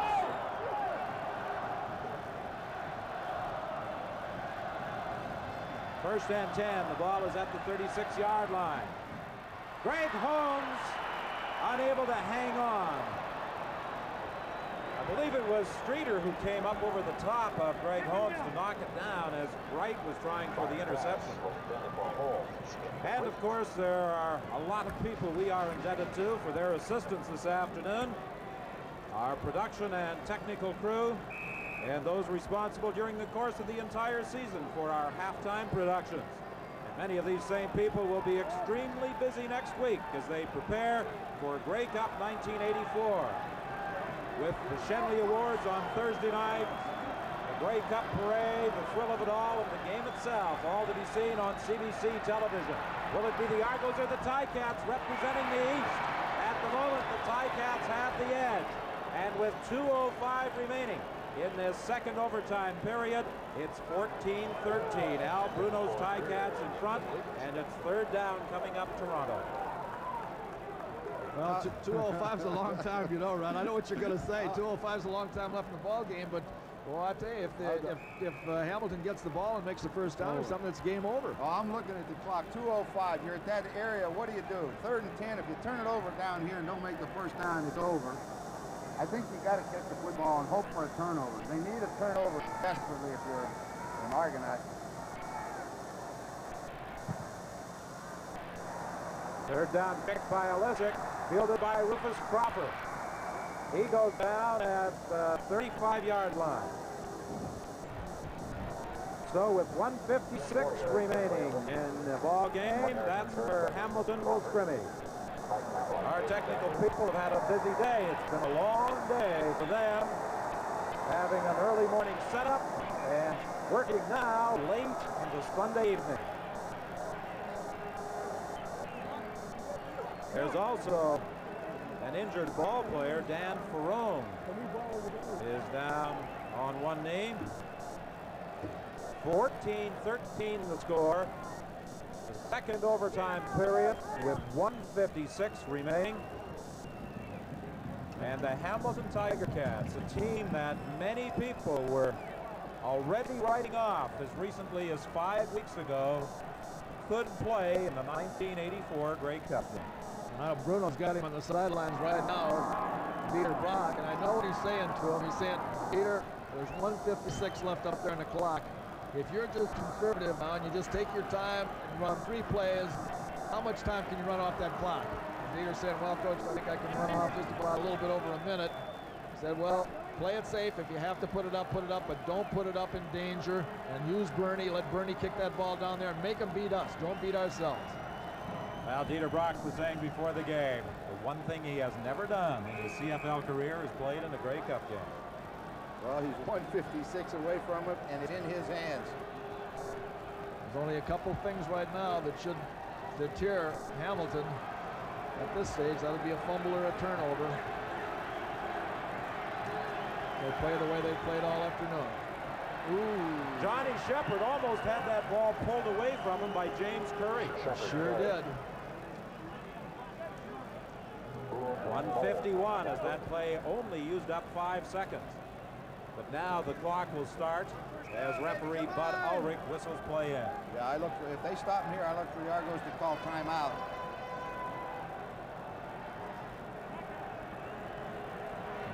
(14-13) is the score. The Ticats leading. What's the holding now?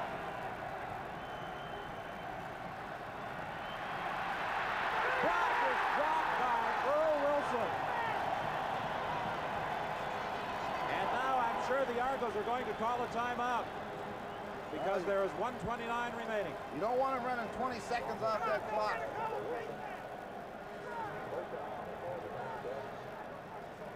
Because they'll take a delay of the game. Run 20. If they don't call time, they'll run it off and take the delay.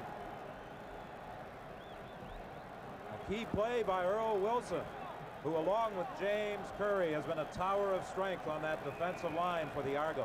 Well, they didn't call the time. This is the 21st punt in this ball game for Bernie Ruoff. They're all up there. It looks like they're going to come after it. And that clock is running. Now they got the return on. Got to catch it. Carinci takes it at the 40. Oh, he gets a good block, but there's a penalty flag. This one will probably come back on a clipping call.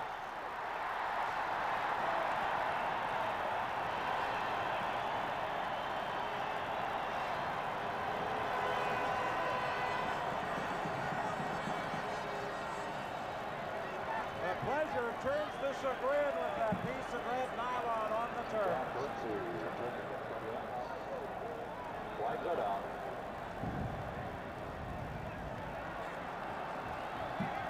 Tell you what, it takes a lot of guts to make that call. I don't know where it was, but I didn't like where the flag came from. It came from too far away. Well, it takes a lot of guts to call it, but it had to be called before Carinci broke out into the open, so the official, I don't know if they took that much guts or not. He just used his eyes and said, well, it was a clip, I got to throw it. Illegal block. Toronto, number 23 on the run back. First down. Sterling Hines is the player that they fingered for throwing that illegal block. 57 seconds, they need a point. Let's see, let's go.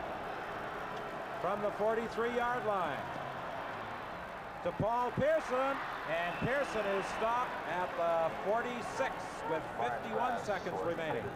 Get him on the line. You don't have time to huddle now, man. Hamilton should be set because they don't want to give him nothing. That's it. Sit on that defense. Let them use that 2-minute offense. They still need about 35, 40 yards to get a reasonable shot at a field goal. 2nd and 6. Barnes over the middle. It's incomplete. It was intended for Paul Pearson. That could have been a ricochet right into the Argonaut hands, too. That bounced around a little bit. Now this could be the ball game. 3rd down, Toronto. 3rd and 6, 43 seconds remaining. Well, you see him try to throw to Pearson. Paul Bennett goes after it, but watch Greg Holmes back there, almost to him. Well, Joe, this is it. 14-13 the score. 3rd and 6, Toronto. They are at their own 47-yard line. Incomplete. Game's over, man. That will be the ball game.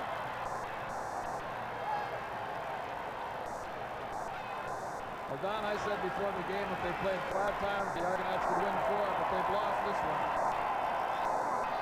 So 1 game down. Al Bruno. Breathing a sigh of relief And don't you know Mr. Downer? This is a great cut from Harold Valley. Harold is doing chin-ups in his press box right now. What a job the Ticats did defensively this afternoon. For that matter, what a job the Argonauts did. Yep.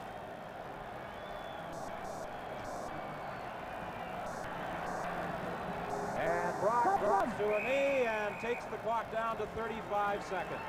But now with 2 opportunities, but the Argos still have a timeout. It's immaterial now. They have a timeout. Brock now will be able to take this one down to 15 seconds. He'll probably take the Argos could still get the ball back.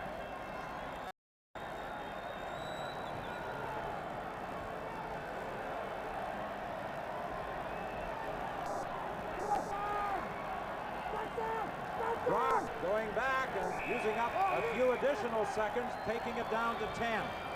Now they call the time. Now they're trying to call a timeout, and those are our selections as the Carling O'Keefe offensive and defensive game stars, Bernie Ruoff and Felix Wright. Wright with 4 interceptions. And Bernie Ruoff, 21 punts this afternoon. And accounting for 8 of those. Incomplete! Game's over, man. That will be the ball game.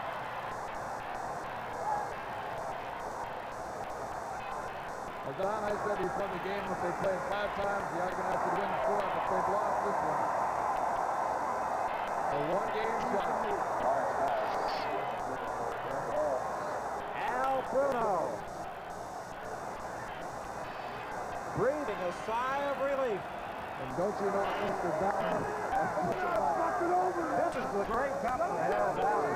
Harold is doing chin-ups in his press box right now. What a job the Ticats did defensively this afternoon. For that matter, what a job the Argonauts did. Yep.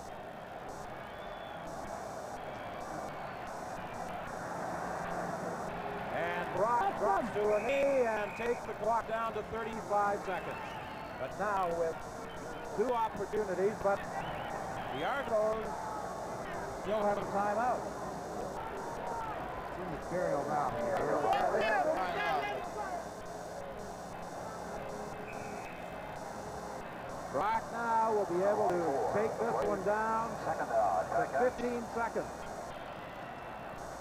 He'll probably take the Argos could still get the ball back.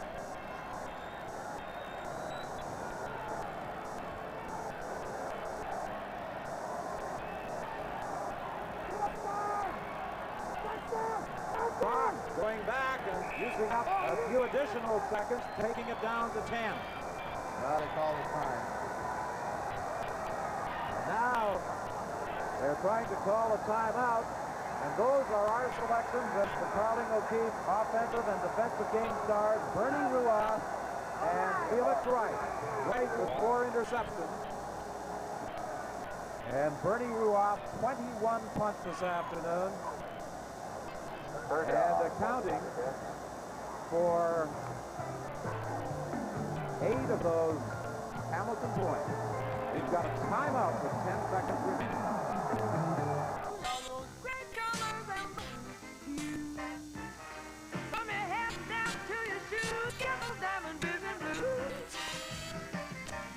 Mitsubishi's blue faceplate gives Diamond Vision remarkable color and clarity. If you want the blues, buy an ordinary color TV. But only Mitsubishi gives you the Diamond Vision Blues.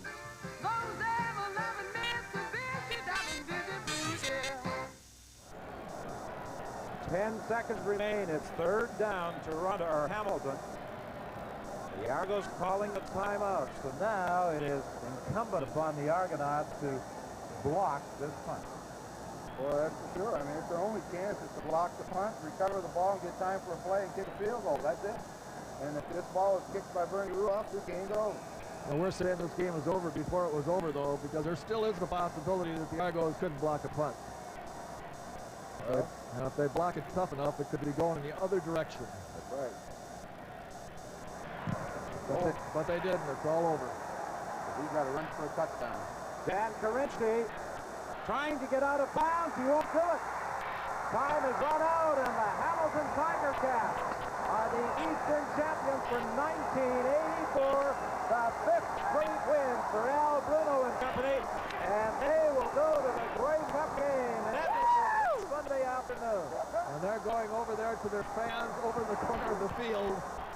And look at those fans react. And the whole team is going over there to give their fans a little bit of hello. It looks like they got as many fans over here to Toronto today as they've had over in Hamilton all year. What disappointment for Pavel Golubic. His Toronto Argonauts attempting to repeat as Grey Cup champions, had first place in the East, wrapped up early in the year. And then in the second half of the season, the team struggled, and Al Bruno with his team struggling during the first half, saw it come on in the second half, and now they're bound for Edmonton and Grey Cup 84. These are very special medals. These are medals awarded to mentally handicapped athletes who take part in Canadian Special Olympics. Hello, I'm Gaëtan Boucher, honorary head coach of the Canadian Special Olympics speed skating program.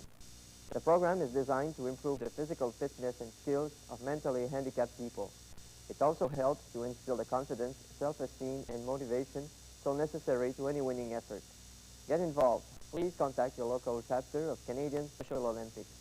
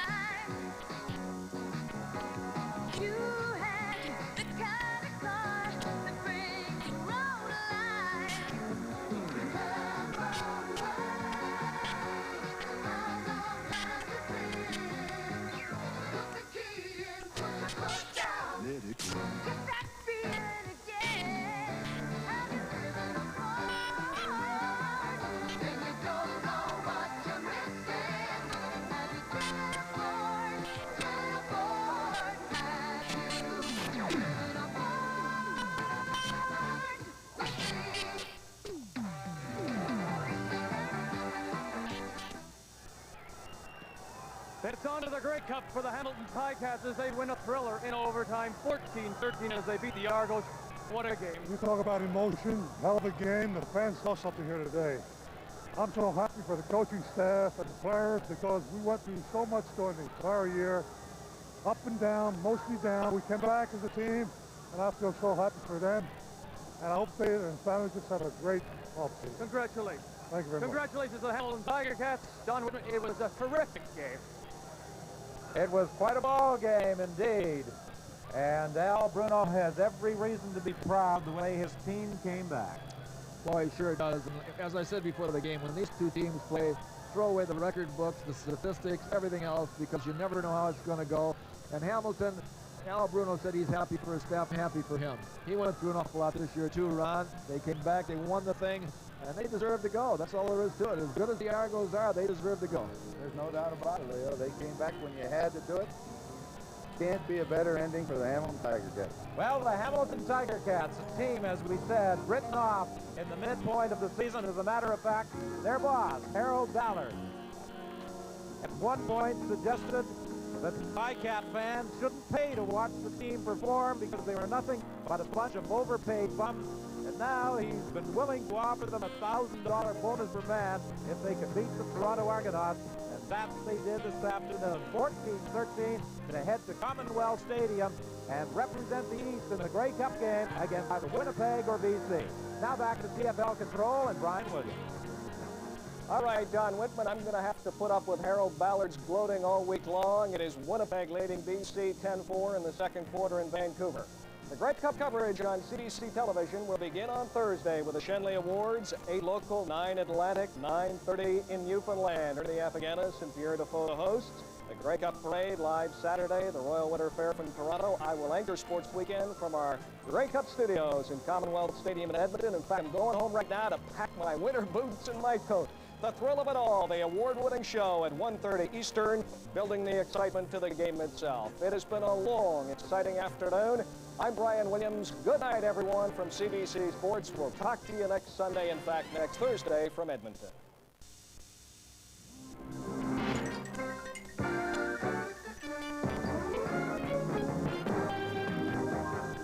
CFL 84 has been brought to you by Ford of Canada. At Ford, quality is just one. Driving is believing.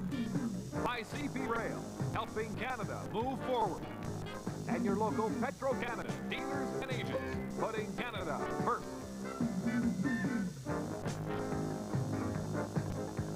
You've been watching CFL 84, the very best in professional football entertainment.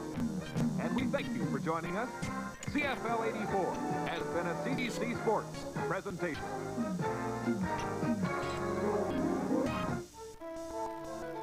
This is CBC.